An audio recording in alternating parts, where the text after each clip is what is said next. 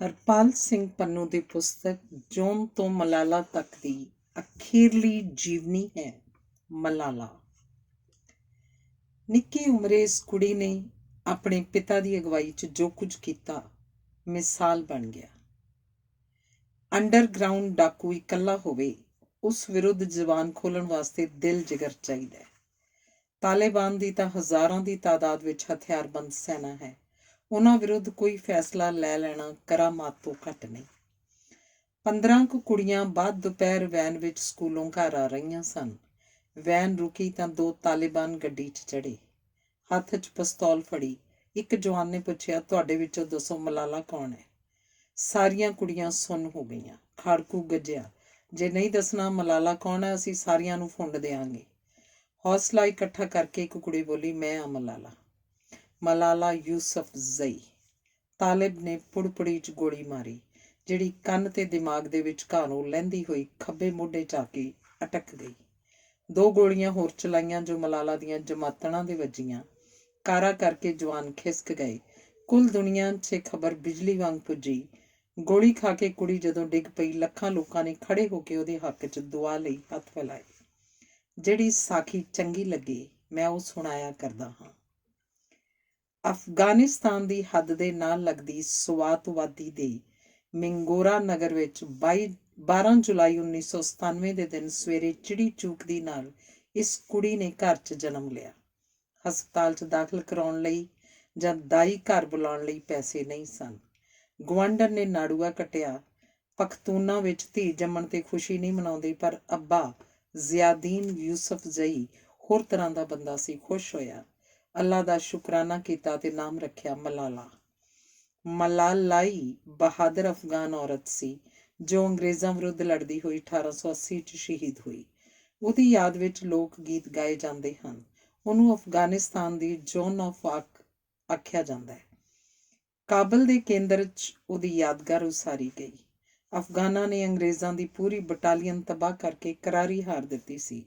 ਬਾਬਾ ਇਸ ਨਾਮ ਤੋਂ ਖੁਸ਼ ਨਹੀਂ ਹੋਇਆ ਕਿਉਂਕਿ ਮਲਾਲਾ ਦੇ ਮਾਇਨੇ ਰੰਜ, ਉਦਾਸੀ, ਅਫਸੋਸ ਹਨ। ਪਿਤਾ ਆਪਣੀ ਧੀ ਨੂੰ ਮਲਾਲਾਈ ਬੀਬੀ ਦੇ ਗੀਤ ਗਾ ਕੇ ਸੁਣਾਉਂਦਾ। ਪਹਾੜੀਆਂ, ਝਰਨਿਆਂ, ਝੀਲਾਂ, ਬਾਗਾਂ 'ਚ ਘਿਰੀ ਇਸ ਵਾਦੀ ਨੂੰ ਸੁਰਗ ਕਿਹਾ ਜਾਂਦਾ ਸੀ ਤੇ ਸੈਲਾਨੀਆਂ ਦੀਆਂ ਰੌਣਕਾਂ ਲੱਗੀਆਂ ਰਹਿੰਦੀਆਂ। ਇੰਗਲੈਂਡ ਦੀ ਮਲਕਾ ਆਈ ਤਾਂ ਉਸ ਸਵਾਤ ਦੇ ਸਫੈਦ ਮਹਿਲ 'ਚ ਰਹੀ ਜੋ ਸੰਗਮਰਮਰ ਦਾ ਬਣਿਆ ਹੋਇਆ ਹੈ, ਜਿਹੜੀ ਤਾਜ ਮਹਿਲ ਨੂੰ ਲੱਗੀ। ਸਵਾਤਵਾਦੀ ਹੁਣ ਪਾਕਿਸਤਾਨ ਦਾ ਹਿੱਸਾ ਹੈ। ਪਹਿਲੋਂ ਇਹ ਪ੍ਰਿੰਸਲੀ ਸਟੇਟ ਸੀ ਤੇ ਅੰਗਰੇਜ਼ਾਂ ਨਾਲ ਦੋਸਤਾਨਾ ਸੰਬੰਧ ਸਨ। 1947 'ਚ ਪਾਕ ਨਾਲ ਰਲੀ। ਬਾਕੀ ਪਾਕਿਸਤਾਨ ਨਾਲੋਂ ਇਹਦਾ ਵੱਖਰਾ ਕਲਚਰ ਹੈ। ਇਹ ਹਸਨ ਅਬਦਾਲ ਪੰਜਾ ਤੋਂ ਅਫਗਾਨਿਸਤਾਨ ਨਾਲ ਲੱਗਦਾ ਇਲਾਕਾ ਹੈ। ਇੱਧਰ ਹੀ ਐਬਟਾਬਾਦ ਵਿੱਚ ਪ੍ਰੋਫੈਸਰ ਪੂਰਨ ਸਿੰਘ ਦਾ ਜਨਮ ਹੋਇਆ ਤੇ ਬਚਪਨ ਬੀਤਿਆ ਸੀ। ਪੂਰਨ ਸਿੰਘ ਫਖਰ ਨਾਲ ਕਿਹਾ ਕਰਦਾ ਸੀ, ਪਠਾਣਾਂ 'ਚ ਰਹਿ ਕੇ ਮੈਂ ਵੀ ਪਠਾਣਾ ਵਰਗਾ ਦਰਿਆ ਦਿਲ ਹੋ ਗਿਆ। ਇਸੇ ਐਬਟਾਬਾਦ ਵਿੱਚ ਉਸਾਮਾ ਬਿਨ ਲਾਦਨ ਨੂੰ ਅਮਰੀਕਾ ਨੇ ਨਿਸ਼ਾਨਾ ਬਣਾਇਆ ਸੀ। ਮਿੰਗੋਰਾ ਵਿੱਚ ਸਕੂਲ, ਕਾਲਜ, ਹਸਪਤਾਲ, ਸੋਹਣੇ ਬਾਜ਼ਾਰ, ਹੋਟਲ ਸਨ। ਹਰ ਤਰ੍ਹਾਂ ਦੀ ਦਸਤਕਾਰੀ ਦਾ ਸਮਾਨ ਬਣਦਾ ਵਿਕਦਾ।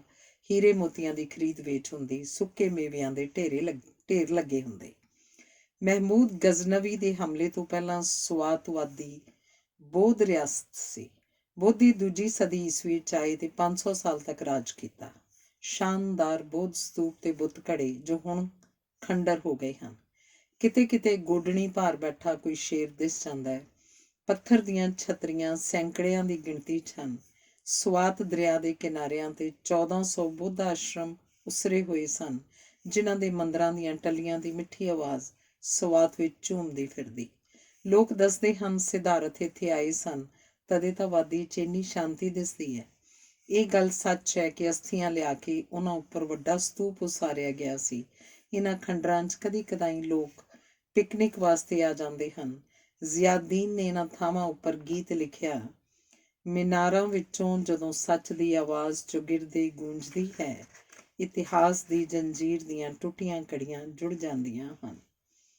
ਹਿੰਦੂ ਕੁਸ਼ ਪਰਬਤ ਇਸੇ ਵਾਦੀ ਦਾ ਸ਼ਿੰਗਾਰ ਹਨ। ਅੱਗੇ ਜਾ ਕੇ ਅਫਗਾਨਿਸਤਾਨ ਵਿੱਚ ਬਾਮਿਆਨ ਪਰਬਤ ਹਨ। ਪੂਰੇ ਦੇ ਪੂਰੇ ਪਹਾੜ ਤਰਾਸ਼ ਕੇ ਬੋਧ ਮੂਰਤੀਆਂ ਘੜ ਦਿੱਤੀਆਂ ਹਨ ਜੋ ਤਾਲਿਬਾਨ ਨੇ ਬੰਬਾਂ ਨਾਲ ਉਡਾਣੀਆਂ ਚਾਹੀਆਂ, ਨਹੀਂ ਟੁੱਟੀਆਂ, ਗ੍ਰੇਨਾਈਟ ਦੀ ਮਦਦ ਨਾਲ ਤੋੜੀਆਂ।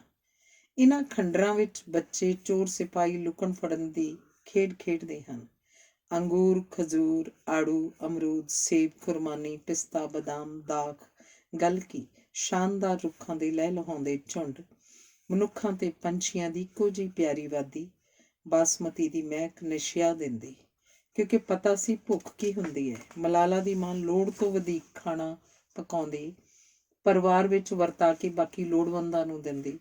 ਬਚਦਾ ਚੋਗਾ ਪੰਛੀਆਂ ਨੂੰ ਪਾਉਂਦੀ ਹੋਈ ਟੱਪੇ ਗਾਉਂਦੀ, ਬਾਗੀ ਗਾਉਂਦੀਆਂ ਘੁੱਗੀਆਂ ਨਾ ਮਾਰ, ਇੱਕ ਮਰ ਜਾਏਗੀ ਤਾਂ ਬਾਕੀ ਕਦੀ ਨਹੀਂ ਆਉਣਗੀਆਂ। ਏਲੂਮ ਪਰਬਤ ਸਭ ਤੋਂ ਉੱਚਾ ਪਿਰਾਮਿਡ ਹੈ। ਇੰਨਾ ਉੱਚਾ ਕਿ ਇਹਦੀ ਗਰਦਨ ਵਿੱਚ ਬੱਦਲਾਂ ਦੇ ਹਾਰ ਪਏ ਰਹਿੰਦੇ ਹਨ। ਗਰਮੀਆਂ ਵਿੱਚ ਵੀ ਚੋਟੀ ਉੱਪਰ ਬਰਫ਼ ਲਿਸ਼ਕਦੀ ਰਹਿੰਦੀ ਹੈ। ਸਾਲ 327 ਪੂਰਬ ਈਸਾ ਵਿੱਚ ਸਿਕੰਦਰ ਇੱਥੋਂ ਦੀ ਲੰਘਿਆ ਸੀ। ਕਹਿੰਦੇ ਨੇ ਉਹਨੇ ਪਰਬਤ ਦੀ ਚੋਟੀ ਤੇ ਪੁੱਜ ਕੇ ਜੁਪੀਟਰ ਤਾਰੇ ਨੂੰ ਛੂਹਿਆ ਸੀ, ਤਦੇ ਉਹਨੂੰ ਸਿਕੰਦਰ ਮਹਾਨ ਕਹਿੰਦੇ ਨੇ। ਜ਼ਿਆਦੀਨ ਨੇ 10ਵੀਂ ਤੋਂ ਬਾਅਦ ਕਾਲਜ ਵਿੱਚ ਪੜ੍ਹਨਾ ਚਾਹਿਆ, ਪਰ ਉਹਦਾ ਅੱਬਾ ਰਾਜੀ ਨਾ ਹੋਇਆ, ਕਿਉਂਕਿ ਪੈਸੇ ਨਹੀਂ, ਰੋਟੀ ਮੁਸ਼ਕਿਲ ਨਾਲ ਤੁਰਦੀ ਹੈ। ਕਿਸੇ ਧਨੀ ਵਾਕਫ ਨੇ ਘਰ 'ਚ ਰਹਿਣ ਲਈ ਕਮਰਾ ਦਿੱਤਾ, ਫੀਸਾਂ ਭਰਨ ਦਾ ਜਿੰਮਾ ਓਟ ਲਿਆ ਤਾਂ ਅੰਗਰੇਜ਼ੀ ਦੀ MA ਕਰਕੇ ਥੋੜ੍ਹਾ ਸਮਾਂ ਪ੍ਰਾਈਵੇਟ ਕਾਲਜ 'ਚ ਅਧਿਆਪਨ ਕੀਤਾ, ਪਰ ਛੇਤੀ ਛੱਡ ਦਿੱਤਾ ਕਿਉਂਕਿ ਤਨਖਾਹ ਘੱਟ ਸੀ ਤੇ ਮਾਹੌਲ ਤੰਗ। ਆਪਣਾ ਸਕੂਲ ਖੋਲ੍ਹਣ ਦਾ ਫੈਸਲਾ ਕਰ ਲਿਆ। ਇੱਕ ਦੋਸਤ ਨਾਲ ਭਾਈਵਾਲੀ ਪਾਈ, ਪਰ ਨਵੇਂ ਸਕੂਲ 'ਚ ਕੌਣ ਦਾਖਲ ਹੁੰਦਾ ਹੈ, ਘਾਟਾ ਪੈਣ ਲੱਗਾ। ਦੋਸਤ ਹਿੱਸੇਦਾਰੀ ਕੱਢ ਕੇ ਚਲਾ ਗਿਆ। 2 ਕਮਰਿਆਂ ਦਾ ਘਰ ਸੀ, ਇੱਕ ਪਰਿਵਾਰ ਵਾਸਤੇ, ਦੂਜਾ ਮਹਿਮਾਨਾਂ ਵਾਸਤੇ। ਵਿਹੜੇ ਵਿਚਲੇ ਚੁੱਲ੍ਹੇ ਤੇ ਰੋਟੀ ਪੱਕਦੀ, ਸਕੂਲ ਦਾ ਗੁਸਲਖਾਨਾ ਵਰਤਿਆ ਜਾਂਦਾ। ਮਲਾਲਾ ਤੋਂ ਬਾਅਦ 2 ਭਰਾ ਹੋਰ ਹੋਏ। ਇੱਕ ਦਾ ਨਾਮ ਖੁਸ਼ਹਾਲ, ਦੂਜੇ ਦਾ ਅਟਲ। ਖੁਸ਼ਹਾਲ ਖਾਨ ਖਟਕ ਪਖਤੂਨ ਯੋਧਾ ਕਵੀ ਵੀ ਸੀ। ਉਹਦੇ ਨਾਮ ਤੇ ਸਕੂਲ ਦਾ ਨਾਮ ਵੀ ਇਹੀ ਰੱਖਿਆ ਸੀ। ਮਾਂ ਦਾ ਨਾਮ ਤੌਰ ਪਿਕਾਈ। ਪਿਤਾ ਵਾਂਗ ਮਲਾਲਾ ਦਾ ਰੰਗ ਕਣਕ ਵਰਨਾ, ਪਰ ਮਾਂ ਲੰਮੀ ਗੋਰੀ ਪਰੀਆਂ ਵਰਗੀ। ਮਲਾਲਾ ਦਾ ਨਿੱਕਾ ਨਾਮ ਰੱਖਿਆ ਪਿਸ਼ੋ। ਪਿਸ਼ੋ ਮਾਇਨੇ ਬਿੱਲੀ। ਜਵਾਨੀ 'ਚ ਜ਼ਿਆਦੀਨ ਨੇ ਆਪਣੀ ਗੋਰੀ ਪਤਨੀ ਨੂੰ ਖੁਦ ਚੁਣਿਆ ਸੀ, ਪਰ ਦੇਰ ਤੱਕ ਧੀ ਦੇ ਮਾਪਿਆਂ ਨੇ ਹਾਂ ਨਾ ਕੀਤੀ, ਕਿਉਂਕਿ ਕੁੜੀ ਮੁੰਡੇ ਤੋਂ ਕਿਤੇ ਵਧੇਰੇ ਸੋਹਣੀ ਸੀ। ਜਦ ਦੇਖਿਆ ਕਿ ਕਾਫੀ ਪੜ੍ਹਾਕੂ ਹੈ, ਪਿਕਾਈ ਕੋਰੀ ਅਨਪੜ੍ਹ ਵਿਆਹ ਕਰ ਦਿੱਤਾ। ਸਾਰੀ ਉਮਰ ਜ਼ੀਆ ਨੇ ਪਤਨੀ ਦੀ ਸਲਾਹ ਨਾਲ ਵੱਡੇ ਫੈਸਲੇ ਲਏ। ਪਖਤੂਨ ਉਹਨੂੰ ਜ਼ੋਰੂ ਦਾ ਗੁਲਾਮ ਆਖਦੇ। ਪਿਕਾਈ ਘਰ 'ਚ 5 ਵਾਰ ਨਮਾਜ਼ ਪੜ੍ਹਦੀ। ਔਰਤਾਂ ਨੂੰ ਮਸੀਤ ਵਿੱਚ ਨਮਾਜ਼ ਪੜ੍ਹਨ ਦੀ ਮਨਾਹੀ ਹੈ। ਯੂਸਫ ਜਈ ਕਬੀਲੇ ਦਾ ਪਿਛੋਕੜ ਕੰਧਾਰ ਹੈ। ਪਾਕਿਸਤਾਨ ਦੀ ਹਕੂਮਤ ਵਿੱਚ ਸਭ ਅੱਛਾ ਤਾਂ ਕਦੀ ਵੀ ਨਹੀਂ ਰਿਹਾ, ਪਰ ਜਰਨੈਲ ਜ਼ਿਆਉਲ ਹੱਕ ਨੇ ਜ਼ੁਲਫਕਾਰ ਭੁੱਟੋ ਨੂੰ ਗ੍ਰਿਫਤਾਰ ਕਰਕੇ ਫਾਂਸੀ ਦੇ ਦਿੱਤੀ, ਜਿਸ ਨਾਲ ਲੋਕਤੰਤਰ ਦਾ ਭੋਗ ਪੈ ਗਿਆ। ਆਪਣੇ ਆਪ ਨੂੰ ਦੋਸ਼ ਮੁਕਤ ਕਰਨ ਲਈ ਜ਼ਿਆਉਲ ਹੱਕ ਨੇ ਫੌਜੀ ਰਾਜ ਵਿੱਚ ਸ਼ਰੀਅਤ ਲਾਗੂ ਕਰਨ ਦਾ ਐਲਾਨ ਕਰ ਦਿੱਤਾ। ਪਾਕ ਖੜਕੂਵਾਦ ਦਾ ਦੌਰ ਇੱਥੋਂ ਸ਼ੁਰੂ ਹੁੰਦਾ ਹੈ। ਬੁਰਕਾ ਲਾਗੂ ਹੋਇਆ, ਔਰਤਾਂ ਉੱਪਰ ਪਾਬੰਦੀਆਂ ਆਇਦ ਹੋਈਆਂ ਤੇ ਮੌਲਵੀਆਂ ਦੀ ਚੜ੍ਹਤ ਹੋ ਗਈ। ਮੌਲਵੀ ਆਪਣੇ ਆਪਣੇ ਇਲਾਕੇ ਵਿੱਚ ਜਾਗੀਰਦਾਰਾਂ ਵਾਂਗ ਵਿਹਾਰ ਕਰਨ ਲੱਗੇ। ਮਦਰਸੇ ਖੁੱਲ੍ਹਣ ਲੱਗੇ, ਜਿਨ੍ਹਾਂ ਵਿੱਚ ਸ਼ਰੀਅਤ ਪੜ੍ਹਾਈ ਜਾਣ ਲੱਗੀ, ਕਿਉਂਕਿ ਬਾਕੀ ਦੀਆਂ ਪੜ੍ਹਾਈਆਂ ਬੇਕਾਰ ਹਨ। ਇਤਿਹਾਸ ਦੀਆਂ ਪਾਠ ਪੋਥੀਆਂ ਸੋਧੀਆਂ ਗਈਆਂ। ਬੱਚਿਆਂ ਨੂੰ ਪਤਾ ਨਹੀਂ ਲੱਗਣਾ ਚਾਹੀਦਾ ਕਿ ਭਾਰਤ ਨਾਲ 3 ਜੰਗਾਂ 'ਚ ਪਾਕਿਸਤਾਨ ਹਾਰ ਗਿਆ ਸੀ। ਭੁੱਟੋ ਨੂੰ ਫਾਂਸੀ ਦੇਣ ਕਾਰਨ ਅਮਰੀਕਾ ਨੇ ਪਾਕਿਸਤਾਨ ਨੂੰ ਸਹਾਇਤਾ ਦੇਣੀ ਬੰਦ ਕਰ ਦਿੱਤੀ ਸੀ, ਪਰ 1979 ਵਿੱਚ ਰੂਸੀਆਂ ਨੇ ਅਫਗਾਨਿਸਤਾਨ ਉੱਪਰ ਹਮਲਾ ਕਰ ਦਿੱਤਾ। ਅਮਰੀਕਾ ਚੌਕਸ ਹੋ ਗਿਆ। ਰੂਸ ਨੂੰ ਰੋਕਣਾ ਜ਼ਰੂਰੀ ਸੀ, ਇਸ ਵਾਸਤੇ ਪਾਕਿਸਤਾਨ ਦੀ ਲੋੜ ਪਈ। ਜ਼ੀਆ ਚੰਗਾ ਲੱਗਣ ਲੱਗ ਪਿਆ। ਮਾਈਕ ਤੇ ਸੈਨਿਕ ਸਹਾਇਤਾ ਮਿਲਣੀ ਮੁੜ ਸ਼ੁਰੂ ਹੋ ਗਈ। ਰੂਸੀ ਫੌਜਾਂ ਤੋਂ ਬਚਣ ਲਈ ਵੱਡੀ ਗਿਣਤੀ 'ਚ ਅਫਗਾਨ ਪਾਕਿਸਤਾਨ 'ਚ ਆਉਣ ਲੱਗੇ। ਜ਼ੀਆ ਨੇ ਸ਼ਰਨ ਦਿੱਤੀ ਤੇ ਅਮਰੀਕਾ ਨੇ ਹਥਿਆਰ। ਪਾਕਿਸਤਾਨ ਦੀ ਖੁਫੀਆ ਏਜੰਸੀ ISI ਨੇ ਹਥਿਆਰ ਚਲਾਉਣ ਦੀ ਟ੍ਰੇਨਿੰਗ ਦੇਣੀ ਸ਼ੁਰੂ ਕਰ ਦਿੱਤੀ। ਮਦਰਸਿਆਂ ਵਿੱਚ ਟ੍ਰੇਨਿੰਗ ਲੈਂਦੇ ਇਹਨਾਂ ਅਫਗਾਨਾਂ ਨੂੰ ਮੁਜਾਹਿਦੀਨ ਕਿਹਾ ਗਿਆ। ਮੁਜਾਹਿਦੀਨ ਮਾਣੇ ਮਜ਼ਹਬ ਵਾਸਤੇ ਯੁੱਧ ਕਰਨ ਵਾਲਾ। ਇਹ ਮੁਜਾਹਿਦੀਨ ਅਫਗਾਨਿਸਤਾਨ ਤੇ ਕਸ਼ਮੀਰ ਵਿੱਚ ਕੰਮ ਆਉਣੇ ਸਨ। ਮਰਦ ਦੀ ਆਗਿਆ ਬਗੈਰ ਔਰਤ ਬੈਂਕ ਖਾਤਾ ਨਹੀਂ ਖੋਲ੍ਹ ਸਕਦੀ। ਅਦਾਲਤ ਵਿੱਚ ਮਰਦ ਮੁਕਾਬਲੇ ਔਰਤ ਦੀ ਗਵਾਹੀ ਅੱਧੀ ਰਹਿ ਗਈ। ਬਲਾਤਕਾਰ ਦੀ ਸ਼ਿਕਾਰ ਕੋਈ ਕੁੜੀ ਗਰਭਵਤੀ ਹੋ ਗਈ ਤਾਂ ਬਦਚਲਨੀ ਰੋਕੂ ਕਾਨੂੰਨ ਤਹਿਤ ਜੇਲ੍ਹ ਦੀ ਸਜ਼ਾ ਮਿਲੇਗੀ, ਕਿਉਂਕਿ ਉਹ ਆਪਣੇ ਹੱਕ ਵਿੱਚ 4 ਚਸ਼ਮਦੀਦ ਮਰਦ ਗਵਾਹ ਨਹੀਂ ਭੁਗਤਾ ਸਕੇਗੀ। ਵੱਡੀ ਗਿਣਤੀ 'ਚ ਬਦਨਸੀਬ ਕੁੜੀਆਂ ਜੇਲ੍ਹਾਂ 'ਚ ਸੜਨ ਲੱਗੀਆਂ। ਅਮਰੀਕਾ ਰੂਸੀ ਕਮਿਊਨਿਸਟਾਂ ਨੂੰ ਦਬਾਉਣ ਦਾ ਇੱਛੁਕ ਸੀ ਤੇ ਅਰਬ ਦੇਸ਼ ਵੀ ਕਾਫਰਾਂ ਵਿਰੁੱਧ ਪਾਕਿਸਤਾਨ ਦੀ ਮਦਦ ਕਰਨ ਲੱਗੇ। ਜਿੰਨੇ ਡਾਲਰ ਅਮਰੀਕਾ ਦੇਏਗਾ, ਅਰਬ ਬਰਾਬਰ ਦੇਏਗਾ। ਅਰਬਾਂ ਨੇ ਤਾਂ ਫੌਜੀ ਜਵਾਨ ਵੀ ਭੇਜਣੇ ਸ਼ੁਰੂ ਕਰ ਦਿੱਤੇ। ਸਾਊਦੀ ਅਰਬ ਦਾ ਕਰੋੜਪਤੀ ਇੰਜੀਨੀਅਰ ਓਸਾਮਾ ਬਿਨ ਲਾਦਨ ਉਹਨਾਂ ਹੀ ਦਿਨਾਂ 'ਚ ਜਹਾਦੀ ਵਜੋਂ ਪਾਕਿਸਤਾਨ ਆਇਆ ਸੀ। ਮਦਰਸਿਆਂ ਵਿੱਚ ਅਮਰੀਕਾ ਨੇ ਜਿਹੜੀਆਂ ਪਾਠ ਪੋਥੀਆਂ ਭੇਜੀਆਂ ਉਹਨਾਂ ਵਿੱਚ ਇਹੋ ਜਿਹੇ ਵਾਕ ਹੁੰਦੇ ਸਨ, ਜੇ ਇੱਕ ਜਹਾਦੀ 15 ਰੂਸੀ ਕਾਫਰਾਂ ਵਿੱਚੋਂ 5 ਮਾਰ ਲੈਂਦਾ ਹੈ, ਬਾਕੀ ਕਿੰਨੇ ਬਚੇ? ਜੇ 25 ਕਾਰਤੂਸਾਂ ਵਿੱਚੋਂ 18 ਚੱਲ ਜਾਣ ਤਾਂ ਬਾਕੀ ਕਿੰਨੇ ਬਚੇ? ਅੱਲਾਹ ਦੇ ਨਾਮ ਤੇ ਰੂਸੀ ਕਾਫਰ ਮਾਰਨੇ ਜ਼ਰੂਰੀ ਹਨ। ਬਹੁਤ ਸਾਰੇ ਗਰੀਬ ਬੇਰੁਜ਼ਗਾਰ ਜਵਾਨ ਮੁਜਾਹਿਦੀਨ ਬਣ ਗਏ। ਮਲਾਲਾ ਦਾ ਪਿਤਾ ਉਦੋਂ ਚੜ੍ਹਦੀ ਜਵਾਨੀ ਵਿੱਚ ਸੀ ਜਦੋਂ ਉਸ ਉੱਪਰ ਮੁਜਾਹਿਦੀਨਾਂ ਦਾ ਅਸਰ ਹੋਣ ਲੱਗਾ। ਉਹਦਾ ਦਿਲ ਕਰਦਾ ਮੈਂ ਵੀ ਸ਼ਹੀਦ ਹੋਵਾਂ। ਇਤਫਾਕਨ ਆਪਣੇ ਨਾਨਕੇ ਚਲਾ ਗਿਆ। ਮਾਮਾ ਫੈਜ਼ ਮੁਹੰਮਦ ਬਹੁਤ ਸਿਆਣਾ ਬੰਦਾ ਸੀ। ਉਹਨੇ ਭਾਂਜੇ ਨੂੰ ਸਾਰੀ ਸਥਿਤੀ ਸਮਝਾਉਂਦਿਆਂ ਕਿਹਾ ਕਿ ਇੱਥੇ ਕੋਈ ਮੋਮਨ ਕਾਫਰ ਦਾ ਮਸਲਾ ਨਹੀਂ, ਲੜਾਈ ਰੂਸ ਤੇ ਅਮਰੀਕਾ ਵਿਚਕਾਰ ਹੈ। ਸਾਡੀ ਸਵਾਤਵਾਦੀ ਇਸ ਵਿੱਚ ਇਉਂ ਮਸਲੀ ਜਾਏਗੀ ਜਿਵੇਂ ਲੜਦੇ ਹਾਥੀਆਂ ਕਾਰਨ ਘਾਹ ਰੜਿਆ ਜਾਂਦਾ। ਪਾਕਿਸਤਾਨ ਵਿੱਚ ਅਮੀਰ ਹੋ ਰਹੇ ਹਨ, ਗਰੀਬ ਹੋਰ ਗਰੀਬ। ਇਸ ਬਿਮਾਰੀ ਦਾ ਇਲਾਜ ਕਰਨਾ ਜ਼ਰੂਰੀ ਹੈ। ਜ਼ਿਆਦੀਨ ਕਾਲਜ ਦਾ ਵਿਦਿਆਰਥੀ ਸੀ ਜਦੋਂ ਜ਼ਿਆਉਲ ਹੱਕ ਦੇ ਹੈਲੀਕਾਪਟਰ 'ਚ ਬੰਬ ਧਮਾਕਾ ਹੋਇਆ ਤੇ ਸਾਰੇ ਸਵਾਰ ਉੱਡ ਗਏ। ਅੰਬਾਂ ਦੀ ਟੋਕਰੀ 'ਚ ਕਿਸੇ ਨੇ ਬੰਬ ਰੱਖਿਆ ਸੀ। ਉਹਦੀ ਮੌਤ ਪਿੱਛੋਂ ਚੋਣਾਂ ਹੋਈਆਂ ਤੇ ਬੇਨਜ਼ੀਰ ਭੁੱਟੋ ਪ੍ਰਧਾਨ ਮੰਤਰੀ ਬਣੀ, ਜੋ ਪਾਕਿਸਤਾਨ 'ਚ ਪਹਿਲੀ ਔਰਤ ਪ੍ਰਧਾਨ ਮੰਤਰੀ ਹੋਈ। ਉਸ ਵਕਤ ਲੋਕਾਂ ਨੂੰ ਲੱਗਣ ਲੱਗਾ ਕਿ ਪਾਕਿਸਤਾਨ ਦੀ ਕਿਸਮਤ ਸ਼ਾਇਦ ਸੰਵਰ ਜਾਏ। ਮਲਾਲਾ ਦਾ ਜਨਮ ਹੋਇਆ ਤਾਂ ਸਕੂਲ ਦੀ ਹਾਲਤ ਕੁਝ ਸੁਧਰਨ ਲੱਗੀ। 100 ਵਿਦਿਆਰਥੀ ਹੋ ਗਏ ਤੇ 5 ਅਧਿਆਪਕ। ਹਰੇਕ ਵਿਦਿਆਰਥੀ ਤੋਂ 100 ਰੁਪਏ ਮਹੀਨਾ ਫੀਸ ਲਈ ਜਾਂਦੀ।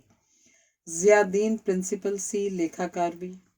ਸਵੇਰ ਸਾਰ ਝਾੜੂ ਵੀ ਖੁਦ ਫੇਰਦਾ, ਗੁਸਲਖਾਨੇ ਸਾਫ਼ ਕਰਦਾ, ਕੰਧਾਂ ਨੂੰ ਕਲੀ ਆਪ ਕਰਦਾ, ਬੱਚਿਆਂ ਦੀਆਂ ਖਾਣ ਚੀਜ਼ਾਂ ਵਾਸਤੇ ਅੰਦਰ ਨਿੱਕੀ ਜਿਹੀ ਦੁਕਾਨ ਖੋਲ੍ਹ ਲਈ। 4 ਸਾਲ ਦੀ ਮਲਾਲਾ ਨੂੰ ਪਹਿਲੀ ਕਲਾਸ 'ਚ ਬਿਠਾ ਦਿੱਤਾ, ਸਾਰੀ ਜਮਾਤ ਵਿੱਚ ਸਭ ਤੋਂ ਛੋਟੀ। ਇਹੀ ਘਰ, ਇਹੀ ਸਕੂਲ। ਛੁੱਟੀ ਤੋਂ ਬਾਅਦ ਖੇਡਣ ਲਈ ਸਕੂਲ ਦਾ ਮੈਦਾਨ। ਸਤੰਬਰ 2001 ਵਿੱਚ ਖਬਰ ਸੁਣੀ ਕਿ ਖਾੜਕੂਆਂ ਨੇ ਅਮਰੀਕਾ ਦੇ 2 ਤਜਾਰਤੀ ਕੇਂਦਰਾਂ ਵਿੱਚ 2 ਜਹਾਜ਼ ਮਾਰ ਦਿੱਤੇ ਤੇ ਹਜ਼ਾਰਾਂ ਬੰਦਿਆਂ ਸਮੇਤ 2 ਆਕਾਸ਼ ਛੂੰਹਦੀਆਂ ਇਮਾਰਤਾਂ ਢੇਰ ਹੋ ਗਈਆਂ। ਦੁਨੀਆ 'ਚ ਸੰਨਾਟਾ ਛਾ ਗਿਆ। ਪਖਤੂਨ ਕਬੀਲਿਆਂ ਵਿੱਚ ਔਰਤ ਦੀ ਦੁਰਦਸ਼ਾ ਹੈ। ਵਿਧਵਾ ਆਪਣੀ ਮਰਜ਼ੀ ਨਾਲ ਦੂਜੀ ਵਾਰ ਵਿਆਹ ਨਹੀਂ ਕਰਵਾਏਗੀ। ਪਿੰਡਾਂ ਦੀ ਪੰਚਾਇਤ, ਜਿਸ ਨੂੰ ਜਿਰਗਾ ਕਿਹਾ ਜਾਂਦਾ ਹੈ, ਇਹਦਾ ਫੈਸਲਾ ਕਰੇਗੀ। 2 ਪਰਿਵਾਰਾਂ ਵਿੱਚ ਕੋਈ ਝਗੜਾ ਨਿਬੇੜਨਾ ਹੈ, ਜਿਰਗਾ ਫੈਸਲਾ ਕਰੇਗੀ ਕਿ ਕਿਉਂਕਿ ਫਲਾਣਾ ਪਰਿਵਾਰ ਕਸੂਰਵਾਰ ਹੈ, ਉਹ ਆਪਣੀ ਧੀ ਦੂਜੀ ਧਿਰ ਦੇ ਮੁੰਡੇ ਨਾਲ ਵਿਆਹ ਦੇ। ਕੁੜੀਆਂ ਨੂੰ ਪੜ੍ਹਾਉਣ ਦਾ ਕੀ ਮਤਲਬ? ਮਲਾਲਾ ਦੇ ਪਿਤਾ ਨੂੰ ਉਲਾਂਭੇ ਮਿਲਦੇ ਕਿ ਹੁਣ ਵੱਡੀ ਹੋ ਗਈ ਹੈ, ਨੰਗੇ ਮੂੰਹ ਕਿਉਂ ਫਿਰਦੀ ਹੈ। ਮੁੰਡੇ ਕੁੜੀ ਨੇ ਜੇ ਮਨਮਰਜ਼ੀ ਦਾ ਵਿਆਹ ਕਰਵਾ ਲਿਆ, ਜਿਰਗਾ ਮੌਤ ਦਾ ਫਤਵਾ ਸੁਣਾ ਦੇਗੀ। ਇੱਕ ਔਰਤ ਨੇ ਮਲਾਲਾ ਨੂੰ ਦੱਸਿਆ, ਮੈਂ 10 ਸਾਲ ਦੀ ਸਾਂ ਜਦੋਂ ਮੇਰੇ ਪਿਓ ਨੇ ਪੈਸੇ ਲੈ ਕੇ ਮੈਨੂੰ ਬੁੱਢੇ ਨਾਲ ਵਿਆਹ ਦਿੱਤਾ। ਬੁੱਢੇ ਦੇ ਪਹਿਲਾਂ ਵੀ ਘਰ ਔਰਤ ਸੀ, ਬੱਚੇ ਸਨ, ਪਰ ਉਹਨੂੰ ਨਵੀਂ ਚਾਹੀਦੀ ਸੀ। ਅੱਬੂ ਨੇ ਮਲਾਲਾ ਨੂੰ ਦੱਸਿਆ ਕਿ ਅਫਗਾਨਿਸਤਾਨ ਵਿੱਚ ਹਾਲਾਤ ਇਸ ਤੋਂ ਵੀ ਬਦਤਰ ਹਨ। ਉੱਥੇ ਕੁੜੀਆਂ ਦੀ ਪੜ੍ਹਾਈ ਤੇ ਪਾਬੰਦੀ ਹੈ ਤੇ ਕੁੜੀਆਂ ਦੇ ਸਕੂਲ ਬੰਬਾਂ ਨਾਲ ਉਡਾ ਦਿੱਤੇ ਜਾਂਦੇ। ਜਿਨ੍ਹਾਂ ਕੁੜੀਆਂ ਨੇ ਨਹੁੰ ਪਾਲਿਸ਼ ਲਾਈ ਹੁੰਦੀ, ਸੁਰਖੀ ਲਾਈ ਹੁੰਦੀ, ਕੋੜੇ ਖਾਂਦੀਆਂ। ਮਲਾਲਾ ਸ਼ੁਕਰ ਕਰਦੀ ਸਵਾਤ ਵਿੱਚ ਕੁੜੀਆਂ ਦੇ ਪੜ੍ਹਨ ਉੱਪਰ ਪਾਬੰਦੀ ਨਹੀਂ। ਅੱਬੂ ਕਿਹਾ ਕਰਦਾ, ਮੇਰੀ ਮਲਾਲਾ ਉੱਪਰ ਅਹਿਮਕਾਨਾ ਪਾਬੰਦੀਆਂ ਨਹੀਂ ਲੱਗਣਗੀਆਂ, ਇਹ ਆਜ਼ਾਦ ਫਿਜ਼ਾ ਵਿੱਚ ਸਾਹ ਲਏਗੀ। ਛੋਟੀਆਂ ਕਲਾਸਾਂ 'ਚ ਮਲਾਲਾ ਫਸਟ ਆਉਂਦੀ, ਪਰ ਚੌਥੀ ਜਮਾਤ ਵਿੱਚ ਮਲਕਾ ਨਾਮ ਦੀ ਇੱਕ ਕੁੜੀ ਦਾਖਲ ਹੋ ਗਈ, ਜਿਹਨੇ ਪਹਿਲੀ ਪੋਜੀਸ਼ਨ ਲੈ ਕੇ ਮਲਾਲਾ ਨੂੰ ਦੂਜੇ ਥਾਂ ਧੱਕ ਦਿੱਤਾ। ਮਲਾਲਾ ਨੇ ਹੋਰ ਮਿਹਨਤ ਕਰਨੀ ਸ਼ੁਰੂ ਕਰ ਦਿੱਤੀ। ਕੋਈ ਗਲਤੀ ਕਰਦੀ ਤਾਂ ਅੱਬੂ ਝਿੜਕਣ ਦੀ ਥਾਂ ਕਿਹਾ ਕਰਦਾ, ਕਿਸ ਤੋਂ ਗਲਤੀਆਂ ਨਹੀਂ ਹੁੰਦੀਆਂ। ਮਹਾਤਮਾ ਗਾਂਧੀ ਦਾ ਵਾਕ ਸੁਣਾਇਆ, ਆਜ਼ਾਦੀ ਹਾਸਲ ਕਰਨ ਦਾ ਕੀ ਹੱਕ ਜੇ ਉਸ ਵਿੱਚ ਗਲਤੀਆਂ ਕਰਨ ਦੀ ਆਜ਼ਾਦੀ ਨਹੀਂ। ਜਿਨ੍ਹਾਂ ਦੀਆਂ ਗੱਲਾਂ ਸੁਣਾਉਂਦਾ, ਅਬਰਾਹਿਮ ਲਿੰਕਨ ਨੇ ਜਿਹੜਾ ਖੱਤ ਆਪਣੇ ਬੇਟੇ ਦੇ ਸਕੂਲ ਅਧਿਆਪਕ ਨੂੰ ਲਿਖਿਆ ਸੀ, ਉਹ ਪੜ੍ਹ ਕੇ ਸੁਣਾਉਂਦਾ। ਪਖਤੂਨ ਦੀ ਸਹਾਇਤਾ ਕਰ ਦਿਓ ਤਾਂ ਉਹ ਸ਼ੁਕਰਾਨਾ ਨਹੀਂ ਕਰਦਾ। ਮੂੰਹ ਜ਼ਬਾਨੀ ਸ਼ਬਦ ਕਹਿਣ ਦਾ ਕੀ ਅਰਥ? ਬਦਲੇ ਵਿੱਚ ਮੈਂ ਵੀ ਨੇਕੀ ਕਰਾਂਗਾ ਤਦ ਇਹ ਅਹਿਸਾਨ ਉਤਰੇਗਾ। ਜੇ ਪਖਤੂਨ ਨਾਲ ਜ਼ਿਆਦਤੀ ਕਰੋ, ਉਹ ਬਦਲਾ ਲਏਗਾ। ਬਦਲਾ ਨਾ ਲਿਆ ਤਾਂ ਬੁਜ਼ਦਿਲ ਮੰਨਿਆ ਜਾਏਗਾ। ਇਹ ਗੱਲਾਂ ਚੰਗੀਆਂ ਨੇ ਜਾਂ ਮਾੜੀਆਂ, ਪਖਤੂਨਾਂ ਵਿੱਚ ਕਾਇਮ ਹਨ। ਸਵਾਤ ਵਿੱਚ ਮੁਹਾਵਰਾ ਹੈ, ਪਖਤੂਨੀ ਪੱਥਰ ਪਾਣੀ ਵਿੱਚ ਗਲਦਾ ਨਹੀਂ। ਪੇਂਡੂ ਘਰਾਂ 'ਚ ਉੱਚੀਆਂ ਮਚਾਨਾਂ ਹਨ ਤਾਂ ਕਿ ਦੁਸ਼ਮਣ ਉੱਪਰ ਨਜ਼ਰ ਰਹੇ। 20-30 ਸਾਲ ਬਾਅਦ ਵੀ ਬਦਲਾ ਲਿਆ ਜਾ ਸਕਦਾ ਹੈ। ਅਬਦੁਲ ਗਫਾਰ ਖਾਨ ਨੇ ਆਪਣੀ ਨੇਕ ਸ਼ਖਸੀਅਤ ਨਾਲ ਪਖਤੂਨਾਂ ਨੂੰ ਗੋਲੀਬਾਰੀ ਕਰਨ ਤੋਂ ਰੋਕ ਦਿੱਤਾ ਸੀ। ਉਹਦਾ ਬੜਾ ਆਦਰ ਸੀ, ਉਹਨੂੰ ਸਰਹੱਦੀ ਗਾਂਧੀ ਕਹਿੰਦੇ ਸਨ। ਬੇਨਜ਼ੀਰ ਤੋਂ ਬਾਅਦ ਨਵਾਬ ਸ਼ਰੀਫ ਪ੍ਰਧਾਨ ਮੰਤਰੀ ਚੁਣਿਆ ਗਿਆ। ਦੋਵਾਂ ਨੇ ਲਗਾਤਾਰ ਇੱਕ ਦੂਜੇ ਉੱਪਰ ਭ੍ਰਿਸ਼ਟ ਹੋਣ ਦੇ ਦੋਸ਼ ਲਾਏ। ਜਨਰਲ ਪਰਵੇਜ਼ ਮੁਸ਼ਰਫ ਦੀਆਂ ਗਤੀਵਿਧੀਆਂ ਸ਼ਰੀਫ ਨੂੰ ਠੀਕ ਨਾ ਲੱਗੀਆਂ। ਉਹਨੇ ਇਸ ਜਰਨੈਲ ਨੂੰ ਜਦੋਂ ਸਸਪੈਂਡ ਕੀਤਾ ਉਦੋਂ ਸ਼੍ਰੀਲੰਕਾ ਗਿਆ ਹੋਇਆ ਸੀ। ਉਸੇ ਵਕਤ ਵਾਪਸ ਜਹਾਜ਼ ਚੜ੍ਹ ਪਿਆ। ਨਵਾਜ਼ ਸ਼ਰੀਫ ਨੇ ਹੁਕਮ ਦਿੱਤਾ ਕਿ ਕਿਸੇ ਹਵਾਈ ਅੱਡੇ ਉੱਪਰ ਨਹੀਂ ਉਤਰਨ ਦੇਣਾ, ਰਨਵੇ ਬਲੌਕ ਕਰ ਦਿਓ। ਜਹਾਜ਼ ਵਿੱਚ 200 ਸਵਾਰੀਆਂ ਹੋਰ ਵੀ ਸਨ ਤੇ ਫਿਊਲ ਮੁੱਕਦਾ ਜਾ ਰਿਹਾ ਸੀ। ਟੈਂਕ ਗਲੀਆਂ ਸੜਕਾਂ ਉੱਪਰ ਸਰਕਣ ਲੱਗੇ। ਫੌਜ ਨੇ ਆਪਣੇ ਜਰਨੈਲ ਨੂੰ ਸੁਰੱਖਿਅਤ ਉਤਾਰ ਕੇ ਪਾਰਲੀਮੈਂਟ ਤੇ ਕਬਜ਼ਾ ਕਰ ਲਿਆ। ਮੁਸ਼ਰਫ ਨੇ ਸੱਤਾ ਸੰਭਾਲ ਲਈ ਤੇ ਨਵਾਜ਼ ਸ਼ਰੀਫ ਨੂੰ ਗ੍ਰਿਫਤਾਰ ਕਰਕੇ ਅਟਕ ਕਿਲੇ 'ਚ ਬੰਦ ਕਰ ਦਿੱਤਾ। ਸ਼ਰੀਫ ਉੱਪਰ ਦੇਸ਼ ਵਿਰੁੱਧ ਗੱਦਾਰੀ ਦਾ ਦੋਸ਼ ਲਾ ਕੇ ਫਾਹੀ ਟੰਗਣਾ ਸੀ, ਪਰ ਸਾਊਦੀ ਅਰਬ ਦੇ ਸ਼ਾਹੀ ਪਰਿਵਾਰ ਨੇ ਆਪਣੇ ਦੋਸਤ ਨੂੰ ਬਚਾ ਲਿਆ ਤੇ ਦਬਾਅ ਪਾ ਕੇ ਜਲਾਵਤਨ ਕਰਕੇ ਅਰਬ ਵਿੱਚ ਮੰਗਵਾ ਲਿਆ। ਪਹਿਲੇ ਭਾਸ਼ਣ ਵਿੱਚ ਮੁਸ਼ਰਫ ਨੇ ਉਹੀ ਗੱਲਾਂ ਦੁਹਰਾਈਆਂ ਜਿਹੜੀਆਂ ਪਹਿਲੇ ਜਰਨੈਲ ਤੇ ਪ੍ਰਧਾਨ ਮੰਤਰੀ ਕਰਦੇ ਸਨ। ਮੈਥੋਂ ਪਹਿਲਾਂ ਹੁਕਮਰਾਨ ਭ੍ਰਿਸ਼ਟ ਸੀ, ਮੈਂ ਭ੍ਰਿਸ਼ਟਾਚਾਰ ਖਤਮ ਕਰ ਦਿਆਂਗਾ, ਦੇਸ਼ ਵਿੱਚੋਂ ਲੁੱਟ ਬੰਦ ਕਰ ਦਿਆਂਗਾ, ਵੱਡੇ ਭੂਮੀਪਤੀਆਂ ਤੋਂ ਜ਼ਮੀਨ ਖੋਹ ਕੇ ਗਰੀਬਾਂ 'ਚ ਵੰਡ ਦਿਆਂਗਾ। ਨਾ ਕੁਝ ਹੋਣਾ ਸੀ, ਨਾ ਹੋਇਆ। ਦੁਨੀਆ ਨੇ ਪਾਕਿਸਤਾਨ ਫਿਰ ਛੇਕ ਦਿੱਤਾ। ਸਭ ਰਿਆਇਤਾਂ ਮਦਦਾਂ ਬੰਦ। ਰਹਿੰਦੀ ਖੂੰਹਦੀ ਕਸਰ ਪਰਮਾਣੂ ਧਮਾਕਿਆਂ ਨੇ ਪੂਰੀ ਕਰ ਦਿੱਤੀ। ਪੱਛਮੀ ਮੁਲਕਾਂ ਨੇ ਕਿਹਾ, ਜਿਹੜਾ ਦੇਸ਼ ਐਟਮੀ ਧਮਾਕੇ ਕਰ ਸਕਦਾ ਹੈ ਉਹ ਗਰੀਬ ਕਿਵੇਂ ਹੋਇਆ, ਉਹਦੀ ਸਹਾਇਤਾ ਕਿਉਂ ਕਰੀਏ।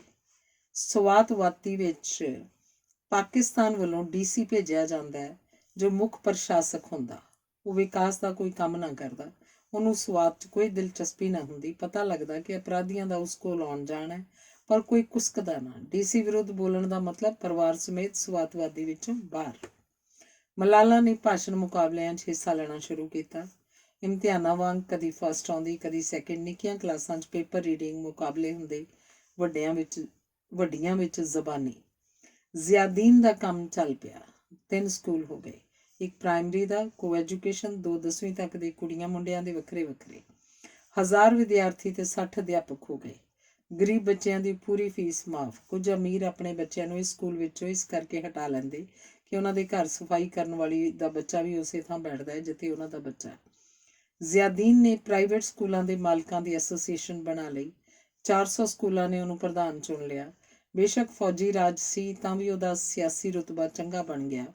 ਉਹ ਫੌਜ ਦੀ ਆਲੋਚਨਾ ਕਰਨ ਤੋਂ ਹਿਚਕਚਾਉਂਦਾ ਨਹੀਂ ਸੀ। ਫੌਜੀ ਅਫਸਰ ਉਹਨੂੰ ਲੱਠ ਕਿਹਾ ਕਰਦੇ। ਅਮਰੀਕਾ ਨੂੰ ਅਲਕਾਇਦਾ ਦੇ ਚੀਫ ਲਾਦਿਨ ਨੇ ਹਿਲਾ ਦਿੱਤਾ ਸੀ। 1000 ਅਮਰੀਕਨ ਸੈਨਿਕ, ਟੈਂਕ, ਹੈਲੀਕਾਪਟਰ ਤਾਲਿਬਾਨ ਹਕੂਮਤ ਨੂੰ ਡੇਗਣ ਵਾਸਤੇ ਆ ਉਤਰੇ, ਜਿਹਨੇ ਕੰਧਾਰ 'ਚ ਲਾਦਿਨ ਨੂੰ ਪਨਾਹ ਦਿੱਤੀ ਹੋਈ ਸੀ।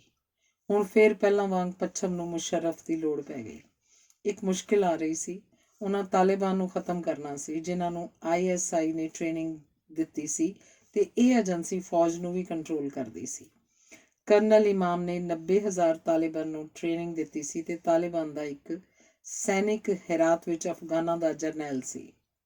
ਅਮਰੀਕਨ ਜਹਾਜ਼ ਪਾਕਿਸਤਾਨ ਦੇ ਹਵਾਈ ਅੱਡਿਆਂ ਤੇ ਉਤਰਦੇ ਚੜ੍ਹਦੇ ਪਾਕਿਸਤਾਨ ਵਿੱਚ ਲਾਦਿਨ ਕਈਆਂ ਵਾਸਤੇ ਨਾਇਕ ਸੀ। ਉਹਦੇ ਪੋਸਟਰ ਵਿਕ ਰਹੇ ਸਨ। ਸਫੇਦ ਘੋੜੇ ਤੇ ਸਵਾਰ ਲਾਦਿਨ ਮੁਸਕਰਾ ਰਿਹਾ ਸੀ। ਅਫਵਾਹਾਂ ਦਾ ਹੜ੍ਹ ਸੀ। ਕਈ ਗਰਮ ਮਿਜ਼ਾਜ ਬੰਦੇ ਕਹਿ ਰਹੇ ਸਨ, ਇਹ ਕਾਰਾ ਯਹੂਦੀਆਂ ਨੇ ਮੁਸਲਮਾਨਾਂ ਨੂੰ ਮਰਵਾਉਣ ਲਈ ਕੀਤਾ। ਜਿਸ ਦਿਨ ਹਮਲਾ ਹੋਇਆ ਉਸ ਦਿਨ ਕੋਈ ਯਹੂਦੀ ਕੰਮ ਤੇ ਨਹੀਂ ਗਿਆ, ਕੋਈ ਨਹੀਂ ਮਰਿਆ। ਮੁਸਲਮਾਨਾਂ ਦੇ ਨਾਮ ਇੱਕ ਕਰਤੂਤ ਯਹੂਦੀਆਂ ਨੇ ਲਾਈ ਹੈ। ਹਰ ਕਿਸਮ ਦਾ ਬਕਵਾਸ ਚੱਲ ਸਕਦਾ ਸੀ। ਮੁਸ਼ਰਫ ਨੇ ਦੱਸ ਦਿੱਤਾ ਸੀ ਕਿ ਅਮਰੀਕਾ ਨੇ ਸਾਫ਼ ਕਹਿ ਦਿੱਤਾ ਹੈ, ਜਾਂ ਤੁਸੀਂ ਸਾਡੇ ਨਾਲ ਹੋ ਜਾਂ ਤਾਲਿਬਾਨ ਨਾਲ। ਗੱਲ ਸਾਫ਼ ਕਰੋ। ਜੇ ਤਾਲਿਬਾਨ ਨਾਲ ਹੋ ਤਾਂ ਪਾਕਿਸਤਾਨ ਨੂੰ ਠੇ ਕਰ ਦਿਆਂਗੇ। ਦੂਜੇ ਪਾਸੇ ISI ਦੇ ਚੀਫ ਨੇ ਅਮਰੀਕਨ ਰਾਸ਼ਟਰਪਤੀ ਨੂੰ ਕਿਹਾ, ਮੈਨੂੰ ਅਫਗਾਨਿਸਤਾਨ ਜਾਣ ਦਿਓ। ਮੈਂ ਪਾਕਿਸਤਾਨੀ ਖਾੜਕੂਆਂ ਨੂੰ ਕਹਾਂਗਾ ਦੇਸ਼ ਵਾਪਸ ਆ ਜਾਓ ਤੇ ਤਾਲਿਬਾਨ ਨੇਤਾ ਮੁੱਲਾ ਉਮਰ ਨੂੰ ਮਨਾਵਾਂਗਾ ਕਿ ਉਹ ਲਾਦਿਨ ਨੂੰ ਅਮਰੀਕਾ ਦੇ ਹਵਾਲੇ ਕਰ ਦੇ। ਉਹ ਅਫਗਾਨਿਸਤਾਨ ਗਿਆ ਤੇ ਤਾਲਿਬਾਨ ਦੇ ਹੌਸਲੇ ਬੁਲੰਦ ਕਰਕੇ ਆਇਆ ਕਿ ਪਾਕਿਸਤਾਨ ਵੱਲੋਂ ਤੁਹਾਨੂੰ ਹਥਿਆਰ ਮਿਲਦੇ ਰਹਿਣਗੇ। ਅਮਰੀਕਾ ਨੂੰ ਵਾਪਸ ਆ ਕੇ ਕਹਿ ਦਿੱਤਾ ਕਿ ਉਮਰ ਮੰਨਦਾ ਨਹੀਂ। ਸਵਾਤ ਦੇ ਕਸਬੇ ਮਾਲਕੰਦ ਵਿੱਚ ਮੌਲਾਨਾ ਸੂਫੀ ਮੁਹੰਮਦ ਨੇ ਵੱਡਾ ਇਕੱਠ ਕਰਕੇ ਕਿਹਾ, ਸਾਡੇ ਵਡੇਰਿਆਂ ਨੇ ਅੰਗਰੇਜ਼ਾਂ ਦੇ ਦੰਦ ਭੰਨੇ ਸਨ। ਉਹੀ ਅੰਗਰੇਜ਼ ਹੁਣ ਅਮਰੀਕਾ ਵਿੱਚੋਂ ਆ ਕੇ ਸਾਡੇ ਭਰਾਵਾਂ ਖਿਲਾਫ ਲੜਦੇ ਹਨ। ਇਹਨਾਂ ਨਾਲ ਸਿੱਝਣਾ ਪਏਗਾ। ਇਹ ਮੌਲਾਨਾ ਰੂਸੀਆਂ ਖਿਲਾਫ ਅਫਗਾਨਿਸਤਾਨ 'ਚ ਲੜ ਕੇ ਆਇਆ ਸੀ। ਇਹਨੇ ਅਮਰੀਕਨਾਂ ਖਿਲਾਫ ਯੁੱਧ ਦਾ ਫਤਵਾ ਜਾਰੀ ਕਰ ਦਿੱਤਾ। ਸਵਾਤ ਦੇ DC ਦਾ ਬਿਆਨ ਆ ਗਿਆ ਕਿ ਜਿਹੜੇ ਪਾਕਿਸਤਾਨੀ ਜਵਾਨ ਅਫਗਾਨਿਸਤਾਨ ਵਿੱਚ ਤਾਲਿਬਾਨ ਦੀ ਮਦਦ ਲਈ ਜਾਣਗੇ ਉਹਨਾਂ ਨੂੰ ਰੋਕਿਆ ਨਹੀਂ ਜਾਏਗਾ। ਸਵਾਤਵਾਦੀ ਦੇ 12,000 ਜਵਾਨ ਅਫਗਾਨਿਸਤਾਨ ਚਲੇ ਗਏ। ਬਹੁਤੇ ਕਦੇ ਨਹੀਂ ਪਰਤੇ, ਮਾਰੇ ਗਏ ਹੋਣਗੇ, ਪਰ ਉਹਨਾਂ ਦੀਆਂ ਵਿਧਵਾਵਾਂ ਦੂਜੀ ਵਾਰ ਵਿਆਹ ਨਹੀਂ ਕਰਵਾ ਸਕਦੀਆਂ ਜਦ ਤੱਕ ਉਹਨਾਂ ਦੀ ਮੌਤ ਦਾ ਐਲਾਨ ਨਹੀਂ ਹੁੰਦਾ। ਮੁਸ਼ੱਰਫ ਡਬਲ ਗੇਮ ਖੇਡ ਰਿਹਾ ਸੀ। ਅਮਰੀਕਨਾਂ ਤੋਂ ਧਨ ਲੈ ਰਿਹਾ ਸੀ ਕਿ ਖਾੜਕੂਆਂ ਨੂੰ ਦਬਾਉਣਾ, ਖਾੜਕੂਆਂ ਨੂੰ ਹੱਲਾਸ਼ੇਰੀ ਦੇ ਰਿਹਾ ਸੀ ਕਿ ਲੜੀ ਚੱਲੋ। ਉਹਨੇ ਇਸਲਾਮਾਬਾਦ ਦੀ ਝੀਲ ਰਾਵਲ ਕਿਨਾਰੇ ਸ਼ਾਨਦਾਰ ਮਹਿਲ ਉਸਾਰਿਆ, ਇੱਕ ਮਕਾਨ ਲੰਡਨ 'ਚ ਖਰੀਦਿਆ। ਜਦੋਂ ਅਮਰੀਕਾ ਘੂਰੀ ਵੱਟਦਾ ਕਿ ਪਾਕਿਸਤਾਨ ਕੁਝ ਨਹੀਂ ਕਰ ਰਿਹਾ, ਮੁਸ਼ੱਰਫ ਵੱਡੀ ਮੱਛੀ ਫੜ ਲੈਂਦਾ। ਅਮਰੀਕਨ ਟਾਵਰਾਂ ਦੇ ਮਾਸਟਰਮਾਈਂਡ ਖਾਲਿਦ ਸ਼ੇਖ ਮੁਹੰਮਦ ਨੂੰ ਫੜ ਲਿਆ, ਜਿਹੜਾ ਆਰਮੀ ਚੀਫ ਦੀ ਰਿਹਾਇਸ਼ ਨੇੜੇ ਰਾਵਲਪਿੰਡੀ 'ਚ ਰਹਿ ਰਿਹਾ ਸੀ। ਇੱਕ ਦਿਨ ਮਾਂ ਨੇ ਮਲਾਲਾ ਨੂੰ ਘਰ ਦਾ ਕੂੜਾ ਬਾਹਰ ਢੇਰ ਉੱਪਰ ਸੁੱਟਣ ਲਈ ਕਿਹਾ। ਮਲਾਲਾ ਨੱਕ ਤੇ ਰੁਮਾਲ ਰੱਖ ਕੇ ਕੂੜੇ ਦੇ ਢੇਰ ਉੱਪਰ ਗਈ ਤਾਂ ਦੇਖਿਆ ਇੱਕ ਕੁੜੀ ਤੇ ਦੋ ਮੁੰਡੇ ਢੇਰ 'ਚੋਂ ਕੁਝ ਲੱਭ ਰਹੇ ਹਨ। ਕੁੜੀ ਦੇ ਵਾਲ ਲਿਟਾਂ ਬਣ ਕੇ ਝੂਲ ਰਹੇ ਸਨ, ਜਿਸਮ ਉੱਪਰ ਫਿੰਸੀਆਂ ਤੇ ਮੱਖੀਆਂ ਬੈਠੀਆਂ ਸਨ, ਕੱਪੜੇ ਮੈਲੇ ਤੇ ਫਟੇ ਪੁਰਾਣੇ। ਘਰ ਆ ਕੇ ਅੱਬੂ ਨੂੰ ਕਿਹਾ, ਇਹਨਾਂ ਦੀ ਫੀਸ ਮਾਫ ਕਰਕੇ ਪੜ੍ਹਾ ਨਹੀਂ ਸਕਦੇ? ਅੱਬੂ ਨੇ ਕਿਹਾ, ਜਾਨੀ, ਇਹਨਾਂ ਦੇ ਮਾਪਿਆਂ ਦੀ ਰੋਟੀ ਇਹਨਾਂ ਸਦਕਾ ਚੱਲਦੀ ਹੈ। ਇਹ ਸਕੂਲ 'ਚ ਆ ਗਏ ਤਾਂ ਭੁੱਖੇ ਮਰ ਜਾਣਗੇ। ਮਲਾਲਾ ਨੇ ਰੱਬ ਨੂੰ ਖੱਤ ਲਿਖਿਆ, ਬਖਸ਼ਿੰਦ ਅੱਲਾ, ਇਹਨਾਂ ਬੇਸਹਾਰੇ ਗਰੀਬਾਂ ਦੀ ਕੇਵਲ ਤੂੰ ਮਦਦ ਕਰ ਸਕਦਾ ਹੈ ਤੇ ਕਰੇਂਗਾ। ਆਮੀਨ। ਖੱਤ ਲਿਖ ਕੇ ਸੋਚਣ ਲੱਗੀ, ਕਿਵੇਂ ਭੇਜਾਂ? ਬਾਗ 'ਚ ਦੱਬ ਦਿੱਤਾ, ਨਹੀਂ ਇੱਥੇ ਗਲ ਜਾਏਗਾ। ਮੋਮੀ ਕਾਗਜ਼ ਵਿੱਚ ਲਪੇਟ ਕੇ ਦੱਬ ਦਿੱਤਾ, ਗੱਲ ਨਹੀਂ ਬਣੀ। ਓਹੋ, ਪਵਿੱਤਰ ਵਸਤਾਂ ਪਾਣੀ ਵਿੱਚ ਵਹਾਈਦੀਆਂ ਹਨ, ਨਦੀ 'ਚ ਵਹਾਈ, ਹੁਣ ਤਾਂ ਰੱਬ ਤੱਕ ਪੁੱਜੇਗਾ ਹੀ ਪੁੱਜੇਗਾ। ਖੁਸ਼ਹਾਲ ਸਕੂਲ ਦੀ ਗਲੀ ਦੇ ਪਰਲੇ ਪਾਰ ਗੁਲਾਮ ਮੁੱਲਾਂ ਦਾ ਮਕਾਨ ਸੀ, ਜੋ ਆਪਣੇ ਆਪ ਨੂੰ ਮੁਫਤੀ ਦੱਸਦਾ ਸੀ। ਮੁਫਤੀ ਮਾਇਨੇ ਇਸਲਾਮਿਕ ਵਿਦਵਾਨ। ਕੋਈ ਬੰਦਾ ਦਾੜੀ ਵਧਾ ਕੇ ਪੱਗ ਬੰਨ੍ਹ ਲਏ, ਆਪਣੇ ਆਪ ਨੂੰ ਮੁਫਤੀ ਕਹਾਉਣ ਲੱਗ ਜਾਂਦਾ। ਸਕੂਲ 'ਚ ਪੜ੍ਹਨ ਜਾਂਦੀਆਂ ਕੁੜੀਆਂ ਆਉਂਦੀਆਂ ਜਾਂਦੀਆਂ ਦੇਖਦਾ, ਘੂਰੀਆਂ ਵੱਟਦਾ। ਜਿਸ ਔਰਤ ਤੋਂ ਇਹ ਇਮਾਰਤ ਕਿਰਾਏ ਉੱਪਰ ਲਈ ਸੀ, ਉਹਨੇ ਮੁੱਲਾ ਨੂੰ ਕਿਹਾ, ਇੱਥੇ ਤੇਰੀ ਬਿਲਡਿੰਗ ਵਿੱਚ ਹਰਾਮ ਦਾ ਸਕੂਲ ਚੱਲ ਰਿਹਾ, ਉਹ ਤੋਂ ਖਾਲੀ ਕਰਵਾ ਕੇ ਦੇ, ਮੈਂ ਮਦਰਸਾ ਚਲਾ ਲਵਾਂਗਾ, ਕਿਰਾਇਆ ਵੀ ਵੱਧ ਦਿਆਂਗਾ ਤੇ ਤੈਨੂੰ ਅਗਲੇ ਜਹਾਨ 'ਚ ਪੁੰਨ ਦਾ ਫਲ ਵੀ ਮਿਲੇਗਾ। ਔਰਤ ਨੇ ਇਨਕਾਰ ਕਰ ਦਿੱਤਾ ਤੇ ਜ਼ਿਆਦੀਨ ਨੂੰ ਦੱਸ ਦਿੱਤਾ ਕਿ ਮੁੱਲਾ ਦੇ ਇਰਾਦੇ ਠੀਕ ਨਹੀਂ। ਜ਼ਿਆਦੀਨ ਨੇ ਕਿਹਾ, ਜਿੰਨਾ ਸਾਨੂੰ ਰੀਅਲ estate ਤਾਂ ਦੇ ਗਿਆ, ਸਟੇਟ ਕੀ ਹੁੰਦੀ ਹੈ, ਕਿਵੇਂ ਚਲਾਉਣੀ ਹੈ, ਇਹਦਾ ਸਾਨੂੰ ਪਤਾ ਨਹੀਂ ਲੱਗਾ। ਇਹ ਮੁਫਤੀ ਤਬਲੀਗੀ ਫਿਰਕੇ ਦਾ ਬੰਦਾ ਸੀ, ਜਿਹਦਾ ਕੇਂਦਰ ਰਾਏਵਿੰਡ ਹੈ। ਪਰ ਸਾਲ ਉਰਸ ਉੱਤੇ ਉੱਥੇ ਲੱਖਾਂ ਦਾ ਇਕੱਠ ਹੁੰਦਾ ਹੈ। ਜਰਨੈਲ ਜ਼ਿਆਉਲ ਹੱਕ ਉੱਥੇ ਜਾਇਆ ਕਰਦਾ ਸੀ। ਬਹੁਤ ਸਾਰੇ ਫੌਜੀ ਅਫਸਰ ਤੇ ਜਵਾਨ ਹੁਣ ਵੀ ਜਾਂਦੇ ਹਨ। ਇੱਕ ਦਿਨ ਇਹ ਮੁਫਤੀ ਕੁਝ ਹੋਰ ਬੰਦਿਆਂ ਨੂੰ ਨਾਲ ਲੈ ਕੇ ਜ਼ਿਆਦੀਨ ਦੇ ਘਰ ਗਿਆ। ਮੁਫਤੀ ਨੇ ਕਿਹਾ, ਅਸੀਂ ਸਮਝਦੇ ਹਾਂ ਤੁਹਾਡੇ ਵੱਲੋਂ ਕੁੜੀਆਂ ਦਾ ਸਕੂਲ ਚਲਾਉਣਾ ਹਰਾਮ ਹੈ, ਬਦਕਾਰੀ ਹੈ, ਬੰਦ ਕਰ ਦਿਓ। ਕੁੜੀਆਂ ਵਾਸਤੇ ਪੜ੍ਹਾਈ ਲਿਖਾਈ ਠੀਕ ਨਹੀਂ। ਕੁੜੀਆਂ ਇੰਨੀਆਂ ਪਵਿੱਤਰ ਹੁੰਦੀਆਂ ਹਨ ਕਿ ਪਰਦੇ 'ਚ ਰਹਿਣ। ਤਾਂ ਹੀ ਤਾਂ ਕੁਰਾਨ ਸ਼ਰੀਫ 'ਚ ਕਿਸੇ ਔਰਤ ਦਾ ਨਾਮ ਨਹੀਂ ਲਿਖਿਆ। ਜ਼ਿਆਦੀਨ ਬੋਲਿਆ, ਪਰ ਕੁਰਾਨ ਵਿੱਚ ਮਰੀਮ ਦਾ ਨਾਮ ਲਿਖਿਆ ਹੋਇਆ, ਕੀ ਉਹ ਨੇਕ ਔਰਤ ਨਹੀਂ ਸੀ? ਮੁਫਤੀ ਬੋਲਿਆ, ਨਹੀਂ, ਮਰੀਮ ਦਾ ਨਾਮ ਇਸ ਕਰਕੇ ਆਇਆ ਹੈ ਕਿ ਦੱਸਣਾ ਸੀ ਕਿ ਯਸੂ ਰੱਬ ਦਾ ਨਹੀਂ, ਮਰੀਮ ਦਾ ਪੁੱਤਰ ਸੀ। ਜੋ ਵੀ ਹੋਵੇ, ਤੁਸੀਂ ਕਿਹਾ ਸੀ ਔਰਤ ਦਾ ਨਾਮ ਕੁਰਾਨ 'ਚ ਨਹੀਂ, ਮਰੀਮ ਦਾ ਨਾਮ ਮੌਜੂਦ ਹੈ। ਜ਼ਿਆਦੀਨ ਨੇ ਬਾਕੀਆਂ ਨੂੰ ਸੁਣਾ ਕੇ ਕਿਹਾ, ਇਹ ਸ਼ਰੀਫ ਆਦਮੀ ਜਦੋਂ ਮੈਨੂੰ ਕਿਤੇ ਦਿਖਾਈ ਦਿੰਦਾ ਹੈ, ਮੈਂ ਸਲਾਮ ਅਰਜ਼ ਕਰ ਦਿੰਦਾ। ਇਹ ਜਵਾਬ ਕਿਉਂ ਨਹੀਂ ਦਿੰਦਾ? ਹਦੀਸ ਵਿੱਚ ਹੁਕਮ ਹੈ ਕਿ ਸਲਾਮ ਦਾ ਖੁਸ਼ੀ ਨਾਲ ਜਵਾਬ ਦਿਓ। ਉੱਤਰ, ਤੁਸੀਂ ਹਰਾਮ ਦਾ ਸਕੂਲ ਚਲਾ ਰੱਖਿਆ, ਮੈਂ ਸਲਾਮ ਦਾ ਜਵਾਬ ਕਿਉਂ ਦਿਆਂ? ਇੱਕ ਬੰਦੇ ਨੇ ਕਿਹਾ, ਸੁਣਿਆ ਸੀ ਤੁਸੀਂ ਕਾਫਰ ਹੋ, ਪਰ ਇੱਥੇ ਤੁਹਾਡੇ ਕਮਰੇ ਵਿੱਚ ਤਾਂ ਕੁਰਾਨ ਪਿਆ। ਮੈਂ ਮੁਸਲਮਾਨ ਹਾਂ, ਜ਼ਿਆਦੀਨ ਬੋਲਿਆ। ਮੁਫਤੀ ਨੇ ਦੇਖਿਆ ਗੱਲ ਮੁੱਦੇ ਤੋਂ ਪਰੇ ਹਟ ਰਹੀ ਹੈ ਤੇ ਬੋਲਿਆ, ਜਿਸ ਸੜਕ ਉੱਪਰ ਕੁੜੀਆਂ ਦਾ ਸਕੂਲ ਹੈ, ਉੱਥੇ ਮਰਦ ਵੀ ਘੁੰਮਦੇ ਫਿਰਦੇ ਹਨ। ਕੁੜੀਆਂ ਦਾ ਉਸ ਗੇਟ ਰਾਹੀਂ ਆਉਣ ਜਾਣ ਵਾਜਿਬ ਨਹੀਂ। ਇਸ ਦਾ ਇਲਾਜ ਮੇਰੇ ਕੋਲ ਹੈ। ਇੱਕ ਗੇਟ ਦੂਜੇ ਪਾਸੇ ਹੈ, ਇਹ ਗੇਟ ਮੈਂ ਬੰਦ ਕਰਵਾ ਦਿੰਦਾ, ਦੂਜੇ ਪਿਛਲੇ ਗੇਟ ਰਾਹੀਂ ਕੁੜੀਆਂ ਆਇਆ ਜਾਇਆ ਕਰਨਗੀਆਂ। ਜ਼ਿਆਦੀਨ ਹਰ ਮਸਲੇ ਦਾ ਹੱਲ ਕੱਢੀ ਜਾ ਰਿਹਾ ਸੀ। ਸਾਰੇ ਬੰਦੇ ਖੁਸ਼ ਹੋ ਕੇ ਚਲੇ ਗਏ, ਪਰ ਮੁਫਤੀ ਦਾ ਪਾਰਾ ਜਿਉਂ ਦਾ ਤਿਉਂ, ਉਹ ਤਾਂ ਸਕੂਲ ਬੰਦ ਕਰਵਾਉਣ ਆਇਆ ਸੀ। ਜ਼ਿਆਦੀਨ ਨੂੰ ਯਾਦ ਆਇਆ, ਇਸ ਮੁਫਤੀ ਦੀਆਂ ਭਤੀਜੀਆਂ ਇਸ ਸਕੂਲ ਵਿੱਚ ਪੜ੍ਹਦੀਆਂ ਹਨ। ਉਹਨੇ ਕੁੜੀਆਂ ਦੇ ਪਿਓ ਨੂੰ ਬੁਲਾ ਕੇ ਕਿਹਾ ਕਿ ਆਪਣੇ ਭਰਾ ਨੂੰ ਸਮਝਾ। ਭਰਾ ਨੇ ਕਿਹਾ, ਇਸ ਬੰਦੇ ਨੇ ਸਾਡਾ ਜੀਣਾ ਹਰਾਮ ਕਰ ਰੱਖਿਆ। ਨਿੱਕਿਆ ਜਿਹਾ ਘਰ ਹੈ, ਹਰੇਕ ਔਰਤ ਨੂੰ ਹੁਕਮ ਚਾੜ ਰੱਖਿਆ ਹੈ, ਪਰਦਾ ਕਰੋ, ਬੁਰਕੇ ਪਹਿਨੋ, ਇਹ ਸੁਧਰਨ ਵਾਲਾ ਸ਼ਖਸ ਨਹੀਂ। ਮੈਂ ਆਪਣੀਆਂ ਕੁੜੀਆਂ ਨੂੰ ਇਸ ਤੋਂ ਚੋਰੀ ਸਕੂਲ ਭੇਜਦਾ। ਜ਼ਿਆਉਲ ਹੱਕ ਵੇਲੇ ਤੋਂ ਮੌਲਵੀ ਚੰਬਲ ਗਏ ਨੇ। ਹੱਕ ਨਾਲੋਂ ਤਾਂ ਮੁਸ਼ੱਰਫ ਕੁਝ ਨਰਮ ਸੀ। ਉਹਨੇ ਪਾਕਿਸਤਾਨ ਨੂੰ ਮਾਡਰਨ ਲਿਆ ਤੇ ਲਿਆਉਣ ਦੇ ਯਤਨ ਕੀਤੇ। ਟੀਵੀ ਚੈਨਲ ਪ੍ਰਾਈਵੇਟ ਕਰ ਦਿੱਤੇ। ਜਿੱਥੇ ਔਰਤਾਂ ਖਬਰਾਂ ਪੜ੍ਹਨ ਲੱਗੀਆਂ, ਨੱਚਣਾ ਗਾਉਣਾ ਸ਼ੁਰੂ ਹੋਇਆ। ਉਹਨੇ ਔਰਤਾਂ ਵਿਰੁੱਧ ਬਦਕਾਰੀ ਵਾਲਾ ਕੇਸ ਹਟਾ ਦਿੱਤਾ।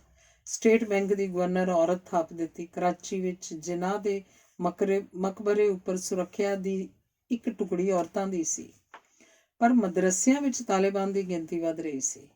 ਸ਼ਾਗਲਾ ਨਗਰ ਦਾ ਹੈਡਮਾਸਟਰ ਫਖਰ ਨਾਲ ਦੱਸ ਰਿਹਾ ਸੀ, 9ਵੀਂ ਕਲਾਸ ਦੇ ਮੇਰੇ 10 ਤਾਲਿਬਾਨ ਵਿਦਿਆਰਥੀ ਕਸ਼ਮੀਰ 'ਚ ਜਿਹਾਦ ਕਰਨ ਚਲੇ ਗਏ ਨੇ। ਤਾਲਿਬਾਨ ਨੇ ਆਪਣੀ ਇੱਕ ਪੁਲਿਸ ਫੋਰਸ ਬਣਾ ਰੱਖੀ ਸੀ, ਜਿਹੜੀ ਅਫਗਾਨਾਂ ਵਾਂਗ ਚੈੱਕ ਕਰਦੀ ਫਿਰਦੀ ਕਿ ਕੋਈ ਔਰਤ ਬੁਰਕੇ ਤੋਂ ਬਗੈਰ ਤਾਂ ਨਹੀਂ।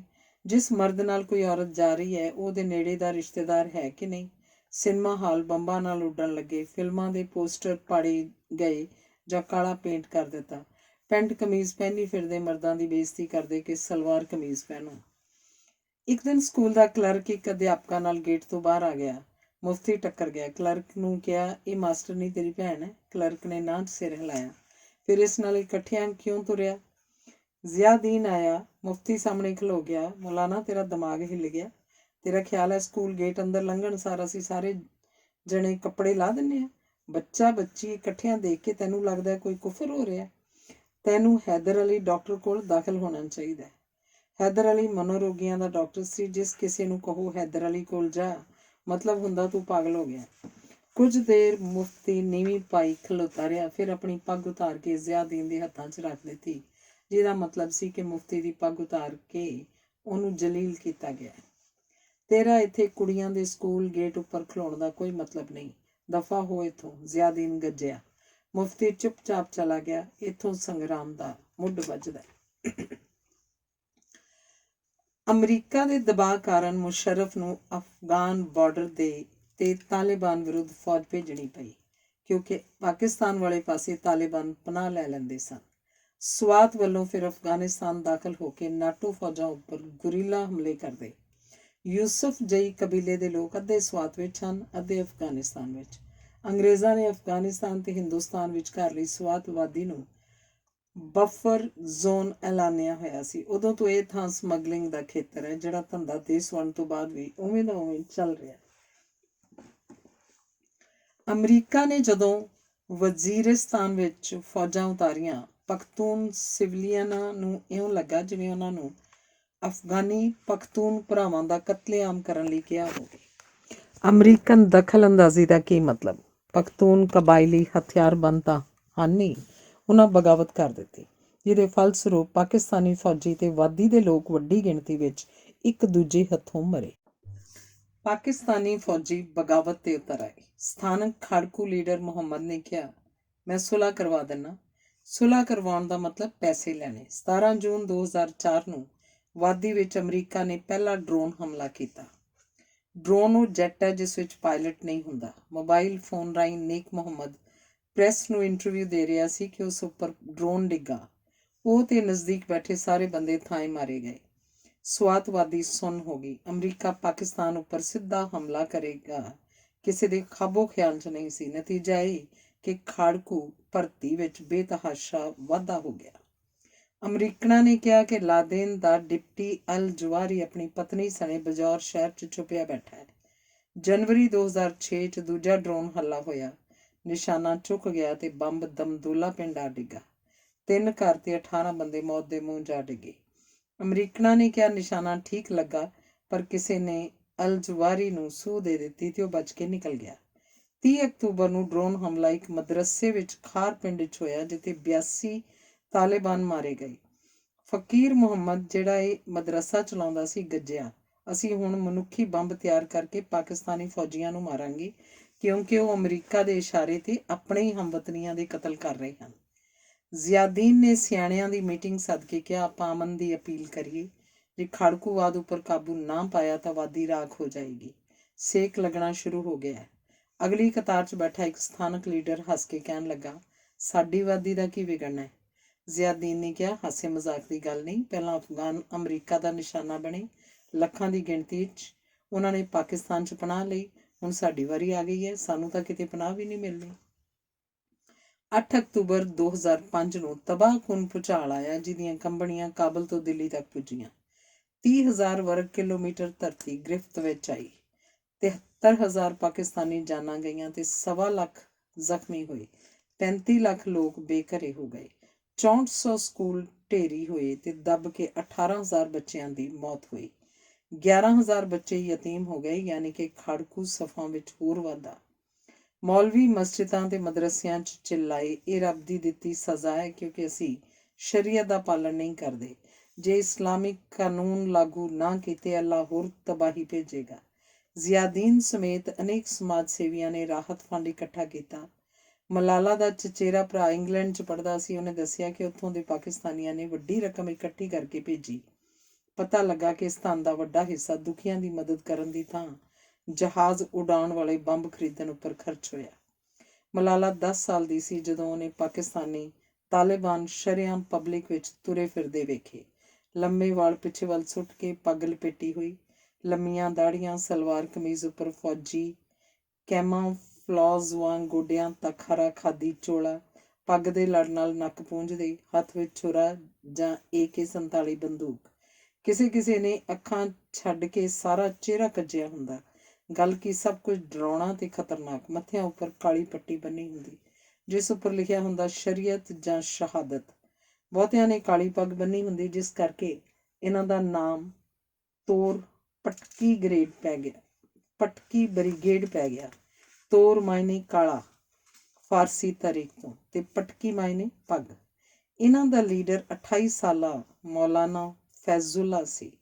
ਲੰਗੜਾ ਮੌਲਾਨਾ ਸਵਾਤ ਦਰਿਆ ਪਾਰ ਕਰਾਉਣ ਵਾਸਤੇ ਕਿਸ਼ਤੀ ਦਾ ਮਲਾਹ ਹੁੰਦਾ ਸੀ। ਲੱਤ ਬਚਪਨ ਵਿੱਚ ਪੋਲੀਓ ਨੇ ਸੁਕਾ ਦਿੱਤੀ ਸੀ। ਮੌਲਾਨਾ ਸੂਫੀ ਮੁਹੰਮਦ ਦੇ ਮਦਰਸੇ 'ਚ ਪੜ੍ਹਿਆ ਸੀ ਤੇ ਮੌਲਾਨੇ ਦੀ ਧੀ ਇਹਦੀ ਪਤਨੀ ਬਣੀ। ਜਦੋਂ 2002 'ਚ ਸੂਫੀ ਨੂੰ ਗ੍ਰਿਫਤਾਰ ਕਰ ਲਿਆ, ਇਹਨੇ ਉਹਦੀ ਜਥੇਬੰਦੀ ਦੀ ਕਮਾਨ ਸੰਭਾਲ ਲਈ। ਇਸ ਜਥੇਬੰਦੀ ਨੂੰ ਸਵਾਤ ਤਾਲਿਬਾਨ ਕਿਹਾ ਜਾਂਦਾ ਸੀ।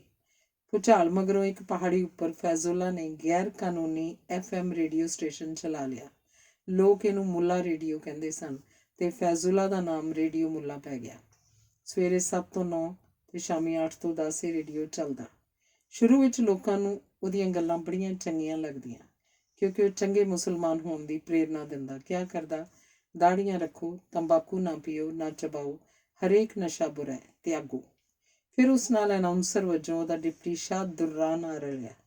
ਦੁਰਾਨ ਰਿਕਸ਼ਾ ਰੇਹੜੀ ਉੱਪਰ ਬੱਚਿਆਂ ਲਈ ਖਾਣ ਦੀਆਂ ਚੀਜ਼ਾਂ ਵੇਚਿਆ ਕਰਦਾ ਸੀ। ਇਹਦੀ ਆਵਾਜ਼ 'ਚ ਕੁਝ ਹੁਕਮ ਦੇਣ ਵਰਗਾ ਹੁੰਦਾ।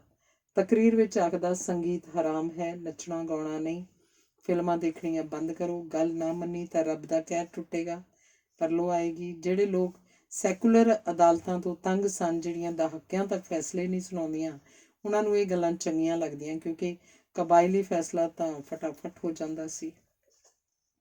ਲੋਕਾਂ ਦੇ ਘਰਾਂ ਵਿੱਚੋਂ TV ਸੈੱਟ ਤੇ CDs ਲੋਪ ਹੋਣ ਲੱਗੀਆਂ। ਤਾਲਿਬਾਨ ਗਲੀਆਂ ਵਿੱਚ ਗਸ਼ਤ ਕਰਦੇ, TV ਦੀ ਆਵਾਜ਼ ਸੁਣ ਕੇ ਘੰਟੀ ਖੜਕਾਉਂਦੇ, TV ਸੈੱਟ ਸੜਕ ਤੇ ਪਟਕਾ ਕੇ ਟੁਕੜੇ ਟੁਕੜੇ ਕਰ ਦਿੰਦੇ। TV ਤੇ CDs ਵੇਚਦੀਆਂ ਦੁਕਾਨਾਂ ਬੰਦ ਹੋ ਗਈਆਂ।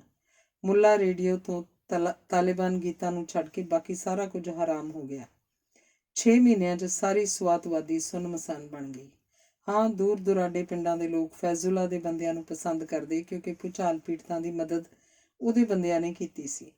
ਸਰਕਾਰ ਤਾਂ ਸੁੱਤੀ ਪਈ ਰਹੀ। ਫੈਜ਼ੁੱਲਾ ਨੇ ਮਸੀਤਾਂ ਵਿੱਚ ਲਾਊਡ ਸਪੀਕਰ ਲਾ ਕੇ ਆਪਣਾ ਰੇਡੀਓ ਉਹਨਾਂ ਵਿੱਚ ਪ੍ਰਸਾਰਿਤ ਕਰਨਾ ਸ਼ੁਰੂ ਕਰ ਦਿੱਤਾ, ਜਿਸ ਵਿੱਚ ਇਸ ਤਰ੍ਹਾਂ ਦੀਆਂ ਖਬਰਾਂ ਹੁੰਦੀਆਂ, ਫਲਾਣੇ ਪਿੰਡ ਦੇ ਫਲਾਣੇ ਬੰਦੇ ਨੇ ਸਦਾ ਲਈ ਚਰਸ ਛੱਡ ਦਿੱਤੀ ਹੈ, ਫਲਾਣਾ ਵਲਦ ਫਲਾਣਾ ਆਪਣੇ ਆਪ ਖੁਸ਼ੀ ਨਾਲ ਸੀਡੀਆਂ ਦੀ ਦੁਕਾਨ ਬੰਦ ਕਰ ਗਿਆ। ਲੋਕਾਂ ਦੀ ਦਿਲਚਸਪੀ ਵਧੀ ਜਾਂਦੀ। ਉਹ ਸ਼ਰੇਆਮ ਫੌਜ ਦੀ ਖਿੱਲੀ ਉਡਾਉਂਦਾ ਜਿਹੜੀ ਸ਼ਰੀਅਤ ਲਾਗੂ ਕਰਨ ਦੀ ਥਾਂ ਸੁੱਤੀ ਪਈ ਹੈ। ਕਿਹਾ ਕਰਦਾ, ਵੱਡੇ ਜ਼ਿਮੀਂਦਾਰਾਂ ਤੇ ਫੌਜੀਆਂ ਦੇ ਬਖੀਏ ਉਧੇੜ ਦਿਆਂਗਾ। ਜ਼ਮੀਨ ਦੇ ਮਾਲਕ ਉਹਨੇ ਜਿਹੜੇ ਵਾਹੁੰਦੇ ਨੇ, ਜ਼ਮੀਨ ਦੇ ਮਾਲਕ ਉਹ ਨੇ ਜਿਹੜੇ ਵਾਹੁੰਦੇ ਨੇ। ਲੋਕਾਂ ਵਿੱਚੋਂ ਰੋਬਿਨ ਹੁੱਡ ਬਣ ਗਿਆ। ਜ਼ਿਮੀਂਦਾਰ ਡਰਦੇ ਮਾਰੇ ਵੱਡੇ ਸ਼ਹਿਰਾਂ 'ਚ ਜਾ ਵਸੇ। ਜ਼ਿਆਦੀਨ ਕਿਹਾ ਕਰਦਾ, ਸਰਕਾਰ ਠੀਕ ਨਹੀਂ, ਸਹੀ ਤਾਲਿਬਾਨ ਉਤੋਂ ਵਧੇਕ ਮਾੜੇ ਹਨ। ਇਹ ਸਥਾਨਕ ਮੁਸ਼ਕਲਾਂ ਜਲਦੀ ਹੱਲ ਕਰਕੇ ਲੋਕਾਂ ਦੇ ਦਿਲਾਂ 'ਤੇ ਰਾਜ ਕਰਨ ਲੱਗ ਜਾਂਦੇ ਨੇ। ਥੋੜ੍ਹੀ ਦੇਰ ਬਾਅਦ ਖਤਰਨਾਕ ਅਪਰਾਧੀ ਹੋ ਜਾਂਦੇ ਹਨ। ਤਾਲਿਬਾਨ ਕਦੀ ਕਦਾਈ ਚੌਂਕ ਵਿੱਚ ਕੱਪੜਿਆਂ ਦੀ ਨੁਮਾਇਸ਼ ਲਾਉਂਦੇ, ਕੱਪੜੇ ਜਿਹੜੇ ਲੁੱਚੀਆਂ ਰੰਨਾਂ ਤੋਂ ਉਤਰਵਾਏ ਹਨ, ਫਿਰ ਅੱਗ ਲਾ ਦਿੰਦੇ। ਪੇਂਡੂ ਔਰਤਾਂ ਉਸ ਤੋਂ ਇੰਨੀਆਂ ਪ੍ਰਭਾਵਿਤ ਹੋਈਆਂ ਕਿ ਆਪਣੇ ਲੁਕਾ ਛੁਪਾ ਕੇ ਰੱਖੇ ਪੈਸੇ ਤਾਲਿਬਾਨ ਨੂੰ ਦੇ ਦਿੰਦੀਆਂ, ਆਪਣੇ ਗਹਿਣੇ ਉਤਾਰ ਕੇ ਦੇ ਦਿੰਦੀਆਂ, ਆਖਦੀਆਂ ਨਮਾਜ਼ ਪੜ੍ਹ ਕੇ ਕੋਈ ਇੱਛਾ ਫੈਜ਼ੁੱਲਾ ਅੱਗੇ ਰੱਖੋ, ਪੂਰੀ ਹੋ ਜਾਂਦੀ ਹੈ। ਫੈਜ਼ੁੱਲਾ ਨੇ ਆਪਣੀ ਪਹਾੜੀ ਡੇਰੇ ਉੱਪਰ ਕਿਲ੍ਹਾ ਉਸਾਰਨਾ ਸ਼ੁਰੂ ਕਰ ਦਿੱਤਾ। ਪਤਾ ਨਹੀਂ ਕਿੱਥੋਂ ਇੱਟਾਂ, ਬਜਰੀ, ਲੋਹਾ ਤੇ ਸੀਮੈਂਟ ਆਉਣਾ ਸ਼ੁਰੂ ਹੋ ਗਿਆ। ਲੋਕ ਕਾਰ ਸੇਵਾ ਲਈ ਜਾਣ ਲੱਗੇ। ਪਿੰਡਾਂ ਨੇ ਵਾਰੀਆਂ ਬੰਨ੍ਹ ਲਈਆਂ। ਜ਼ਿਆਦੀਨ ਹੌਕਾ ਲੈਂਦਾ, ਜੇ ਕਿਤੇ ਲੋਕ ਸਕੂਲ, ਹਸਪਤਾਲ, ਸੜਕਾਂ ਉਸਾਰਨ ਲਈ, ਸਫਾਈ ਕਰਨ ਲਈ ਇੰਨੀ ਹਿੰਮਤ ਦਿਖਾਉਂਦੇ ਤਾਂ ਪਾਕਿਸਤਾਨ ਸੁਰਗ ਹੋ ਜਾਣਾ ਸੀ। ਇੱਕ ਦਿਨ ਕੁਝ ਮਾਸਟਰ ਜ਼ਿਆਦੀਨ ਕੋਲ ਆ ਕੇ ਕਹਿਣ ਲੱਗੇ, ਅਸੀਂ ਕੁੜੀਆਂ ਨੂੰ ਨਹੀਂ ਪੜ੍ਹਾਉਣਾ, ਇਹ ਕੁਫਰ ਹੈ। ਉਹ ਆਪਣੇ ਆਪ ਅਧਿਆਪਨ ਛੱਡਣ ਲਈ ਤਿਆਰ ਹੋ ਗਏ ਕਿ ਕਿਧਰਿਓਂ ਧਮਕੀ ਮਿਲੀ ਸੀ, ਪਤਾ ਨਹੀਂ। ਜ਼ਿਆਦੀਨ ਨੇ ਕਾਰਨ ਪੁੱਛਿਆ ਤਾਂ ਉੱਤਰ ਮਿਲਿਆ, ਔਰਤਾਂ ਕੁੜੀਆਂ ਨੂੰ ਪੜ੍ਹਾਉਣ, ਮਰਦ ਨਹੀਂ। ਜ਼ਿਆਦੀਨ ਨੇ ਕਿਹਾ, ਪਹਿਲੋਂ ਮਰਦ ਕੁੜੀਆਂ ਨੂੰ ਪੜ੍ਹਾਉਣਗੇ ਤਾਂ ਹੀ ਉਹ ਉਸਤਾਨੀਆਂ ਲੱਗਣਗੀਆਂ। ਸਾਡੀ ਆਬਾਦੀ ਵਿੱਚ ਤਾਂ ਸਾਰੀਆਂ ਔਰਤਾਂ ਅਨਪੜ੍ਹ ਨੇ। ਇਹਨਾਂ ਗੱਲਾਂ ਦਾ ਕੋਈ ਅਸਰ ਨਹੀਂ। ਜੇਲ੍ਹ ਵਿੱਚ ਬੰਦੀ ਸੂਫੀ ਮੁਹੰਮਦ ਦਾ ਇੱਕ ਦਿਨ ਬਿਆਨ ਨਸ਼ਰ ਹੋਇਆ, ਕੁੜੀਆਂ ਦੀ ਪੜ੍ਹਾਈ ਉੱਪਰ ਮੁਕੰਮਲ ਪਾਬੰਦੀ। ਜਿੱਥੇ ਲੇਡੀ ਟੀਚਰਸ ਕੁੜੀਆਂ ਨੂੰ ਪੜ੍ਹਾਉਂਦੀਆਂ ਹਨ, ਕੁੜੀਆਂ ਦੇ ਉਹ ਸਕੂਲ ਵੀ ਬੰਦ। ਐਲਾਨ ਵਿੱਚ ਇਹ ਵਾਕਫੀ ਸੀ, ਕੋਈ ਆ ਕੇ ਸਾਬਤ ਕਰਦਾ ਹੈ ਕਿ ਇਸਲਾਮੀ ਇਤਿਹਾਸ ਵਿੱਚ ਕਿਧਰੇ ਕੁੜੀਆਂ ਦੀ ਪੜ੍ਹਾਈ ਦੇ ਹੱਕ 'ਚ ਲਿਖਿਆ ਹੈ। ਉਹ ਮੇਰੀ ਦਾੜੀ 'ਚ ਪਿਸ਼ਾਬ ਕਰਦਾ ਹੈ ਬੇਸ਼ੱਕ। ਬਸ ਇਸ ਪਿੱਛੋਂ ਤਾਂ ਫੈਜ਼ੁੱਲਾ ਨੇ ਉਹਨਾਂ ਧਰਮੀ ਕੁੜੀਆਂ ਤੇ ਉਹਨਾਂ ਦੇ ਮਾਪਿਆਂ ਦੇ ਨਾਮ ਨਸ਼ਰ ਕਰਨੇ ਸ਼ੁਰੂ ਕਰ ਦਿੱਤੇ, ਜਿਹੜੀਆਂ ਖੁਸ਼ੀ ਪੜ੍ਹਨੋਂ ਹਟ ਗਈਆਂ ਸਨ। ਰੇਡੀਓ ਤੋਂ ਬਿਆਨ ਆਉਂਦਾ, ਜਿਹੜੀਆਂ ਕੁੜੀਆਂ ਸਕੂਲ ਨਹੀਂ ਜਾਂਦੀਆਂ, ਸੁਰਗ ਉਹਨਾਂ ਵਾਸਤੇ ਹੀ ਹੈ। ਜਿਹੜੀਆਂ ਅਜੇ ਵੀ ਪੜ੍ਹਨੋਂ ਨਹੀਂ ਹਟਦੀਆਂ, ਉਹ ਮੱਝਾਂ ਤੇ ਭੇਡਾਂ ਹਨ। ਮਲਾਲਾ ਦੇ ਸਕੂਲ ਵਿਚਲੇ ਉਰਦੂ ਤੇ ਗਣਿਤ ਦੇ ਮਾਸਟਰਾਂ ਨੇ ਕਹਿ ਦਿੱਤਾ ਕਿ ਉਹ ਕੁੜੀਆਂ ਨੂੰ ਨਹੀਂ ਪੜ੍ਹਾ ਸਕਦੇ। ਜ਼ਿਆਦੀਨ ਨੇ ਕਿਹਾ, ਠੀਕ ਹੈ, ਨੌਕਰੀ ਤੋਂ ਛੁੱਟੀ। ਸਾਰਾ ਸਟਾਫ ਇਕੱਠਾ ਹੋ ਗਿਆ। ਕਿਹਾ, ਸਰ ਇਉਂ ਨਾ ਕਰੋ, ਇਹਨਾਂ ਨੂੰ ਮੁੰਡਿਆਂ ਦੇ ਸਕੂਲ 'ਚ ਭੇਜ ਦਿਓ, ਅਸੀਂ ਆਪੇ ਕੋਈ ਇੰਤਜ਼ਾਮ ਕਰ ਲਾਂਗੇ। ਅੰਗਰੇਜ਼ੀ ਪੜ੍ਹਾਉਣ ਵਾਲੀ ਮੈਡਮ ਨੇ ਕਹਿ ਦਿੱਤਾ, ਉਹ ਉਰਦੂ ਤੇ ਮੈਥ ਵੀ ਪੜ੍ਹਾ ਦੇਗੀ। ਫੈਜ਼ੁੱਲਾ ਦਾ ਬਿਆਨ ਆਇਆ, ਦਾੜ੍ਹੀਆਂ ਕੁਤਰਨੀਆਂ ਜਾਂ ਸ਼ੇਵ ਕਰਨ ਦੀ ਮਨਾਹੀ ਹੈ। ਨਾਈਆਂ ਦਾ ਕਾਰੋਬਾਰ ਠੱਪ ਹੋ ਗਿਆ। ਫਿਰ ਬਿਊਟੀ ਪਾਰਲਰ ਬੰਦ ਕਰਨ ਦਾ ਹੁਕਮ ਆ ਗਿਆ, ਇਹ ਵੀ ਬੰਦ। ਫੈਜ਼ੁੱਲਾ ਨੇ ਦਰਬਾਰ ਲਾਣਾ ਸ਼ੁਰੂ ਕਰ ਦਿੱਤਾ, ਯਾਨੀ ਕਿ ਲੋਕਲ ਕੋਰਟ। ਲੋਕ ਖੁਸ਼ ਹੋਏ ਕਿਉਂਕਿ ਫੈਸਲੇ ਤੁਰੰਤ ਹੋ ਜਾਂਦੇ। ਕੋੜੇ ਮਾਰਨ ਦੀ ਸਜ਼ਾ ਆਮ ਹੋ ਗਈ। ਇੱਕ ਵੀਡੀਓ ਕਲਿੱਪ ਦੇਖੀ ਗਈ ਜਿਸ ਵਿੱਚ 16-17 ਸਾਲ ਦੀ ਕੁੜੀ ਦੇ ਕੋੜੇ ਮਾਰੇ ਜਾ ਰਹੇ ਹਨ। ਕੁੜੀ ਚੀਕਾਂ ਮਾਰ ਰਹੀ ਹੈ, ਨਿਰਦੋਸ਼ ਹੋਣ ਦੀ ਫਰਿਆਦ ਕਰ ਰਹੀ ਹੈ। ਹਰੇਕ ਕੋੜੇ ਤੋਂ ਬਾਅਦ ਤਮਾਸ਼ਬੀਨ ਉੱਚੀ ਆਵਾਜ਼ 'ਚ ਆਖਦੇ ਹਨ, ਅੱਲਾਹੂ ਅਕਬਰ। ਹੁਕਮ ਆ ਗਿਆ ਕਿ ਬੱਚਿਆਂ ਨੂੰ ਪੋਲੀਓ ਬੂੰਦਾਂ ਪਿਲਾਉਣੀਆਂ ਬੰਦ ਕਰੋ। ਅਮਰੀਕਨਾਂ ਨੇ ਇਹ ਦਵਾਈ ਪਾਕਿਸਤਾਨੀਆਂ ਨੂੰ ਨਪੁੰਸਕ ਕਰਨ ਲਈ ਬਣਾਈ ਹੈ। ਸਵਾਤਵਾਦੀ ਵਿੱਚ ਪੋਲੀਓ ਬੂੰਦਾਂ ਬੰਦ, ਉਹਦਾ ਐਲਾਨ ਛਪਿਆ, ਖੂਨ ਦਾ ਬਦਲਾ ਖੂਨ। ਅਕਤੂਬਰ 2006 ਵਿੱਚ ਫੈਜ਼ੁੱਲਾ ਦੇ ਭਰਾ ਦੇ ਮਦਰਸੇ ਉੱਪਰ ਬਜੌਰ ਵਿਖੇ ਡਰੋਨ ਹਮਲਾ ਹੋਇਆ। ਭਰਾ ਤੇ 3 ਭਤੀਜੀਆਂ ਸਣੇ 80 ਤਾਲਿਬਾਨ ਮਾਰੇ ਗਏ। ਫੈਜ਼ੁੱਲਾ ਨੇ ਬਿਆਨ ਦਾਗਿਆ, ਖੂਨ ਦਾ ਬਦਲਾ ਖੂਨ ਲਵਾਂਗਾ। ਐਤਕੀ ਦੀ ਈਦ ਚੁਪਾਏ ਨਹੀਂ, ਦੁਪਾਏ ਹਲਾਲ ਹੋਣਗੇ। 10 ਦਿਨ ਬਾਅਦ ਮਨੁੱਖੀ ਬੰਬ ਚੱਲਿਆ, 42 ਪਾਕਿਸਤਾਨੀ ਫੌਜੀ ਮਰੇ। ਜ਼ਿਆਦੀਨ ਪਿੰਡੋਂ ਈਦ ਮਨਾ ਕੇ ਵਾਪਸ ਆਇਆ ਤਾਂ ਸਕੂਲ ਦੇ ਦਰਵਾਜ਼ੇ ਉੱਪਰ ਟਾਈਪ ਕੀਤਾ ਕਾਗਜ਼ ਚਿਪਕਾਇਆ ਪੜ੍ਹਿਆ, ਤੁਸੀਂ ਜਿਹੜਾ ਸਕੂਲ ਚਲਾ ਰੱਖਿਆ ਹੈ ਪੱਛਮੀ ਤਰਜ਼ ਦਾ ਕਾਫਰ ਵਿਦਿਆਲਾ ਹੈ ਹਜ਼ੂਰ। ਤੁਹਾਡੀਆਂ ਵਿਦਿਆਰਥਣਾਂ ਦਾ ਲਿਬਾਸ ਪੱਛਮੀ ਹੈ, ਬੰਦ ਕਰੋ ਇਹ ਕੁਫਰ, ਨਹੀਂ ਤਾਂ ਪਛਤਾਓਗੇ, ਤੁਹਾਡੇ ਬੱਚੇ ਰੋਣਗੇ। ਜ਼ਿਆਦੀਨ ਨੇ ਤੁਰੰਤ ਕੁੜੀਆਂ ਦੀ ਵਰਦੀ ਸਲਵਾਰ ਕਮੀਜ਼ ਕਰ ਦਿੱਤੀ ਤੇ ਸਿਰਾਂ ਤੇ ਸਕਾਫ ਬੰਨ੍ਹਣ ਲਈ ਕਿਹਾ। ਅਖਬਾਰ ਨੂੰ ਖਤ ਲਿਖਿਆ, ਇਸਲਾਮ ਦੇ ਖੈਰ ਖਵਾਓ, ਰੱਬ ਦਾ ਵਾਸਤਾ ਮੇਰੀਆਂ ਵਿਦਿਆਰਥਣਾਂ ਦਾ ਨੁਕਸਾਨ ਨਾ ਕਰਨਾ। ਦਿਨ ਵਿੱਚ 5 ਵਾਰ ਉਸੇ ਅੱਲਾ ਦੀ ਨਮਾਜ਼ ਪੜ੍ਹਦੀਆਂ ਹਨ ਜਿਹੜਾ ਤੁਹਾਡਾ ਹੈ। ਸ਼ੌਕ ਨਾਲ ਮੇਰਾ ਖੂਨ ਵਹਾ ਦਿਓ। ਵਿੱਦਿਆ ਦੇ ਸ਼ੌਕੀਨਾਂ ਦਾ ਵਾਲ ਵਿੰਗਾ ਨਾ ਹੋਵੇ। ਬੜੇ ਲੋਕਾਂ ਨੇ ਇਸ ਖਤ ਦੀ ਦਾਦ ਦਿੱਤੀ, ਕਿਹਾ ਤੁਸੀਂ ਖਲੋਤੇ ਪਾਣੀਆਂ 'ਚ ਜੜੀ ਸੁੱਟੀ ਹੈ, ਅਸੀਂ ਵੀ ਬੋਲਣ ਦਾ ਹੌਸਲਾ ਕਰਾਂਗੇ। ਬੁੱਤ, ਪੇਂਟਿੰਗ, ਸੰਗੀਤ ਖਤਮ। ਸਵਾਤ ਦਾ ਅਜਾਇਬ ਘਰ ਇਸ ਕਰਕੇ ਬਚ ਸਕਿਆ ਕਿਉਂਕਿ ਇਸਲਾਮਾਬਾਦ ਸ਼ਿਫਟ ਕਰ ਦਿੱਤਾ। ਤਾਲਿਬਾਨ ਹਰੇਕ ਪੁਰਾਣੀ ਚੀਜ਼ ਖਤਮ ਕਰੀ ਜਾ ਰਹੇ ਸਨ। ਕੁਝ ਨਵਾਂ ਬਣਾਉਣਾ ਉਹਨਾਂ ਨੂੰ ਆਉਂਦਾ ਨਹੀਂ ਸੀ। ਸੋਹਣੇ ਪਹਾੜਾਂ ਦੀਆਂ ਖਾਣਾਂ ਵਿੱਚੋਂ ਹੀਰੇ ਕੱਢ ਕੇ ਉਹਨਾਂ ਨਾਲ ਹਥਿਆਰ ਖਰੀਦ ਰਹੇ ਸਨ। ਤਾਲਿਬਾਨ ਨੂੰ ਪੈਸੇ ਦੇ ਕੇ ਜਿੰਨੀ ਮਰਜ਼ੀ ਜੰਗਲੀ ਲੱਕੜ ਕੱਟ ਲੈ ਜਾਓ। ਪੁਲਿਸ ਦਖਲ ਦਿੰਦੀ ਤਾਂ ਤਾਲਿਬਾਨ ਹੱਥੋਂ ਫੁੰਡ ਦਿੱਤੀ ਜਾਂਦੀ। ਕਈ ਪੁਲਿਸ ਮੁਲਾਜ਼ਮਾਂ ਨੇ ਅਖਬਾਰਾਂ ਵਿੱਚ ਇਹ ਦੱਸਣ ਲਈ ਇਸ਼ਤਿਹਾਰ ਛਪਵਾਏ ਕਿ ਉਹ ਨੌਕਰੀ ਛੱਡ ਚੁੱਕੇ ਹਨ। ਸਵਾਤਵਾਦੀ ਉੱਪਰ ਪੂਰਨ ਫਤਿਹ ਹਾਸਲ ਕਰਕੇ ਫੈਜ਼ੁੱਲਾ ਨੇ ਇਸਲਾਮਾਬਾਦ ਵਿੱਚ ਬੁਰਕਾ ਬਰੀਗੇਡ ਭੇਜੇ। ਬੁਰਕਾ ਪਹਿਨੀ ਤਾਲਿਬਾਨ ਕੁੜੀਆਂ ਹੱਥਾਂ 'ਚੋਂ ਸੋਟੀਆਂ ਫੜੀ ਟੀਵੀ ਤੇ ਸੀਡੀ ਦੀਆਂ ਦੁਕਾਨਾਂ 'ਚ ਵੜ ਕੇ ਭੰਨ ਤੋੜ ਕਰਦੀਆਂ। ਇਹਨਾਂ ਦੀਆਂ ਫੋਟੋਆਂ ਅਖਬਾਰਾਂ ਵਿੱਚ ਛਪਦੀਆਂ। ਇਹ ਕੁੜੀਆਂ ਇਸਲਾਮਾਬਾਦ ਦੀ ਲਾਲ ਮਸੀਤ ਵਿੱਚ ਚੱਲਦੇ ਮਦਰਸੇ ਦੀਆਂ ਵਿਦਿਆਰਥਣਾਂ ਸਨ। ਮਸੀਤ ਲਾਲ ਪੱਥਰ ਨਾਲ 1965 ਵਿੱਚ ਉਸਾਰੀ ਗਈ ਸੀ। ਇਹਦੇ ਨੇੜੇ ਪਾਰਲੀਮੈਂਟ ਹਾਊਸ ਤੇ ISI ਦਾ ਹੈੱਡਕੁਆਰਟਰ ਹੈ। ਸਿਵਲ ਤੇ ਮਿਲਟਰੀ ਦੇ ਬਹੁਤ ਸਾਰੇ ਮੁਲਾਜ਼ਮ ਇੱਥੇ ਨਮਾਜ਼ ਪੜ੍ਹਨ ਨੂੰ ਪੁੰਨ ਦਾ ਕੰਮ ਸਮਝਦੇ ਹਨ। ਅੰਦਰ 2 ਮਦਰਸੇ ਹਨ, ਇੱਕ ਕੁੜੀਆਂ ਦਾ, ਦੂਜਾ ਮੁੰਡਿਆਂ ਦਾ। ਇੱਥੋਂ ਪੜ੍ਹੇ ਤਾਲਿਬਾਨ ਮਾਨੀ ਵਿਦਿਆਰਥੀ ਅਫਗਾਨਿਸਤਾਨ ਅਤੇ ਕਸ਼ਮੀਰ 'ਚ ਯੁੱਧ ਲੜਨ ਜਾਂਦੇ ਸਨ। ਅਜੀਜ਼ ਤੇ ਰਸ਼ੀਦ 2 ਭਰਾ ਮਦਰਸਾ ਚਲਾ ਰਹੇ ਸਨ। ਆਖਦੇ ਸਨ ਕੰਧਾਰ ਵਿੱਚ ਉਹ ਲਾਦਿਨ ਨੂੰ ਮਿਲ ਕੇ ਆਏ ਹਨ। ਇਹਨਾਂ ਦੀ ਆਪਣੀ ਵੈਬਸਾਈਟ ਸੀ ਤੇ ਫੈਜ਼ੁੱਲਾ ਵਾਂਗ ਆਪਣਾ FM ਰੇਡੀਓ। ਵੱਡੇ ਭਰਾ ਅਜੀਜ਼ ਦੀ ਬੀਵੀ ਕੁੜੀਆਂ ਦਾ ਮਦਰਸਾ ਚਲਾਉਂਦੀ ਤੇ ਕਿਹਾ ਕਰਦੀ, ਉਹਨੇ ਕਈ ਕੁੜੀਆਂ ਮਨੁੱਖੀ ਬੰਬ ਬਣਨ ਲਈ ਤਿਆਰ ਕਰ ਰੱਖੀਆਂ ਹਨ। ਮਸਾਜ ਘਰਾਂ 'ਚ ਜਾ ਕੇ ਭੰਨ ਤੋੜ ਕਰਦੀਆਂ ਤੇ ਕੰਮ ਕਰਦੀਆਂ ਔਰਤਾਂ ਨੂੰ ਕੁੱਟਦੀਆਂ। ਮਸਜਿਦ ਦੇ ਅੰਦਰ ਇਸਲਾਮੀ ਅਦਾਲਤ ਫਤਵੇ ਸੁਣਾਉਂਦੀ ਰਹਿੰਦੀ। ਇਉਂ ਲੱਗਣ ਲੱਗਾ ਜਿਵੇਂ ਹੁਣ ਇਹ ਦੇਸ਼ ਦੀ ਰਾਜਧਾਨੀ ਇਸਲਾਮਾਬਾਦ ਨੂੰ ਫਤਿਹ ਕਰਨਗੇ। 3 ਜੁਲਾਈ 2007 ਨੂੰ ਮੁਸ਼ਰਫ ਦੇ ਹੁਕਮ ਨਾਲ ਫੌਜੀ ਕਮਾਂਡੋਆਂ ਨੇ ਟੈਂਕਾਂ ਨਾਲ ਮਸਜਿਦ ਘੇਰ ਲਈ। ਕੰਧਾਂ ਵਿੱਚ ਮੋਰੀਆਂ ਕਰਕੇ ਮਾਰਟਰ ਫਾਇਰ ਕੀਤੇ। ਉੱਪਰ ਹੈਲੀਕਾਪਟਰ ਅੰਦਰਲੀ ਹਾਲਤ ਦਾ ਜਾਇਜ਼ਾ ਲੈਂਦੇ ਰਹੇ। ਲਾਊਡ ਸਪੀਕਰਾਂ ਉੱਪਰ ਕੁੜੀਆਂ ਨੂੰ ਬਾਹਰ ਆਉਣ ਲਈ ਕਿਹਾ ਗਿਆ। ਅੰਦਰ ਪੱਕੇ ਬੰਕਰ ਵੀ ਸਨ। ਰੇਤ ਦੀਆਂ ਬੋਰੀਆਂ ਭਰ ਕੇ ਵੀ ਮੋਰਚੇ ਬੰਨੇ ਹੋਏ ਸਨ। ਕੁੜੀਆਂ ਦੇ ਦੁਖੀ ਮਾਪਿਆਂ ਨੇ ਆਪਣੀਆਂ ਧੀਆਂ ਨੂੰ ਲਾਊਡ ਸਪੀਕਰਾਂ ਰਾਹੀਂ ਬਾਹਰ ਆਉਣ ਲਈ ਕਿਹਾ।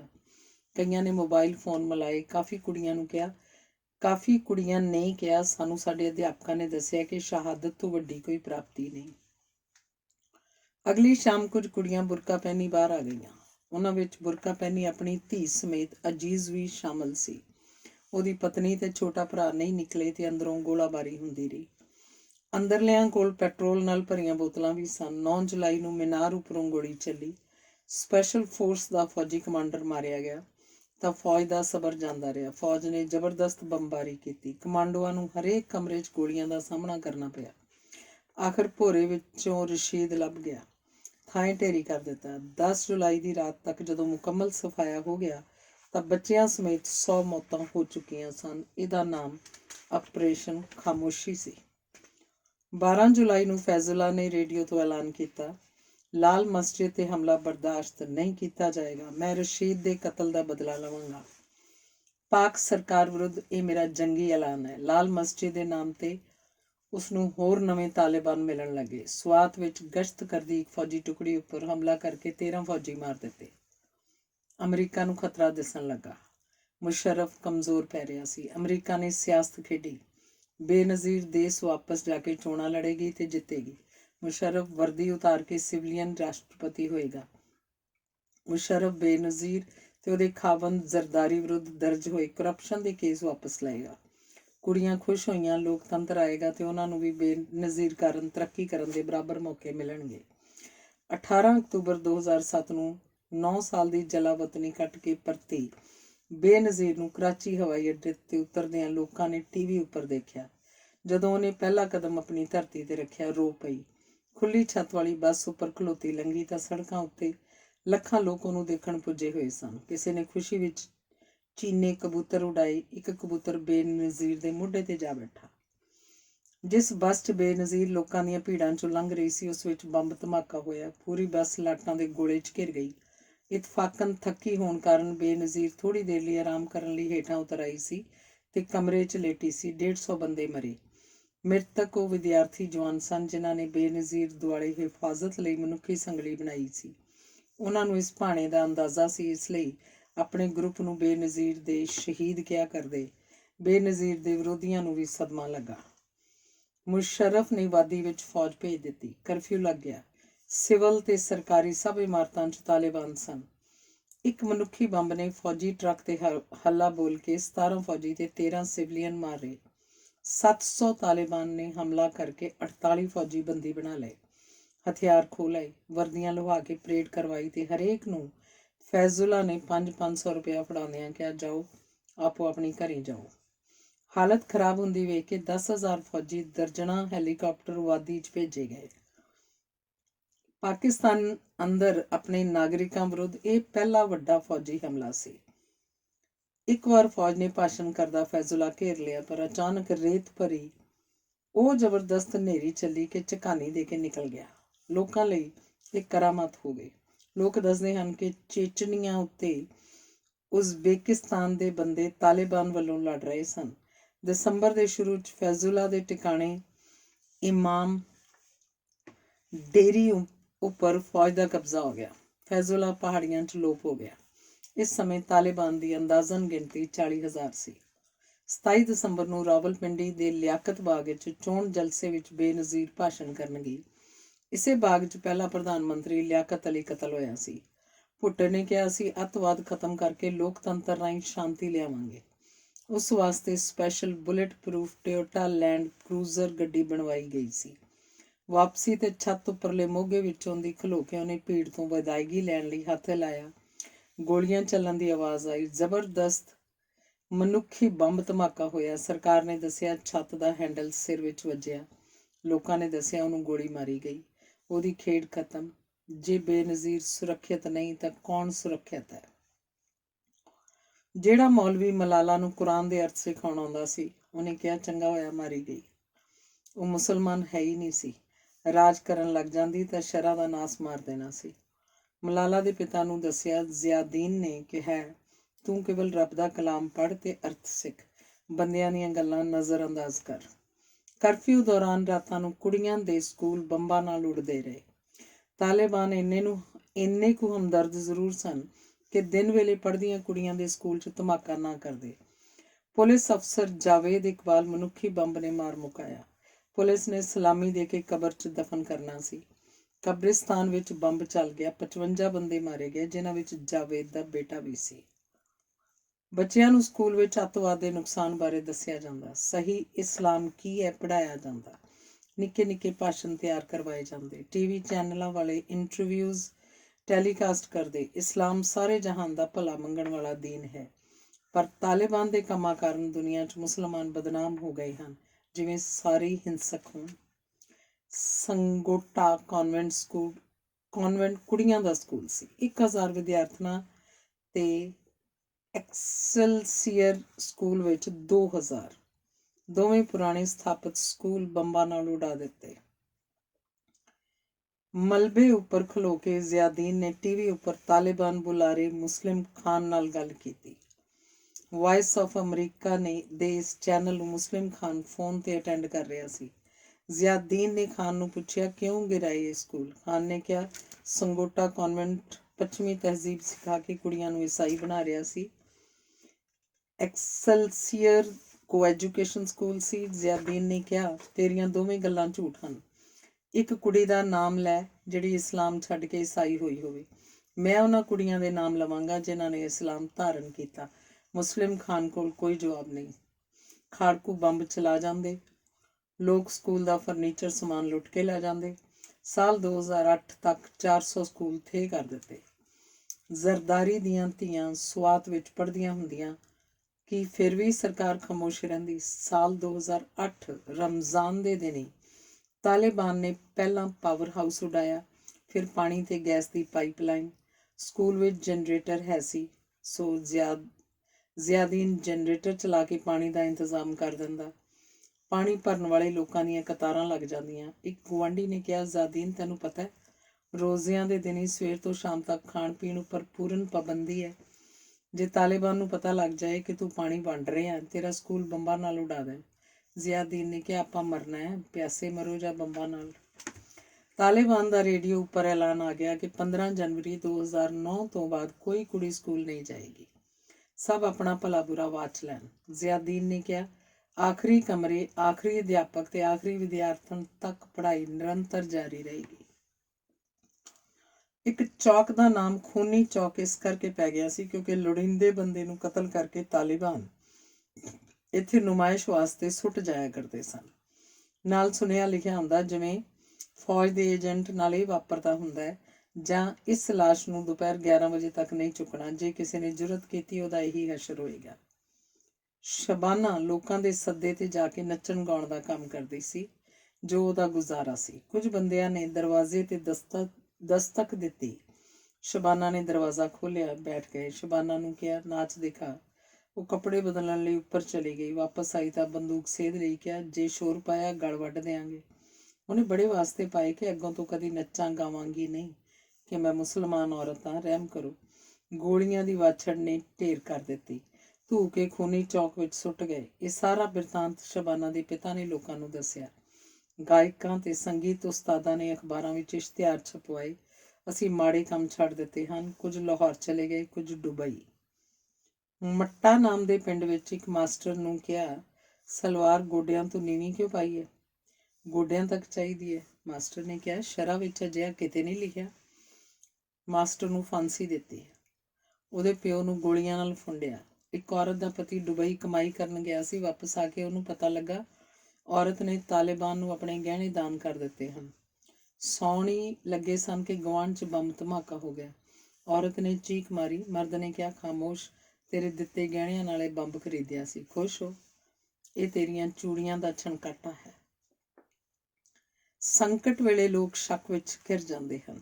ਲੋਕ ਆਖਦੇ, ਮਾੜੀ ਜੀ ਗੱਲ ਤੇ ਤਾਲਿਬਾਨ ਗੋਲੀ ਮਾਰ ਦਿੰਦੇ ਹਨ। ਇਹ ਜ਼ਿਆਦੀਨ ਸ਼ਰੇਆਮ ਉਹਨਾਂ ਖਿਲਾਫ ਬੋਲਦਾ, ਲਿਖਦਾ ਤੇ ਟੀਵੀ ਚੈਨਲਾਂ ਤੇ ਇੰਟਰਵਿਊ ਦਿੰਦਾ। ਇਹਨੂੰ ਕਿਉਂ ਨਹੀਂ ਮਾਰਦੇ? ਸ਼ਾਇਦ ਇਹ ਉਹਨਾਂ ਦਾ ਹੀ ਬੰਦਾ ਹੋਵੇ, ਸਾਡੀ ਮੁਖਬਰੀ ਕਰਦਾ ਹੋਵੇ। ਆਰਮੀ ਅਫਸਰਾਂ ਨੇ ਉਹਨੂੰ ਸੁਰੱਖਿਆ ਟੁਕੜੀ ਦੇਣ ਦੀ ਪੇਸ਼ਕਸ਼ ਕੀਤੀ ਤਾਂ ਉਹਨੇ ਕਿਹਾ, ਬੇਨਜ਼ੀਰ ਨਹੀਂ ਬਚ ਸਕਦੀ, ਮੈਂ ਕੀ ਚੀਜ਼ ਹਾਂ? ਨਾਲੇ ਜੇ ਮੇਰੇ ਤੇ ਹੱਲਾ ਹੋਵੇ ਮੈਂ ਇਕੱਲਾ ਮਰਾਂ, ਬੇਕਸੂਰ ਮੇਰੇ ਅੰਗ ਰੱਖੇ ਕਿਉਂ ਮਰਨ?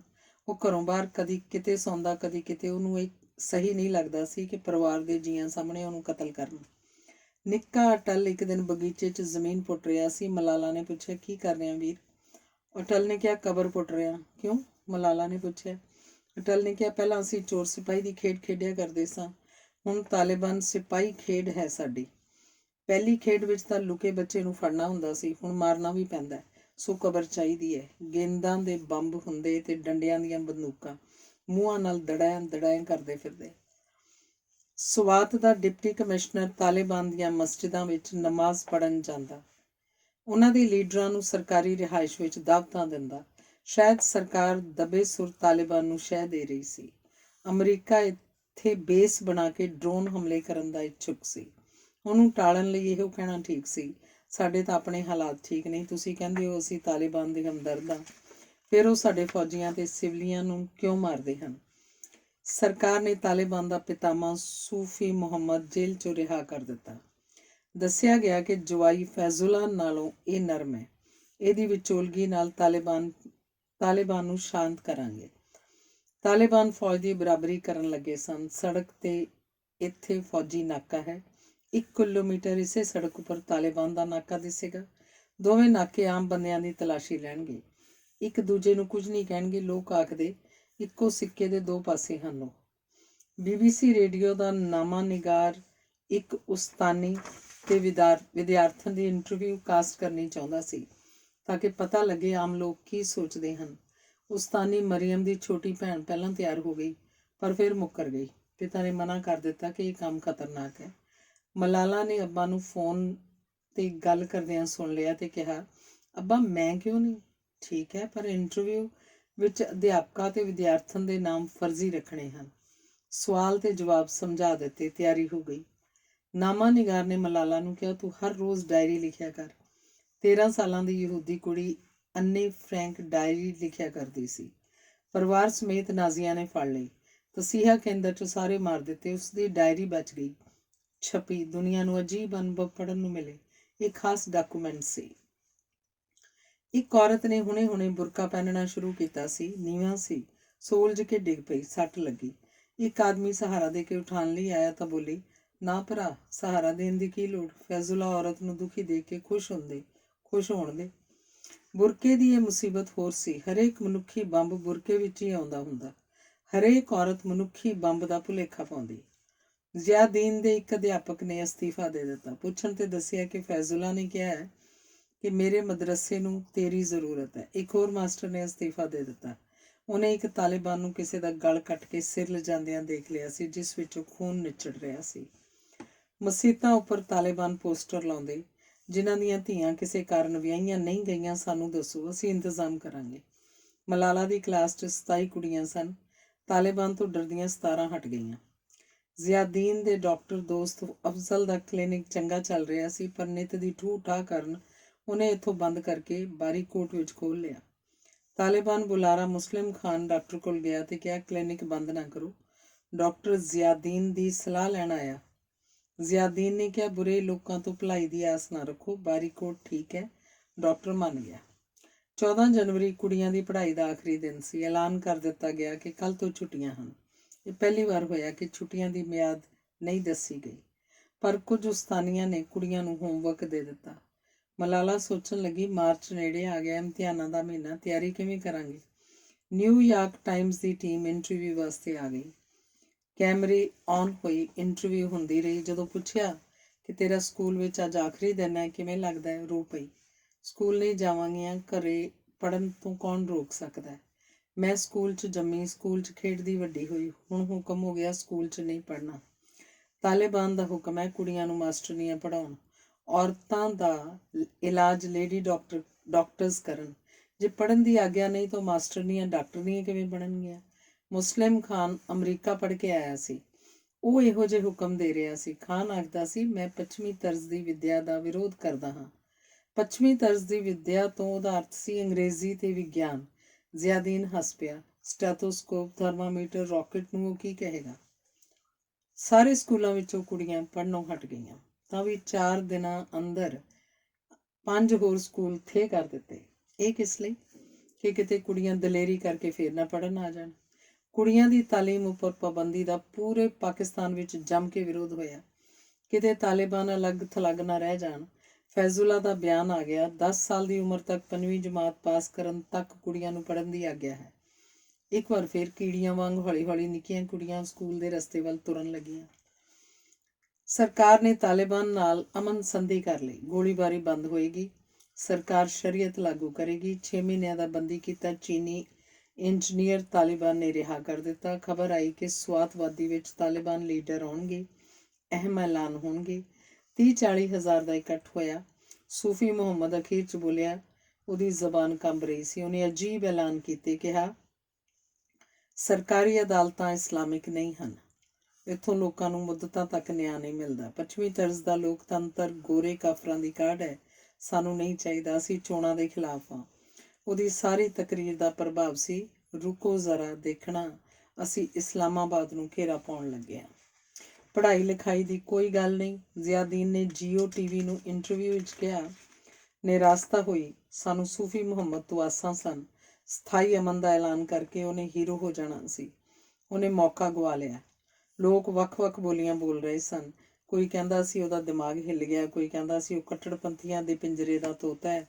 ਉਹਦੀ ਨਹੀਂ, ਇਹ ਕਿਸੇ ਹੋਰ ਦੀ ਤਕਦੀਰ ਸੀ ਕਿ ਉਹਨੂੰ ਕਿਹਾ ਗਿਆ, ਜੇ ਤੂੰ ਇਹ ਗੱਲਾਂ ਨਾ ਕਹੀਆਂ ਬੰਬ ਨਾਲ ਉਡਾ ਦੇਵਾਂਗੇ।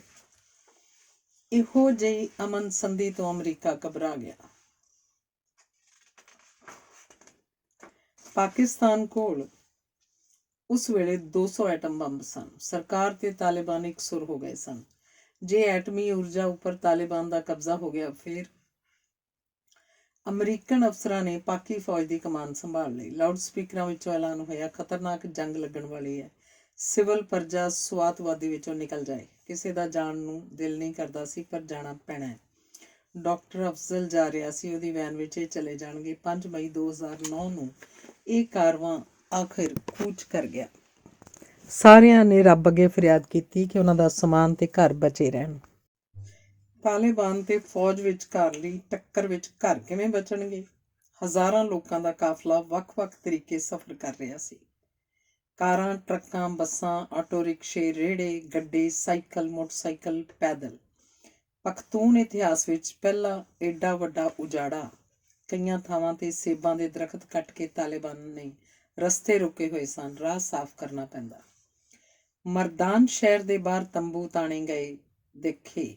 ਉਜੜੇ 20 ਲੱਖ ਲੋਕਾਂ ਲਈ ਰਿਹਾਇਸ਼ ਦਾ ਇੰਤਜ਼ਾਮ। ਨਾ ਚੰਗਾ ਖਾਣ ਲਈ, ਨਾ ਪੀਣ ਲਈ। ਹੈਜੇ ਦੀ ਬਿਮਾਰੀ ਫੈਲ ਗਈ। ਇੱਥੇ ਵੀ ਤਾਲਿਬਾਨ ਗੇੜਾ ਮਾਰ ਜਾਂਦੇ ਸਨ। ਕਿਤੇ ਸ਼ਰ੍ਹਾਂ ਵਿੱਚ ਵਿਘਨ ਦਾ ਨਹੀਂ ਪੈ ਰਿਹਾ। ਔਰਤਾਂ ਮਰਦਾਂ ਦੀ ਝਾੜ ਝੰਬ ਕਰਦੇ ਰਹਿੰਦੇ। ਮਈ ਦੀ ਗਰਮੀ ਤੰਬੂਆਂ ਵਿੱਚ ਕਹਿਰ ਵਰਤਾਉਣ ਲੱਗੀ। ਹਾਂ, ਕੁਝ ਦਿਆਲੂ ਲੋਕਾਂ ਨੇ ਰਿਫਿਊਜੀਆਂ ਵਾਸਤੇ ਆਪਣੇ ਘਰਾਂ ਦੇ ਦਰਵਾਜ਼ੇ ਖੋਲ੍ਹ ਦਿੱਤੇ। ਔਰਤਾਂ ਪਰਾਏ ਘਰ ਮਰਦਾਂ ਨਾਲ ਨਹੀਂ ਰਹਿ ਸਕਦੀਆਂ। ਘਰਾਂ ਦੇ ਮਾਲਕ ਮਰਦ ਬਾਹਰ ਗਲੀਆਂ 'ਚ ਸੌਂ ਜਾਂਦੇ, ਰਿਫਿਊਜੀ ਅੰਦਰ ਸੌਣਗੇ। ਜ਼ਿਆਦੀਨ ਪਰਿਵਾਰ ਨੇ ਪਹਿਲੀ ਰਾਤ ਡਾਕਟਰ ਅਫਜ਼ਲ ਦੇ ਘਰ ਗੁਜ਼ਾਰੀ ਤੇ ਅਗਲੇ ਦਿਨ ਆਪਣੇ ਜੱਦੀ ਪਿੰਡ ਸਾਂਗਲਾ ਜਾਣਾ।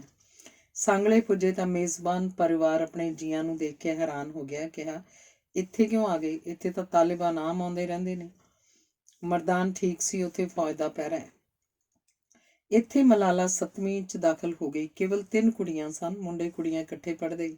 ਇੱਕ ਦਿਨ ਲੇਟ ਸਕੂਲ ਪੁੱਜੀ। ਮਾਸਟਰ ਨੇ ਕਿਹਾ, ਹੱਥ ਅੱਗੇ ਕਰ ਦਿੱਤਾ। ਡੰਡਾ ਵੱਜਾ। ਦਰਦ ਤਾਂ ਹੋਇਆ। ਤਾਂ ਕਿ ਦਾਖਲਾ ਦੇ ਦਿੱਤਾ? ਯਾਨੀ ਕਿ ਮਲਾਲਾ ਜਿਹੋ ਜਿਹੀ ਵੀ ਹੈ ਪ੍ਰਵਾਨ ਤਾਂ ਹੈ। ਖਬਰਾਂ ਮਿਲੀਆਂ ਕਿ ਮਿੰਗੋਰਾ ਵਿੱਚ ਫੌਜ ਨੇ ਹੈਲੀਕਾਪਟਰ ਰਾਹੀਂ ਸੈਨਿਕ ਉਤਾਰ ਦਿੱਤੇ ਹਨ ਤੇ ਤਾਲਿਬਾਨ ਨਾਲ ਗਹਿ ਗੱਚ ਮੁਕਾਬਲਾ ਹੋ ਰਿਹਾ। ਇੱਕ ਹਫ਼ਤੇ ਵਿੱਚ ਪੂਰੇ ਸ਼ਹਿਰ ਉੱਪਰ ਫੌਜ ਦਾ ਕਬਜ਼ਾ ਹੋ ਗਿਆ। ਮਲਾਲਾ ਦੀ ਮਾਂ ਆਪਣੇ ਘਰ ਨੂੰ ਯਾਦ ਕਰਦਿਆਂ ਪਸ਼ਤੋ ਦਾ ਟੱਪਾ ਗਾਉਂਦੀ ਰਹਿੰਦੀ। ਪੱਥਰ ਸਰਾਣੇ ਰੱਖ ਕੇ ਸੌਂ ਜਾਓ ਅਜਨਬੀ, ਇਹ ਪਰਦੇਸ ਹੈ ਤੇਰੀ ਬਾਦਸ਼ਾਹਤ ਦਾ ਸ਼ਹਿਰ ਨਹੀਂ। 3 ਮਹੀਨਿਆਂ ਦਾ ਪ੍ਰਵਾਸ ਖਤਮ ਹੋਇਆ। ਪਰਿਵਾਰ ਵਾਪਸ ਪਰਤਿਆ। ਥਾਂ ਥਾਂ ਤੇ ਤਲਾਸ਼ੀਆਂ, ਖੰਡਰ ਨਜ਼ਰ ਆਉਣ ਲੱਗੇ। ਸੜੀਆਂ ਬੱਸਾਂ, ਜੀਪਾਂ ਦੇਖੀਆਂ। ਉੱਚੇ ਬੋਧ ਸਤੂਪ ਕੋਲੋਂ ਦੀ ਲੰਘੇ। ਦੇਰ ਬਾਅਦ ਸਵਾਤ ਦਰਿਆ ਵਗਦਾ ਵੇਖ ਕੇ ਸਾਰਿਆਂ ਦੀਆਂ ਅੱਖਾਂ ਛਲਕਾਈਆਂ। ਹਰੇਕ ਗਲੀ ਦੇ ਮਕਾਨ ਗੋਲੀਆਂ ਨਾਲ ਵਿੰਨ੍ਹੇ ਪਏ ਸਨ। ਖੂਨੀ ਯੁੱਧ ਹੋਇਆ ਸੀ। ਦੁਕਾਨਾਂ ਲੁੱਟ ਲਈਆਂ ਗਈਆਂ ਸਨ। ਸ਼ਹਿਰ ਇਉਂ ਲੱਗਦਾ ਸੀ ਜਿਵੇਂ ਪਲੇਗ ਦੀ ਬਿਮਾਰੀ 'ਚੋਂ ਨਿਕਲਿਆ। ਬੱਸ ਅੱਡੇ 'ਚ ਬੜਾ ਭੀੜ ਭੜੱਕਾ ਹੁੰਦਾ ਸੀ। ਹੁਣ ਨਾ ਕੋਈ ਬੱਸ, ਨਾ ਸਵਾਰੀ। 24 ਜੁਲਾਈ 2009 ਨੂੰ ਪ੍ਰਧਾਨ ਮੰਤਰੀ ਦਾ ਬਿਆਨ ਆਇਆ। ਸਵਾਤ ਵਿੱਚੋਂ ਤਾਲਿਬਾਨ ਦਾ ਸਫਾਇਆ ਹੋ ਗਿਆ। ਬਿਜਲੀ, ਪਾਣੀ, ਗੈਸ ਚਾਲੂ ਕਰ ਦਿੱਤੇ ਹਨ। ਬੈਂਕ ਖੁੱਲ੍ਹ ਗਏ ਹਨ। ਲੋਕ ਆਪੋ ਆਪਣੀ ਘਰੀਂ ਪਰਤ ਆਉਣ। ਸ਼ੁਕਰ ਹੈ ਮਲਾਲਾ ਦਾ ਘਰ ਲੁੱਟਿਆ ਨਹੀਂ ਗਿਆ। ਇਸ ਗਲੀ ਵਿੱਚ 4 ਘਰ ਲੁੱਟ ਚੁੱਕੇ ਸਨ। ਸਕੂਲ ਖੋਲ੍ਹਿਆ। ਇੱਕ ਪਾਸਿਓਂ ਬਦਬੂ ਆ ਰਹੀ ਸੀ। ਦੇਖਿਆ ਭੇਡਾਂ ਦੇ ਦਰਜਨਾਂ ਸਿਰ ਪਏ ਸਨ। ਕੰਧਾਂ 'ਤੇ ਲਿਖਿਆ ਸੀ, ਤਾਲਿਬਾਨ ਮੁਰਦਾਬਾਦ, ਪਾਕਿ ਫੌਜ ਜ਼ਿੰਦਾਬਾਦ। ਸੋ ਸਕੂਲ ਵਿੱਚ ਫੌਜੀ ਟੁਕੜੀ ਰਹਿੰਦੀ ਰਹੀ ਸੀ। ਕਾਰਤੂਸਾਂ ਦੇ ਖੋਲ ਖਿਲਰੇ ਪਏ ਸਨ। ਸ਼ਹਿਰ ਵਾਲੇ ਪਾਸੇ ਕੰਧ ਵਿੱਚ ਮੋਰੀ ਕੀਤੀ ਹੋਈ ਸੀ, ਜਿੱਥੋਂ ਨੀਵੇਂ ਪਾਸੇ ਵੱਲ ਸਾਰਾ ਸ਼ਹਿਰ ਦਿਸਦਾ ਸੀ। ਸ਼ਾਇਦ ਇੱਥੋਂ ਦੀ ਗੋਲੀਆਂ ਵੀ ਚਲਾਉਂਦੇ ਹੋਣ। ਇੱਕ ਕੁੜੀ ਅਲਮਾਰੀ 'ਚ ਆਪਣੀ ਨੋਟਬੁੱਕ ਭੁੱਲ ਗਈ ਸੀ। ਕਿਸੇ ਫੌਜੀ ਨੇ ਉਸ ਵਿੱਚ ਰੋਮਾਂਟਿਕ ਗੀਤ ਲਿਖ ਦਿੱਤੇ ਸਨ।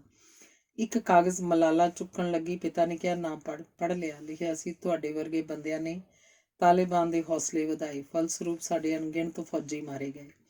ਲਾਨਤ ਪਵੇ ਤੁਹਾਡੇ ਵਰਗਿਆਂ 'ਤੇ। ਪਾਕਿ ਫੌਜ ਜ਼ਿੰਦਾਬਾਦ। ਜ਼ਿਆਦੀਨ ਨੇ ਕਿਹਾ, ਤਾਲਿਬਾਨਾਂ ਨੇ ਪਹਿਲਾਂ ਸਾਨੂੰ ਵਰਗਲਾਇਆ, ਫਿਰ ਮਾਰਿਆ। ਹੁਣ ਉਹਨਾਂ ਕਰਕੇ ਬਦਨਾਮ ਹੋਏ। 8 ਸਾਲ ਦੇ ਬੱਚਿਆਂ ਤੋਂ ਲੈ ਕੇ ਜਵਾਨਾਂ ਤੱਕ ਬੇਸ਼ੁਮਾਰ ਤਾਲਿਬਾਨ ਗ੍ਰਿਫਤਾਰ ਕਰ ਲਏ, ਜਿਨ੍ਹਾਂ ਨੂੰ ਮਨੁੱਖੀ ਬੰਬ ਬਣਨ ਦੀ ਟ੍ਰੇਨਿੰਗ ਮਿਲੀ ਹੋਈ ਸੀ। ਹੁਣ ਉਹਨਾਂ ਦੇ ਦਿਮਾਗ ਮੁੜ ਤੋਂ ਠੀਕ ਕਰਨੇ ਹੋਣਗੇ। ਖਬਰ ਆਈ, ਫੈਜ਼ੁੱਲਾ ਦਾ ਹੈੱਡਕੁਆਰਟਰ ਇਮਾਮ ਡੇਰੀ ਨਸ਼ਟ ਕਰ ਦਿੱਤਾ ਹੈ। ਉਹ ਜ਼ਖਮੀ ਹੈ ਤੇ ਗ੍ਰਿਫਤਾਰ ਹੈ।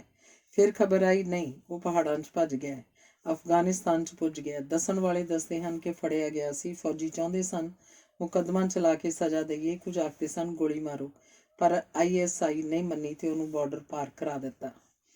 1 ਅਗਸਤ ਨੂੰ ਸਕੂਲ ਲੱਗਣ ਦੀ ਘੰਟੀ ਫਿਰ ਵੱਜੀ। ਬੱਚਿਆਂ ਨੇ ਆਪਣੀਆਂ ਆਪਣੀਆਂ ਹੱਡ ਬੀਤੀਆਂ ਸੁਣਾਈਆਂ, ਦੁੱਖਦਾਈ ਸੁਖਦਾਈ ਦੋਵੇਂ ਤਰ੍ਹਾਂ ਦੀਆਂ। ਖੁਸ਼ਹਾਲ ਸਕੂਲ ਵਿੱਚੋਂ ਪੜ੍ਹ ਕੇ ਸਟੈਨਫੋਰਡ ਤੋਂ ਉੱਚ ਵਿੱਦਿਆ ਪ੍ਰਾਪਤ ਕੁੜੀ ਸਿਜ਼ਾ ਸ਼ਹੀਦ ਆਈ ਤੇ 25 ਕੁੜੀਆਂ ਨੂੰ ਇਸਲਾਮਾਬਾਦ ਦਿਖਾਉਣ ਦਾ ਸੱਦਾ ਦਿੱਤਾ। 14 ਅਗਸਤ ਨੂੰ ਖੁਸ਼ ਬੱਚੀਆਂ ਗਾਉਂਦੀਆਂ ਹੋਈਆਂ ਇਸਲਾਮਾਬਾਦ ਵੱਲ ਟੂਰ ਲਈ ਨਿਕਲੀਆਂ। ਮਰਗਲਾ ਪਹਾੜੀਆਂ ਦੀ ਜੜ੍ਹ ਵਿੱਚ ਸੋਹਣੀ ਫੈਸਲ ਮਸਜਿਦ ਦੇਖੀ, ਜੋ ਅਰਬ ਦੇ ਬਾਦਸ਼ਾਹ ਫੈਸਲ ਨੇ ਬਣਵਾਈ ਤੇ ਪਾਕਿਸਤਾਨ ਨੂੰ ਤੋਹਫਾ ਦਿੱਤਾ। ਬੱਚਿਆਂ ਲਈ ਬਣਾਈ ਅੰਗਰੇਜ਼ੀ film Tom, Dick and Harry theatre 'ਚ ਦੇਖੀ। ਪਹਿਲੀ ਵਾਰੀ ਮੈਕਡੋਨਲਡ ਵਿੱਚ ਖਾਣਾ ਖਾਧਾ। ਬੱਚੇ ਜਿਵੇਂ ਨਿਊਯਾਰਕ ਦੇਖ ਰਹੇ ਹੋਣ। ਉਹ ਕੁੜੀਆਂ ਮਿਲਾਈਆਂ ਜਿਹੜੀਆਂ ਵਕੀਲ ਸਨ, ਡਾਕਟਰ ਸਨ। ਬਾਜ਼ਾਰਾਂ 'ਚ ਬਗੈਰ ਪਰਦੇ ਨੰਗੇ ਸਿਰ ਕੁੜੀਆਂ ਔਰਤਾਂ ਆਮ ਫਿਰਦੀਆਂ ਸਨ। ਅਚੰਭੇਜਨਕ ਥਾਂ। ਸਿਜ਼ਾ ਨੇ ਕਿਹਾ, ਕੁਝ ਪ੍ਰਭਾਵਸ਼ਾਲੀ ਬੰਦੇ ਮਿਲਾਵਾਂਗੇ। ਪ੍ਰਭਾਵਸ਼ਾਲੀ ਬੰਦੇ ਫੌਜੀ ਅਫਸਰ ਹੀ ਹੁੰਦੇ ਸਨ ਉਦੋਂ। ਮੇਜਰ ਜਨਰਲ ਅੱਬਾਸ ਦੇ ਦਫ਼ਤਰ ਗਈਆਂ। ਇੰਨੀ ਸਫਾਈ, ਬਾਗ ਵਿੱਚ ਵੀ ਪੂਰਾ ਡਿਸਿਪਲਿਨ, ਇੱਕੋ ਤਰ੍ਹਾਂ ਦੇ ਇੱਕੋ ਸਾਈਜ਼ ਦੇ ਦਰਖਤ, ਫੁੱਲਾਂ ਵਾੜਾਂ ਦੀ ਕਟਿੰਗ, ਸਭ ਕਮਾਲ।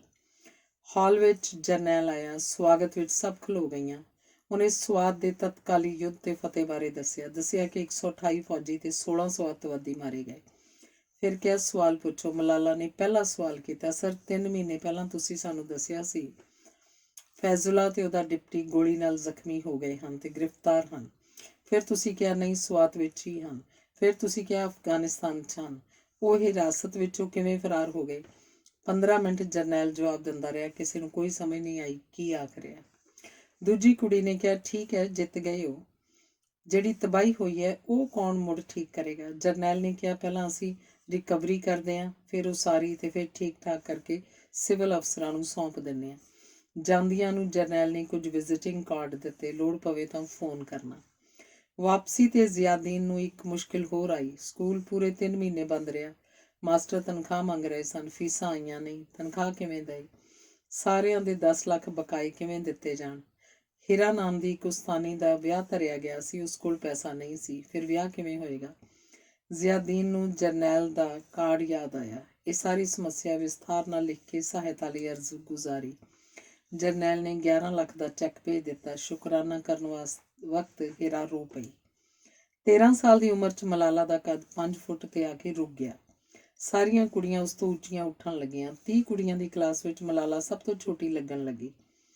ਹਰ ਸਵੇਰ ਕੰਧ ਉੱਪਰ ਲਾਏ 5 ਫੁੱਟ ਦੇ ਨਿਸ਼ਾਨ ਨਾਲ ਲੱਗ ਕੇ ਦੇਖਦੀ, ਕੁਝ ਵਧੀ ਕਿ ਨਾ। ਉੱਥੇ ਦੀ ਉੱਥੇ ਹਾਈ ਹੀਲ ਸੈਂਡਲ ਪਾਉਣ ਦੇ ਖਿਲਾਫ ਸੀ, ਪਰ ਪਾਉਣੇ ਪਏ, ਨਹੀਂ ਤਾਂ ਲੈਕਚਰ ਸਟੈਂਡ ਦੇ ਪਿੱਛੇ ਖਲੋਤੀ ਦਿਸਦੀ ਹੀ ਨਾ। ਰੱਬ ਅੱਗੇ ਬੇਨਤੀ ਕੀਤੀ ਕਿ ਜੇ ਕੱਦ ਵੱਧ ਜਾਏ ਤਾਂ 5 ਨਮਾਜ਼ਾਂ ਹਰ ਰੋਜ਼ ਤਾਂ ਪੜ੍ਹਦੀ ਹਾਂ, 100 ਨਮਾਜ਼ਾਂ ਹੋਰ ਪੜਾਂਗੀ। ਰੱਬ ਉੱਪਰ ਕੋਈ ਅਸਰ ਨਹੀਂ। ਜ਼ਿਆਉਲ ਹੱਕ ਨੇ ਕੁਫਰ ਰੋਕੂ ਕਾਨੂੰਨ ਲਾਗੂ ਕੀਤਾ। ਕੋਈ ਕੁਰਾਨ ਜਾਂ ਪੈਗੰਬਰ ਦਾ ਨਿਰਾਦਰ ਕਰੇ, ਮੌਤ ਦੇ ਘਾਟ ਉਤਾਰਿਆ ਜਾਏਗਾ। ਅਖਬਾਰ ਵਿੱਚ ਖਬਰ ਛਪੀ ਕਿ ਆਸੀਆ ਬੀਬੀ ਨਾਮ ਦੀ ਇੱਕ ਈਸਾਈ ਔਰਤ ਨੂੰ ਫਾਹੇ ਲਾ ਦਿੱਤਾ ਗਿਆ, ਕਿਉਂਕਿ ਉਹਨੇ ਨਬੀ ਦਾ ਨਿਰਾਦਰ ਕੀਤਾ ਸੀ। ਪੰਜਾਬ 'ਚ ਵਸਦੀ ਇਹ ਔਰਤ 5 ਬੱਚਿਆਂ ਦੀ ਮਾਂ ਸੀ, ਜੋ ਫਲ ਸਬਜ਼ੀਆਂ ਤੋੜ ਕੇ ਗੁਜ਼ਾਰਾ ਕਰਦੀ ਸੀ। ਗਰਮੀ ਦੇ ਦਿਨ ਉਹ ਪਾਣੀ ਦੀ ਬਾਲਟੀ ਭਰ ਲਿਆਈ ਤੇ ਨਾਲ ਕੰਮ ਕਰਦੀਆਂ ਦਿਹਾੜਨਾਂ ਨੂੰ ਪਿਆਉਣ ਲੱਗੀ। ਸਾਰੀਆਂ ਦਿਹਾੜਨਾਂ ਨੇ ਕਾਫਰ ਈਸਾਈ ਔਰਤ ਦੇ ਹੱਥੋਂ ਪਾਣੀ ਪੀਣੋਂ ਇਨਕਾਰ ਕਰ ਦਿੱਤਾ। ਆਸੀਆ ਦੀ ਇੱਕ ਗੁਆਂਢਣ ਨੇ ਗੁੱਸੇ ਨਾਲ ਕਿਹਾ, ਇਸ ਗੰਦੀ ਜਨਾਨੀ ਦਾ ਮੇਮਣਾ ਮੇਰੇ ਚਬੱਚੇ ਵਿੱਚੋਂ ਪਾਣੀ ਪੀ ਕੇ ਭੱਜ ਜਾਂਦਾ ਹੈ। ਇਸ ਤੋਂ ਤੂੰ ਮੈਂ ਦੌਰਾਨ ਇੱਕ ਔਰਤ ਨੇ ਕਿਹਾ, ਜੇ ਤੂੰ ਮੁਸਲਮਾਨ ਹੋ ਜਾਵੇਂ ਤਾਂ ਅਸੀਂ ਤੇਰੇ ਹੱਥੋਂ ਪਾਣੀ ਪੀ ਲਈਏ। ਆਸੀਆ ਨੇ ਕਿਹਾ, ਸਾਡੇ ਪਾਪ ਧੋਣ ਲਈ ਸਾਡਾ ਯਸੂ ਕ੍ਰਾਸ ਤੇ ਚੜ੍ਹ ਗਿਆ, ਤੁਹਾਡੇ ਲਈ ਮੁਹੰਮਦ ਨੇ ਕੀ ਕੀਤਾ? ਇਸ ਗੱਲ ਦੀ ਸ਼ਿਕਾਇਤ ਸਥਾਨਕ ਮੌਲਵੀ ਕੋਲ ਹੋ ਗਈ, ਜਿਹਨੇ ਪੁਲਿਸ ਵਿੱਚ ਰਪਟ ਲਿਖਾ ਦਿੱਤੀ। 1 ਸਾਲ ਜੇਲ੍ਹ 'ਚ ਰਹੀ। ਅਦਾਲਤ ਨੇ ਫਾਂਸੀ ਦੀ ਸਜ਼ਾ ਸੁਣਾ ਦਿੱਤੀ। ਦੁਨੀਆ ਭਰ 'ਚ ਇਸ ਸਜ਼ਾ ਦੀ ਨਿਖੇਧੀ ਹੋਈ। ਪੰਜਾਬ ਦਾ ਗਵਰਨਰ ਸਲਮਾਨ ਤਾਸੀਰ ਮੁਸ਼ਰਫ ਨੇ ਇਸ ਲਈ ਨਿਯੁਕਤ ਕੀਤਾ ਸੀ ਕਿਉਂਕਿ ਇਹ ਉਦਾਰ ਚਿੱਤ ਮਨੁੱਖ ਸੀ। ਸਲਮਾਨ ਕਿਸੇ ਸਮੇਂ ਖੁਦ ਜੇਲ੍ਹ 'ਚ ਰਿਹਾ ਸੀ। ਉਹਨੇ ਆਸੀਆ ਬੀਬੀ ਨਾਲ ਜੇਲ੍ਹ 'ਚ ਮੁਲਾਕਾਤ ਕੀਤੀ ਸੀ ਤੇ ਕਿਹਾ ਸੀ, ਜ਼ੀਆ ਨੇ ਕਾਲਾ ਕਾਨੂੰਨ ਬਣਾਇਆ ਜੋ ਸਹੀ ਨਹੀਂ। ਰਾਸ਼ਟਰਪਤੀ ਜ਼ਰਦਾਰੀ ਨੂੰ ਚਾਹੀਦਾ ਹੈ ਉਹ ਸਜ਼ਾ ਮਾਫ਼ ਕਰਨ। ਗਵਰਨਰ ਵੱਲੋਂ ਕੁਫਰ ਵਿਰੋਧੀ ਕਾਨੂੰਨਾਂ ਨੂੰ ਕਾਲਾ ਕਾਨੂੰਨ ਕਹਿਣ ਦਾ ਸੀਨ ਕੁਝ ਟੀਵੀ ਚੈਨਲਾਂ ਨੇ ਦਿਖਾਇਆ ਤਾਂ ਮੌਲਵੀਆਂ ਨੇ ਗਵਰਨਰ ਦੀ ਨਿਖੇਧੀ ਕੀਤੀ। 4 ਜਨਵਰੀ 2011 ਨੂੰ ਸਲਮਾਨ ਤਾਸੀਰ ਨੂੰ ਉਹਦੇ ਅੰਗ ਰੱਖਿਅਕ ਨੇ ਗੋਲੀਆਂ ਨਾਲ ਫੁੰਡ ਦਿੱਤਾ। ਗਵਰਨਰ ਦੇ ਜਿਸਮ ਵਿੱਚੋਂ 26 ਗੋਲੀਆਂ ਲੰਘੀਆਂ। ਅਣਗਿਣਤ ਬੰਦਿਆਂ ਨੇ ਕਾਤਲ ਦੀ ਸਿਫਤ ਕੀਤੀ, ਜਿਹਨੇ ਕਿਹਾ ਉਹਨੇ ਇਹ ਕੰਮ ਅੱਲਾ ਨੂੰ ਖੁਸ਼ ਕਰਨ ਲਈ ਕੀਤਾ। ਗ੍ਰਿਫਤਾਰ ਕਰਕੇ ਕਾਤਲ ਨੂੰ ਜਦੋਂ ਅਦਾਲਤ ਵਿੱਚ ਪੇਸ਼ ਕੀਤਾ ਗਿਆ, ਵਕੀਲਾਂ ਨੇ ਉਹਦੇ ਸਿਰ ਉੱਪਰੋਂ ਫੁੱਲਾਂ ਦੀ ਬਾਰਿਸ਼ ਕੀਤੀ। ਕੋਈ ਵਕੀਲ ਸਲਮਾਨ ਦੇ ਹੱਕ 'ਚ ਮੁਕੱਦਮਾ ਭੁਗਤਣ ਲਈ ਤਿਆਰ ਨਾ ਹੋਇਆ। ਗਵਰਨਰ ਦੇ ਦਫਨ ਉਪਰੰਤ ਇਮਾਮ ਨੇ ਉਹਦੀ ਕਬਰ ਉੱਪਰ ਜਾ ਕੇ ਫਾਤੀਹਾ ਪੜ੍ਹਨ ਤੋਂ ਇਨਕਾਰ ਕਰ ਦਿੱਤਾ। ਰਾਸ਼ਟਰਪਤੀ ਜ਼ਰਦਾਰੀ ਦਫਨ ਦੀ ਰਸਮ ਵਿੱਚੋਂ ਗੈਰ ਹਾਜ਼ਰ ਹੋਇਆ। ਹਾਜੀ ਬਾਬਾ ਹਾਈ ਸਕੂਲ ਵਿੱਚ ਬੰਬਾਰੀ ਹੋਈ ਸੀ। ਜ਼ਿਆਦੀਨ ਉੱਥੇ ਗਿਆ ਤੇ ਕਿਹਾ, ਫੈਜ਼ੁੱਲਾ ਸ਼ੈਤਾਨਾਂ ਦਾ ਨਾਇਕ ਹੈ, ਉਹਨੂੰ ਸਰਕਾਰ ਗ੍ਰਿਫਤਾਰ ਕਿਉਂ ਨਹੀਂ ਕਰਦੀ? ਥੋੜ੍ਹੇ ਦਿਨਾਂ ਬਾਅਦ ਉਹਨੂੰ ਖਤ ਮਿਲਿਆ। ਲਿਖਿਆ ਸੀ, ਸਲਾਮ ਅਲੈਕਮ, ਤੂੰ ਇੱਕ ਧਰਮੀ ਇਨਸਾਨ ਦਾ ਪੁੱਤਰ ਹੈ, ਪਰ ਚੰਗਾ ਮੁਸਲਮਾਨ ਨਹੀਂ। ਜਿੱਥੇ ਵੀ ਤੂੰ ਹੋਏਗਾ ਅਸੀਂ ਤੈਨੂੰ ਲੱਭ ਲਵਾਂਗੇ। ਪਾਕਿਸਤਾਨ ਵਿੱਚ ਪਹਿਲਾਂ ਸਾਰੇ ਜਣੇ ਹਿੰਦੁਸਤਾਨ ਨੂੰ ਗਾਲਾਂ ਦਿਆ ਕਰਦੇ ਸਨ। ਹੁਣ ਅਮਰੀਕਾ ਜ਼ਬਾਨ ਉੱਪਰ ਆ ਗਿਆ। ਹਰ ਹਫ਼ਤੇ ਡਰੋਨ ਹਮਲੇ ਹੋ ਰਹੇ ਸਨ, ਜਿਨ੍ਹਾਂ ਵਿੱਚ ਆਮ ਲੋਕ ਵੀ ਮਰਦੇ। ਇੱਕ ਦਿਨ ਖਬਰ ਆਈ ਕਿ ਰੇਮੰਡ ਡੇਵਿਸ ਨਾਮ ਦੇ CIA ਏਜੰਟ ਨੇ 2 ਮੋਟਰਸਾਈਕਲ ਸਵਾਰ ਲਾਹੌਰ 'ਚ ਪਿਸਤੌਲ ਨਾਲ ਫੁੰਡ ਦਿੱਤੇ, ਜਿਹੜੇ ਉਹਦਾ ਪਿੱਛਾ ਕਰ ਰਹੇ ਸਨ। ਇਹ ਲਸ਼ਕਰ-ਏ-ਤਾਇਬਾ ਦੇ ਕਾਰਕੁਨ ਸਨ। ਇਹ ਉਹੀ ਲਸ਼ਕਰ ਹੈ ਜਿਹਨੇ 2008 'ਚ ਮੁੰਬਈ ਬੰਬ ਧਮਾਕੇ ਕੀਤੇ ਸਨ ਤਾਂ ਕਿ ਕਸ਼ਮੀਰ ਪਾਕਿਸਤਾਨ ਨੂੰ ਮਿਲ ਸਕੇ। ਅਫਵਾਹਾਂ ਸਨ ਕਿ ਡੇਵਿਸ ਪਾਕਿਸਤਾਨੀ ਪਰਮਾਣੂ ਕੇਂਦਰਾਂ ਬਾਰੇ ਗੁਪਤ ਸੂਚਨਾ ਇਕੱਠੀ ਕਰ ਰਿਹਾ ਸੀ। ਇੱਕ ਮਕਤੂਲ ਦੀ ਵਿਧਵਾ ਨੇ ਇਸ ਲਈ ਜ਼ਹਿਰ ਖਾ ਕੇ ਖੁਦਕੁਸ਼ੀ ਕਰ ਲਈ ਕਿ ਇਨਸਾਫ ਨਹੀਂ ਮਿਲੇਗਾ। ਅਮਰੀਕਾ ਨੇ $23 ਲੱਖ ਬਲੱਡ ਮਨੀ ਦੇ ਕੇ ਡੇਵਿਸ ਛੁਡਵਾ ਲਿਆ। ਡੇਵਿਸ ਅਮਰੀਕਾ ਪੁੱਜ ਗਿਆ ਤਾਂ 17 ਮਾਰਚ ਨੂੰ ਅਮਰੀਕਾ ਨੇ ਉੱਤਰੀ ਵਜ਼ੀਰਿਸਤਾਨ ਦੀ ਕਬਾਇਲੀ ਪੰਚਾਇਤ ਉੱਪਰ ਡਰੋਨ ਹਮਲਾ ਕਰਕੇ 40 ਬੰਦੇ ਮਾਰ ਦਿੱਤੇ। ਇਹ ਇੱਕ ਸੁਨੇਹਾ ਸੀ ਕਿ ਅਮਰੀਕਾ ਜੋ ਚਾਹੇ ਕਰ ਸਕਦਾ ਹੈ। ਇੱਕ ਸਵੇਰ ਚੁਫੇਰਿਓਂ ਉੱਚੀ ਉੱਚੀ ਆਵਾਜ਼ਾਂ ਸੁਣੀਆਂ। ਲੋਕ ਗੱਲਾਂ ਕਰ ਰਹੇ ਸਨ ਕਿ ਐਬਟਾਬਾਦ ਵਿੱਚ ਅਮਰੀਕੀ ਹੈਲੀਕਾਪਟਰ ਉਤਰੇ ਤੇ ਲਾਦਿਨ ਨੂੰ ਮਾਰ ਕੇ ਲਾਸ਼ ਲੈ ਉੱਡੇ। ਲਾਦਨ ਮਿਲਟਰੀ ਅਕਾਦਮੀ ਨੇੜੇ ਇੱਕ ਵੱਡੇ ਘਰ 'ਚ ਰਹਿ ਰਿਹਾ ਸੀ। ਘਰ ਦੁਆਲੇ 12 ਫੁੱਟ ਉੱਚੀ ਕੰਧ ਸੀ, ਜਿਸ ਉੱਪਰ ਕੰਡਿਆਲੀ ਤਾਰ ਵਲੀ ਹੋਈ ਸੀ। ਲਾਦਨ ਚੁਬਾਰੇ ਵਿੱਚ ਆਪਣੀ ਨਵੀਂ ਯਮਨ ਬੀਵੀ ਅਮਾਲ ਨਾਲ ਰਹਿੰਦਾ ਸੀ। 2 ਬੀਵੀਆਂ ਤੋਂ 11 ਬੱਚੇ ਹੇਠਾਂ ਰਹਿੰਦੇ ਸਨ। ਘਰ 'ਚ ਟੈਲੀਫੋਨ ਜਾਂ ਇੰਟਰਨੈਟ ਨਹੀਂ ਸੀ। ਲਾਦਨ ਪਰਿਵਾਰ ਦਾ ਕੋਈ ਜੀਅ ਬਾਹਰ ਨਹੀਂ ਨਿਕਲਦਾ ਸੀ। 2 ਭਰਾ ਨੌਕਰ ਵਿਹੜੇ ਵਿੱਚ ਆਪਣੀਆਂ ਪਤਨੀਆਂ ਨਾਲ ਰਹਿੰਦੇ ਸਨ। ਕੇਵਲ ਉਹ ਬਾਹਰ ਅੰਦਰ ਆਉਂਦੇ ਜਾਂਦੇ ਸਨ। ਰਾਸ਼ਨ ਪਾਣੀ ਆਦਿ ਲਿਆਉਣ ਦਾ ਕੰਮਕਾਜ ਕਰਦੇ ਸਨ। ਇੱਕ ਨੌਕਰ ਦੀ ਬੀਵੀ ਸਵਾਤ ਤੋਂ ਸੀ। ਦੋਵੇਂ ਨੌਕਰ ਤੇ ਲਾਦਨ ਦਾ ਵੱਡਾ ਮੁੰਡਾ ਮਾਰੇ ਗਏ।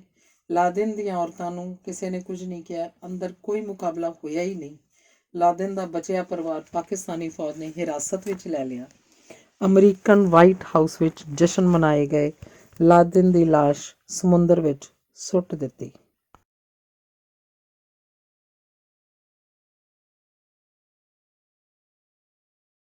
ਅਮਰੀਕਾ ਨੇ ਪਾਕਿਸਤਾਨੀ ਰਡਾਰ ਸਿਸਟਮ ਜਾਮ ਕਰਕੇ ਉਹ ਹੈਲੀਕਾਪਟਰ ਉਤਾਰੇ ਜਿਹੜੇ ਸ਼ੋਰ ਨਹੀਂ ਕਰਦੇ।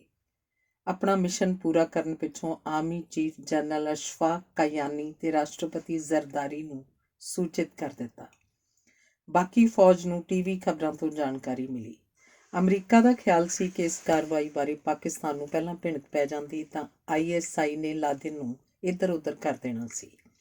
CIA ਚੀਫ ਦਾ ਬਿਆਨ ਆਇਆ, ਪਾਕਿਸਤਾਨ ਜਾਂ ਤਾਂ ਲਾਦਨ ਨਾਲ ਮਿਲਿਆ ਹੋਇਆ ਸੀ ਜਾਂ ਫਿਰ ਉਹਨੂੰ ਫੜਨ 'ਚ ਕਮਜ਼ੋਰ ਸੀ। ਦੋਵਾਂ ਵਿੱਚੋਂ ਕੋਈ ਵੀ ਗੱਲ ਪਾਕਿਸਤਾਨ ਦੇ ਹੱਕ 'ਚ ਨਹੀਂ ਜਾਂਦੀ। ਏਡਾ ਵੱਡਾ ਬੰਦਾ ਸਾਲਾਂ ਬੱਧੀ ਫੌਜ ਦੇ ਹੈੱਡਕੁਆਟਰਾਂ 'ਚ ਰਹੀ ਜਾਏ, ਕੀ ਕਿਸੇ ਨੂੰ ਪਤਾ ਨਾ ਲੱਗਾ ਇੱਥੇ ਕੌਣ ਰਹਿੰਦਾ? ਉਹ 2005 ਤੋਂ ਇੱਥੇ ਸੀ ਤੇ ਉਹਦੇ 2 ਬੱਚੇ ਐਬਟਾਬਾਦ ਦੇ ਸਰਕਾਰੀ ਹਸਪਤਾਲ 'ਚ ਜੰਮੇ। ਪਾਕਿਸਤਾਨ ਦੀ ਪੂਰੀ ਬਦਨਾਮੀ ਸੁਣਦਿਆਂ ਅਜਿਹੀਆਂ ਖਬਰਾਂ ਵੀ ਛਪੀਆਂ ਕਿ ਬਿਨ ਲਾਦਨ ਤਾਂ ਬਹੁਤ ਸਾਲ ਪਹਿਲੋਂ ਮਾਰ ਕੇ ਅਮਰੀਕਾ ਨੇ ਫਰੀਜ਼ਰ 'ਚ ਰੱਖਿਆ ਹੋਇਆ ਸੀ। ਪਾਕਿਸਤਾਨ ਨੂੰ ਬੇਇੱਜ਼ਤ ਕਰਨ ਲਈ ਹੁਣ ਲਾਸ਼ ਐਬਟਾਬਾਦ ਵਿੱਚੋਂ ਦੀ ਉਤਾਰ ਕੇ ਲੈ ਗਏ ਹਨ। ਲੋਕ ਪੁੱਛ ਰਹੇ ਸਨ, ਸਰਕਾਰ $6 ਬਿਲੀਅਨ ਸਾਲਾਨਾ ਫੌਜ 'ਤੇ ਖਰਚ ਰਹੀ ਹੈ। ਫੌਜ ਕੀ ਕਰ ਰਹੀ ਹੈ? 4 ਅਮਰੀਕਨ ਹੈਲੀਕਾਪਟਰ ਉਤਰੇ। ਸਾਡੇ ਰਡਾਰ ਸੁੱਤੇ ਰਹੇ। ਸੈਕਿੰਡ ਹੈਂਡ ਰਡਾਰ ਵੇਚ ਦਿਓ। ਇਹ TV ਚੈਨਲ ਚਲਾਉਣ ਲਈ ਠੀਕ ਨੇ, ਸੁਰੱਖਿਆ ਲਈ ਨਹੀਂ। ਹੁਣ ਜੇ ਭਾਰਤੀ ਜਹਾਜ਼ ਆ ਉਤਰਨ ਤਾਂ ਕੀ ਬਣੇ? ਫੌਜ ਦੇ ਚੀਫ ਕਾਯਾਨੀ ਤੇ ISI ਚੀਫ ਅਹਿਮਦ ਸ਼ੁਜਾ ਪਾਸ਼ਾ ਨੂੰ ਪਾਰਲੀਮੈਂਟ ਦੇ ਸੈਸ਼ਨ ਵਿੱਚ ਆਪਣਾ ਪੱਖ ਰੱਖਣ ਲਈ ਤਲਬ ਕੀਤਾ ਗਿਆ, ਜੋ ਪਾਕ ਇਤਿਹਾਸ 'ਚ ਪਹਿਲੀ ਵਾਰ ਹੋਇਆ। ਅਮਰੀਕਾ ਦੇ ਲੋਕ ਵੱਖ ਨਜ਼ਲਾਂ ਝਾੜ ਰਹੇ ਸਨ। ਅਸੀਂ ਸੋਚਦੇ ਰਹੇ ਉਹ ਕਿਧਰੇ ਪਹਾੜੀ ਗੁਫਾ 'ਚ ਛੁਪਿਆ ਹੋਏਗਾ। 8 ਸਾਲ 'ਚ ਅਸੀਂ $20 ਬਿਲੀਅਨ ਪਾਕਿਸਤਾਨ ਨੂੰ ਦਿੱਤੇ। ਉਹ ਇਸ ਵਾਸਤੇ ਦਿੱਤੇ ਕਿ ਫੌਜ ਲਾਦਨ ਨੂੰ ਆਪਣੀ ਛਾਉਣੀ 'ਚ ਛੁਪਾਈ ਰੱਖੇ। ਆਮ ਪਾਕਿਸਤਾਨੀ ਨੂੰ ਇਸ ਬਹਿਸ ਵਿੱਚ ਕੀ ਦਿਲਚਸਪੀ ਹੋਣੀ ਸੀ? ਧਨਾਢ ਦੇਸ਼ ਨੇ ਫੌਜ ਨੂੰ ਪੈਸਿਆਂ ਨਾਲ ਰਜਾ ਦਿੱਤਾ। ਗਰੀਬ ਆਦਮੀ ਨੂੰ ਇਸ ਨਾਲ ਕੀ ਫਾਇਦਾ ਹੋਇਆ? ਅਕਤੂਬਰ 2011 'ਚ ਖਬਰ ਮਿਲੀ ਕਿ ਮਲਾਲਾ ਦੇ ਨਾਮ ਦੀ ਸਿਫਾਰਿਸ਼ ਬੱਚਿਆਂ ਦੇ ਹੱਕਾਂ ਦੀ ਰਾਖੀ ਕਰਨ ਵਾਲੀ ਸੰਸਥਾ ਵਿੱਚ ਅੰਤਰਰਾਸ਼ਟਰੀ ਅਮਨ ਇਨਾਮ ਵਾਸਤੇ ਭੇਜੀ ਗਈ ਹੈ। ਦੱਖਣੀ ਅਫਰੀਕਾ ਦੇ ਆਰਕ ਬਿਸ਼ਪ ਨੇ ਸਿਫਾਰਿਸ਼ ਕੀਤੀ ਸੀ, ਪਰ ਇਹ ਇਨਾਮ ਮਿਲਿਆ ਨਹੀਂ। ਪੰਜਾਬ ਦੇ ਮੁੱਖ ਮੰਤਰੀ ਨੇ ਮਲਾਲਾ ਨੂੰ 5 ਲੱਖ ਦਾ ਚੈੱਕ ਭੇਟ ਕੀਤਾ ਤਾਂ ਕਿ ਕੁੜੀਆਂ ਨੂੰ ਪੜ੍ਹਨ ਲਈ ਪ੍ਰੇਰਨਾ ਦਿੰਦੀ ਰਹੇ। ਪ੍ਰਧਾਨ ਮੰਤਰੀ ਨੇ ਕੇਂਦਰ ਸਰਕਾਰ ਵੱਲੋਂ ਨੈਸ਼ਨਲ ਅਮਨ ਇਨਾਮ ਦਾ ਸਰਟੀਫਿਕੇਟ ਦਿੱਤਾ। ਇਹ ਪਾਕਿਸਤਾਨ ਸਰਕਾਰ ਵੱਲੋਂ ਪ੍ਰਦਾਨ ਕੀਤਾ ਪਹਿਲਾ ਪੀਸ ਪ੍ਰਾਈਜ਼ ਸੀ। ਮਾਂ ਇਹਨਾਂ ਇਨਾਮਾਂ ਤੋਂ ਪਰੇਸ਼ਾਨ ਹੋ ਜਾਂਦੀ ਕਿਉਂਕਿ ਇਹਨਾਂ ਸਦਕਾ ਖਤਰਾ ਵੱਧ ਰਿਹਾ ਸੀ। ਇਨਾਮ ਦੀ ਰਕਮ ਵਿੱਚੋਂ ਮਲਾਲਾ ਲਈ ਲੈਪਟਾਪ, ਮੇਜ਼ ਕੁਰਸੀ, ਪਸੰਦੀਦਾ ਕਿਤਾਬਾਂ ਖਰੀਦ ਲਈਆਂ ਤੇ ਸਾਂਗਲਾ ਪਿੰਡ ਵਿੱਚ ਇੱਕ ਛੋਟਾ ਜਿਹਾ ਪਲਾਟ ਲੈ ਲਿਆ। ਇੱਕ ਦਿਨ ਮਲਾਲਾ ਨੇ ਦੇਖਿਆ ਸੜਕ ਕਿਨਾਰੇ ਸੰਤਰੇ ਵੇਚ ਰਹੀ ਕੁੜੀ ਕਾਗਜ਼ 'ਤੇ ਲਕੀਰਾਂ ਵਾਹ ਰਹੀ ਸੀ। ਪੁੱਛਿਆ, ਇਹ ਕੀ ਕਰ ਰਹੀ ਹੈ? ਉਹਨੂੰ ਲਿਖਣਾ ਨਹੀਂ ਆਉਂਦਾ ਸੀ। ਜਿੰਨੇ ਸੰਤਰੇ ਵਿਕ ਜਾਂਦੇ ਉਨੀਆਂ ਸਿੱਧੀਆਂ ਲੀਕਾਂ ਵਾਹ ਲੈਂਦੀ। ਫੋਟੋ ਖਿੱਚ ਕੇ ਅਖਬਾਰ ਨੂੰ ਭੇਜ ਦਿੱਤੀ। ਕਰਾਚੀ ਸਾਗਰ ਦਾ ਬੀਚ ਦੇਖਣ ਗਏ। ਮਲਾਲਾ ਤੇ ਖੁਸ਼ਹਾਲ ਨੇ ਪਹਿਲੀ ਵਾਰ ਸਮੁੰਦਰ ਦੇਖਿਆ। ਸੋਚਣ ਲੱਗੀ, ਸਮੁੰਦਰੋਂ ਪਾਰ ਕੁੜੀਆਂ ਆਪਣੇ ਫੈਸਲੇ ਆਪ ਕਰਦੀਆਂ ਨੇ। ਸਾਡੇ ਦੇਸ਼ 'ਚ ਅਜਿਹਾ ਕਦ ਹੋਏਗਾ? ਅੱਬਾ ਨੇ ਪੁੱਛਿਆ, ਕੀ ਸੋਚ ਰਹੀ ਹੈ ਜਾਨੀ? ਸਮੁੰਦਰੋਂ ਪਾਰ ਜਾਣ ਬਾਰੇ ਸੋਚ ਰਹੀ ਹਾਂ ਅੱਬੂ। ਅੱਬੂ ਨੇ ਕਿਹਾ, ਅਜੇ ਮੰਜ਼ਿਲ ਦੂਰ ਹੈ ਜਾਨੀ। ਖੁਸ਼ਹਾਲ ਕਹਿਣ ਲੱਗਾ, ਮੈਂ ਨਹੀਂ ਕਿਤੇ ਜਾਣਾ, ਮੈਨੂੰ ਊਠ ਤੇ ਝੂਟਾ ਦਿਵਾਓ। ਸਿੰਧ ਸਰਕਾਰ ਨੇ ਕਰਾਚੀ ਦੇ ਇੱਕ ਸਰਕਾਰੀ ਵਿਦਿਆਲੇ ਦਾ ਨਾਮ ਮਲਾਲਾ ਸਕੂਲ ਰੱਖ ਦਿੱਤਾ। ਸ਼ਹਿਰ ਦੇਖਦਿਆਂ ਇੱਕ ਚੌਕ ਆਇਆ ਜਿਹਦਾ ਨਾਮ ਸੀ ਆਸ਼ਿਕਾਨੇ ਰਸੂਲ। ਚੌਕ ਵਿੱਚ ਗਵਰਨਰ ਸਲਮਾਨ ਤਾਸੀਰ ਦੇ ਕਾਤਲ ਦੀ ਫੋਟੋ ਰੱਖ ਕੇ ਹਾਰ ਪਾਈ ਹੋਈ ਸਨ। ਜ਼ਿਆਦੀਨ ਬੁੜਬੁੜਾਇਆ, 2 ਕਰੋੜ ਦੀ ਵਸੋਂ ਵਾਲੇ ਸ਼ਹਿਰ 'ਚ ਇੱਕ ਵੀ ਬੰਦਾ ਇਸ ਫੋਟੋ ਨੂੰ ਹਟਾ ਨਹੀਂ ਸਕਦਾ। ਜਿਨ੍ਹਾਂ ਦਾ ਮਕਬਰਾ ਦੇਖਿਆ ਉਹਨੂੰ ਫੇਫੜਿਆਂ ਦਾ ਕੈਂਸਰ ਹੋ ਗਿਆ ਸੀ। 50 ਸਿਗਰਟਾਂ ਰੋਜ਼ ਪੀਂਦਾ ਸੀ। ਡਾਕਟਰ ਨੇ ਉਹਨੂੰ ਜਾਂ ਕਿਸੇ ਹੋਰ ਨੂੰ ਬਿਮਾਰੀ ਬਾਰੇ ਨਹੀਂ ਦੱਸਿਆ। ਆਜ਼ਾਦੀ ਤੋਂ ਸਾਲ ਬਾਅਦ ਮਰ ਗਿਆ। ਮਾਊਂਟ ਬੈਟਨ ਨੇ ਕਿਹਾ, ਜੇ ਮੈਨੂੰ ਇਸ ਦੀ ਬਿਮਾਰੀ ਦੀ ਖਬਰ ਹੋ ਜਾਂਦੀ ਮੈਂ ਸਾਲ ਆਜ਼ਾਦੀ ਹੋਰ ਲੇਟ ਕਰ ਦਿੰਦਾ। ਦੇਸ਼ ਦੇ ਟੋਟੇ ਹੋਣੋਂ ਬਚ ਜਾਂਦੇ। ਚੋਣਾਂ ਹੋਈਆਂ। ਪਹਿਲਾ ਪ੍ਰਧਾਨ ਮੰਤਰੀ ਲਿਆਕਤ ਅਲੀ 3 ਸਾਲ ਬਾਅਦ ਕਤਲ ਕਰ ਦਿੱਤਾ। ਜਨਮ ਵੇਲੇ ਹੀ ਪਾਕਿਸਤਾਨ ਨੂੰ ਨਜ਼ਰ ਲੱਗ ਗਈ। ਅਣਵੰਡੇ ਹਿੰਦੁਸਤਾਨ 'ਚ ਹਿੰਦੂ ਮੁਸਲਿਮ ਆਪਸ 'ਚ ਲੜਦੇ ਸਨ। ਦੇਸ਼ ਵੰਡ ਪਿੱਛੋਂ ਪਖਤੂਨ ਮੁਹਾਜਰਾਂ ਨਾਲ ਲੜਨ ਲੱਗੇ। ਸੁੰਨੀ ਸ਼ੀਆਂ ਨਾਲ ਲੜਦੇ। ਸਿੰਧ ਤੇ ਬਲੋਚਿਸਤਾਨੀ ਕਹਿੰਦੇ ਹਨ, ਅਸੀਂ ਆਜ਼ਾਦ ਹੋਣਾ ਹੈ, ਸਾਨੂੰ ਵੱਖ ਕਰੋ। ਕੁਝ ਨੌਜਵਾਨ ਜਿਨ੍ਹਾਂ ਦੇ ਮਕਬਰੇ ਨੇੜੇ ਨਾਅਰੇ ਲਾ ਰਹੇ ਸਨ, ਇਹ ਸਰਾਇਕੀ ਸਨ। ਇਹਨਾਂ ਦੀ ਮੰਗ ਸੀ, ਸਾਡਾ ਵੱਖ ਸੂਬਾ ਬਣਾਓ। ਸ਼ੀਲਾ ਅੰਜੁਮ ਨਾਂ ਦੀ ਇੱਕ ਔਰਤ ਪੱਤਰਕਾਰ ਮਿਲੀ ਜੋ ਅਲਾਸਕਾ 'ਚ ਰਹਿੰਦੀ ਸੀ। ਉਹਨੇ ਨਿਊਯਾਰਕ ਟਾਈਮਜ਼ ਦੀ ਵੈਬਸਾਈਟ ਉੱਪਰ ਮਲਾਲਾ ਦੇਖੀ ਹੋਈ ਸੀ। ਗੱਲਾਂ ਕਰਦਿਆਂ ਅੱਖਾਂ ਨਮ ਹੋ ਗਈਆਂ। ਕਹਿਣ ਲੱਗੀ, ਤੁਹਾਨੂੰ ਪਤਾ ਹੈ ਤਾਲਿਬਾਨ ਨੇ ਮਲਾਲਾ ਨੂੰ ਜਾਨੋਂ ਮਾਰਨ ਦਾ ਫਤਵਾ ਦੇ ਦਿੱਤਾ ਹੈ। ਇਸ ਮਾਸੂਮ ਕੁੜੀ ਨੂੰ ਮਾਰ ਦੇਣਗੇ। ਕਿਸੇ ਨੂੰ ਪਤਾ ਨਹੀਂ ਸੀ। ਉਹਨੇ ਤਾਲਿਬਾਨ ਦੀ ਸਾਈਟ ਖੋਲ੍ਹ ਕੇ ਦਿਖਾ ਦਿੱਤੀ। ਥੋੜ੍ਹੀ ਦੇਰ ਬਾਅਦ ਪੁਲਿਸ ਅਫਸਰ ਦਾ ਫੋਨ ਆਇਆ। ਉਹਨੇ ਇਹੋ ਖਬਰ ਦੁਹਰਾਈ। ਸਾਰੇ ਫਿਕਰਮੰਦ ਹੋ ਗਏ। ਜ਼ਿਆਦੀਨ ਨੇ ਕਿਹਾ, ਮਲਾਲਾ ਆਪਾਂ ਕੁਝ ਸਮੇਂ ਲਈ ਕਿਧਰੇ ਟਲ ਜਾਂਦੇ ਹਾਂ, ਸ਼ਾਇਦ ਚੰਗੇ ਦਿਨ ਪਰਤ ਆਉਣ। ਮਲਾਲਾ ਬੋਲੀ, ਤੁਸੀਂ ਤਾਂ ਦੱਸਿਆ ਕਰਦੇ ਸੀ ਜੇ ਅਸੂਲ ਵੱਡੇ ਹੋਣ ਤਾਂ ਜੀਵਨ ਦੀ ਪਰਵਾਹ ਨਹੀਂ ਕਰਨੀ ਚਾਹੀਦੀ। ਮੌਤ ਨਾਲ ਮੰਜ਼ਿਲ ਸਗੋਂ ਜਲਦੀ ਹਾਸਲ ਹੁੰਦੀ ਹੈ। ਪਖਤੂਨ ਖੂਨ ਵਿੱਚ ਸੂਰਮ ਗਤੀ ਘੁਲੀ ਹੋਈ ਹੈ। ਅਪ੍ਰੈਲ 2012 ਦੇ ਇਮਤਿਹਾਨ ਦੇ ਕੇ ਕੁੜੀਆਂ ਆਪਣੀਆਂ ਉਸਤਾਨੀਆਂ ਤੇ ਜ਼ਿਆਦੀਨ ਨਾਲ ਪਿਕਨਿਕ ਲਈ ਗਈਆਂ। ਸਾਰਾ ਦਿਨ ਹੱਸਦਿਆਂ ਖੇਡਦਿਆਂ ਖਾਂਦਿਆਂ ਪੀਂਦਿਆਂ ਲੰਘਿਆ। ਘਰ ਆ ਕੇ ਸੌਂ ਗਏ। ਦੁੱਧ ਪਾਉਣ ਆਇਆ ਬੰਦਾ ਇੱਕ ਕਾਗਜ਼ ਫੜਾ ਗਿਆ ਜਿਹੜਾ ਡੈਰੀ ਵਾਲੇ ਨੇ ਦਿੱਤਾ ਸੀ। ਲਿਖਿਆ ਸੀ, ਇੱਥੇ ਖੁਸ਼ਹਾਲ ਨਾਮ ਦਾ ਇੱਕ ਸਕੂਲ ਹੈ ਜਿਹੜਾ ਲੁੱਚ-ਪੁਣੇ ਦਾ ਅੱਡਾ ਬਣ ਗਿਆ। ਹਦੀਸ ਵਿੱਚ ਨਬੀ ਨੇ ਫਰਮਾਇਆ, ਜਦੋਂ ਦੁਰਾਚਾਰ ਦੇਖੋ ਹਟਾਓ, ਜੇ ਹਟਾ ਨਾ ਸਕੋ ਤਾਂ ਇਸ ਬਾਰੇ ਹੋਰਾਂ ਨੂੰ ਖਬਰ ਕਰੋ। ਇਹ ਵੀ ਨਹੀਂ ਕਰ ਸਕਦੇ ਤਾਂ ਭੁੱਲੋ ਨਾ ਕਿ ਬੁਰਾ ਕੰਮ ਰੋਕਣਾ ਹੈ। ਪ੍ਰਿੰਸੀਪਲ ਨਾਲ ਸਾਡੀ ਦੁਸ਼ਮਣੀ ਨਹੀਂ, ਪਰ ਸ਼ਰ੍ਹਾਂ ਵੱਡੀ ਹੈ। ਪ੍ਰਿੰਸੀਪਲ ਪਿਕਨਿਕ ਦੇ ਨਾਮ 'ਤੇ ਕੁੜੀਆਂ ਨੂੰ ਕਿਹਨਾਂ ਅੱਡਿਆਂ 'ਤੇ ਲਿਜਾਂਦਾ ਹੈ ਤੁਹਾਨੂੰ ਪਤਾ ਨਹੀਂ। ਜੇ ਉਹਨੂੰ ਨਾ ਰੋਕਿਆ ਤਾਂ ਕਿਆਮਤ ਦੇ ਦਿਨ ਤੁਹਾਨੂੰ ਜਵਾਬ ਦੇਣਾ ਪਏਗਾ। ਵਾਈਟ ਪੈਲੇਸ ਹੋਟਲ ਦੇ ਮੈਨੇਜਰ ਨੂੰ ਜਾ ਕੇ ਪੁੱਛੋ ਇਹਨਾਂ ਕੁੜੀਆਂ ਨੇ ਕੀ ਕੀਤਾ। ਮੈਨੇਜਰ ਨੂੰ ਕਿਹਨੇ ਪੁੱਛਣ ਜਾਣਾ ਸੀ। ਲੋਕਾਂ ਨੂੰ ਸ਼ੱਕ ਹੋ ਜਾਣਾ ਹੈ ਕਿ ਹਾਂ ਕੁਝ ਮਾੜੀ ਵਾਰਦਾਤ ਹੋਈ ਹੋਏਗੀ। ਬਦਨਾਮੀ ਕਰਨ ਦੀ ਮਨਸ਼ਾ ਸੋ ਪੂਰੀ ਹੋ ਗਈ ਹੈ। ਸਾਰੇ ਕਸਬੇ 'ਚ ਫੋਟੋ ਕਾਪੀਆਂ ਵੰਡੀਆਂ ਗਈਆਂ ਸਨ। ਮਸਜਿਦ ਦੇ ਦਰਵਾਜ਼ੇ ਉੱਪਰ ਵੱਡੇ ਪੋਸਟਰ ਸਨ। 12 ਜੁਲਾਈ ਨੂੰ ਮਲਾਲਾ 14 ਸਾਲ ਦੀ ਹੋ ਗਈ। ਪਾਕਿਸਤਾਨ ਵਿੱਚ 14 ਸਾਲ ਦੇ ਬੱਚੇ ਨੂੰ ਬਾਲਗ ਮੰਨਿਆ ਜਾਂਦਾ ਹੈ। ਇਸੇ ਦਿਨ ਖਬਰ ਮਿਲੀ ਕਿ ਸਵਾਤ ਕੰਟੀਨੈਂਟਲ ਹੋਟਲ ਦੇ ਮਾਲਕ ਨੂੰ ਤਾਲਿਬਾਨ ਨੇ ਘਾਤ ਲਾ ਕੇ ਮਾਰ ਦਿੱਤਾ ਹੈ। ਉਹ ਵੀ ਅਮਨ ਕਮੇਟੀ ਦਾ ਮੈਂਬਰ ਸੀ। ਅਕਤੂਬਰ 2012 ਦੇ ਇਮਤਿਹਾਨ ਹੋ ਗਏ। ਵਿਹਲੀਆਂ ਹੋ ਕੇ ਮਲਾਲਾ ਤੇ ਉਹਦੀਆਂ ਜਮਾਤਾਂ ਗੀਤ ਗਾਉਣ ਲੱਗੀਆਂ। ਬੱਸ 2 ਚੱਕਰ ਲਾਉਂਦੀ ਸੀ। ਇਹ ਦੂਜੇ ਗੇੜੇ ਜਾਣਗੀਆਂ। ਪੂਰੇ 12 ਵਜੇ ਬੱਸ ਡਰਾਈਵਰ ਨੇ ਹੌਰਨ ਵਜਾਇਆ। 15 ਕੁੜੀਆਂ ਬੱਸ 'ਚ ਜਾ ਚੜ੍ਹੀਆਂ। 2 ਉਸਤਾਨੀਆਂ ਨਾਲ ਸਨ। ਮਿਲਟਰੀ ਚੈੱਕ ਪੋਸਟ ਉੱਪਰ ਬੱਸ ਹੌਲੀ ਹੋਈ ਤਾਂ 2 ਪਿਸਤੌਲਧਾਰੀ ਜਵਾਨ ਆ ਚੜ੍ਹੇ। ਬੱਸ ਥੋੜ੍ਹੀ ਅੱਗੇ ਗਈ ਤਾਂ ਡਰਾਈਵਰ ਨੂੰ ਕਿਹਾ, ਬੱਸ ਰੋਕ, ਸਕੂਲ ਬਾਰੇ ਪੁੱਛ ਪੜਤਾਲ ਕਰਨੀ ਹੈ, ਅਸੀਂ ਪੱਤਰਕਾਰ ਹਾਂ। ਡਰਾਈਵਰ ਨੇ ਕਿਹਾ, ਪੁੱਛ-ਗਿੱਛ ਸਕੂਲ ਜਾ ਕੇ ਕਰੋ, ਇੱਥੇ ਕੀ ਕੰਮ। 3 ਗੋਲੀਆਂ ਦਾਗੀਆਂ। ਇੱਕ ਮਲਾਲਾ ਨੂੰ ਵੱਜੀ, ਇੱਕ 2 ਹੋਰ ਕੁੜੀਆਂ ਨੂੰ। ਕਾਰਾ ਕਰਕੇ ਭੱਜ ਗਏ ਪੂਰੀ ਤੇਜ਼ ਸਪੀਡ ਨਾਲ। ਡਰਾਈਵਰ ਗੱਡੀ ਨੂੰ ਹਸਪਤਾਲ ਲੈ ਗਿਆ। ਅੱਬੂ ਫਟਾਫਟ ਪੁੱਜ ਗਿਆ। ਲੋਕਾਂ ਦੀ ਭੀੜ ਬਾਹਰ ਖਲੋਤੀ ਸੀ। ਟੀਵੀ ਕੈਮਰਿਆਂ ਵਾਲੇ ਖਲੋਤੇ ਸਨ। ਵਾਹੋ ਦਾ ਹੀ ਅੰਦਰ ਗਿਆ। ਖੂਨ ਨਾਲ ਲੱਥਪੱਥ ਮਲਾਲਾ ਅੱਖਾਂ ਬੰਦ ਕਰੀ ਲੇਟੀ ਪਈ ਸੀ। ਸ਼ੁਕਰ ਹੈ ਜਿਉਂਦੀ ਹੈ, ਬਚ ਰਹੇਗੀ। ਮੈਂ ਸੋਚਦਾ ਰਿਹਾ ਮੈਨੂੰ ਮਾਰਨਗੇ। ਇੱਕ ਤੀਰ ਨਾਲ 2 ਸ਼ਿਕਾਰ। ਮਲਾਲਾ ਮਰ ਜਾਏਗੀ ਤਾਂ ਮੈਂ ਵੀ ਲਾਸ਼ ਬਣ ਜਾਣਾ। ਡਾਕਟਰਾਂ ਨੇ ਦੱਸਿਆ, ਸਕੈਨ ਰਿਪੋਰਟ ਆ ਗਈ ਹੈ, ਦਿਮਾਗ ਦੇ ਲਾਗਿਓਂ ਦੀ ਗੋਲੀ ਲੰਘੀ ਹੈ, ਬਚਾਅ ਹੋ ਜਾਏਗਾ। ਜ਼ਖਮ 'ਤੇ ਪੱਟੀ ਬੰਨ੍ਹ ਦਿੱਤੀ ਹੈ।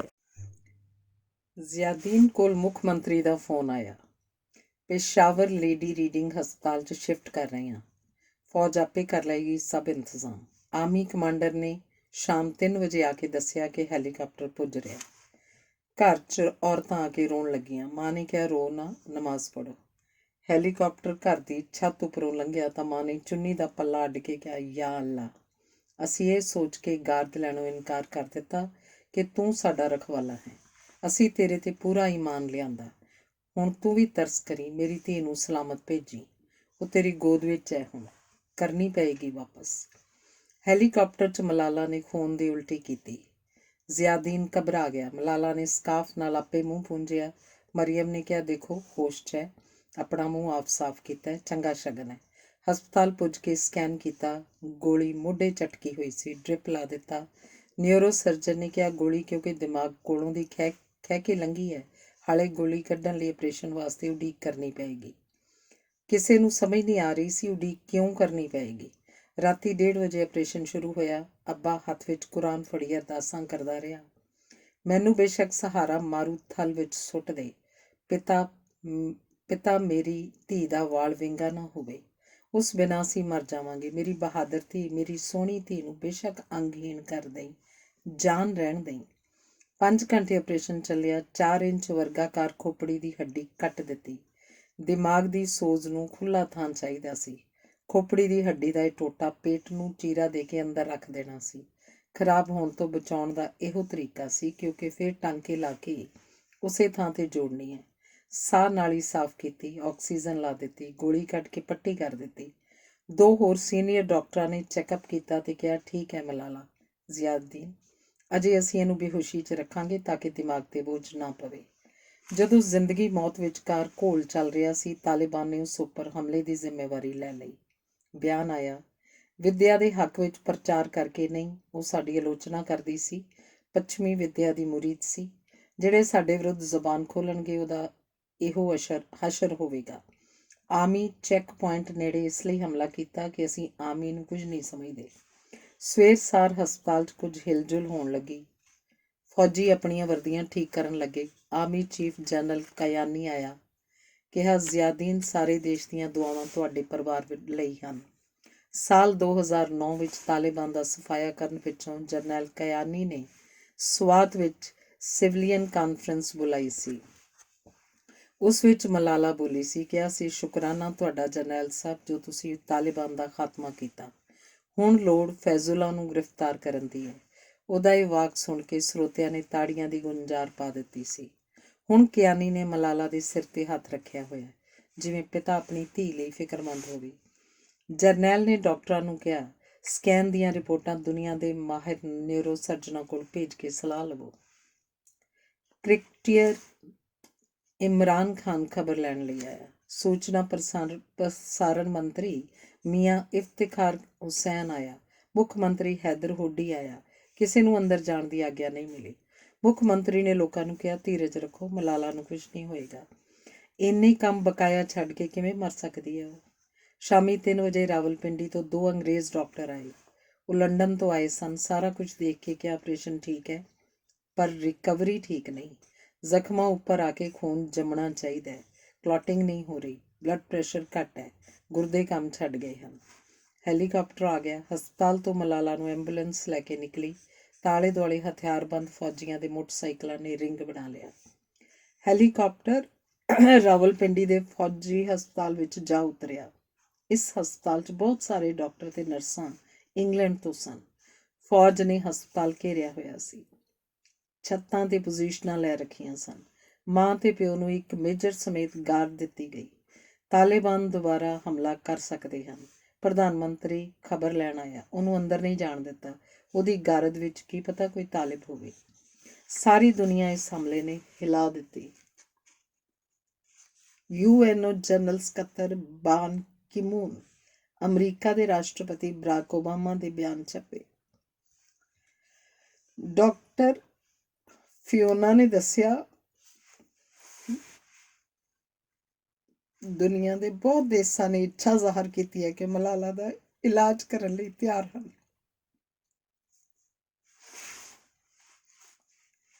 ਅਮਰੀਕਾ ਦੇ ਜੌਨ ਹੌਪਕਿੰਸ ਹਸਪਤਾਲ ਨੇ ਮੁਫਤ ਇਲਾਜ ਦੀ ਪੇਸ਼ਕਸ਼ ਕੀਤੀ। ਜਰਮਨੀ, ਸਿੰਗਾਪੁਰ, ਅਰਬ ਤੇ ਬਰਤਾਨੀਆ ਦੇ ਇਹੋ ਸੁਨੇਹੇ ਆਏ, ਕਿੱਥੋਂ ਇਲਾਜ ਕਰਾਇਆ ਜਾਏ, ਮਾਪਿਆਂ ਨੂੰ ਕੋਈ ਪਤਾ ਨਹੀਂ। ਬਰਤਾਨਵੀ ਡਾਕਟਰ ਤੇ ਜਰਨੈਲ ਕਯਾਨੀ ਫੈਸਲੇ ਕਰ ਰਹੇ ਹਨ। ਜਰਨੈਲ ਨੇ ਕਿਹਾ ਅਮਰੀਕਾ ਨਹੀਂ ਭੇਜਾਂਗੇ, ਸਾਡੇ ਲੋਕ ਅਮਰੀਕਾ ਨੂੰ ਨਫ਼ਰਤ ਕਰਦੇ ਨੇ, ਇੰਗਲੈਂਡ ਠੀਕ ਹੈ। ਅਰਬ ਸਰਕਾਰ ਨੇ ਕਿਹਾ ਸਾਡਾ ਮੈਡੀਕਲ ਜੈੱਟ ਤੁਹਾਡੇ ਲਈ ਭੇਜ ਦਿੱਤਾ ਹੈ। ਜੈੱਟ ਪੂਰਾ ਹਸਪਤਾਲ ਹੈ, ਹਰੇਕ ਮਸ਼ੀਨ, ਡਾਕਟਰ, ਨਰਸਾਂ ਦੀ ਟੀਮ। 15 ਅਕਤੂਬਰ 2012 ਨੂੰ ਸੂਰਜ ਚੜ੍ਹਨ ਤੋਂ ਪਹਿਲਾਂ ਜਹਾਜ਼ ਮਲਾਲਾ ਨੂੰ ਲੈ ਕੇ ਉੱਡ ਗਿਆ। ਮਲਾਲਾ ਦਾ ਪਾਸਪੋਰਟ ਬਣ ਗਿਆ। ਮਾਪਿਆਂ ਦੇ ਅਜੇ ਬਣਨੇ ਸਨ, ਕੁਝ ਦਿਨ ਮਾਪੇ ਨਹੀਂ ਜਾ ਸਕੇ। ਬਰਮਿੰਘਮ ਦਾ ਕੁਈਨ ਐਲਿਜ਼ਾਬੈਥ ਹਸਪਤਾਲ ਬਹੁਤ ਮਹਿੰਗਾ ਪਰ ਸ਼ਾਨਦਾਰ ਹੈ। ਇੱਥੇ ਇੰਟੈਂਸਿਵ ਕੇਅਰ ਯੂਨਿਟ 'ਚ ਰੱਖੀ ਗਈ। ਸੋਜ਼ ਘਟਣ ਲੱਗੀ, ਹੋਸ਼ ਪਰਤ ਆਈ। ਸਾਹ ਨਾਲੀ 'ਚ ਟਿਊਬ ਪਾਈ ਹੋਣ ਕਰਕੇ ਬੋਲ ਨਹੀਂ ਸਕਦੀ ਸੀ। ਮਾਪੇ, ਭਰਾ ਕਿਵੇਂ ਹਨ, ਕਿੱਥੇ ਹਨ?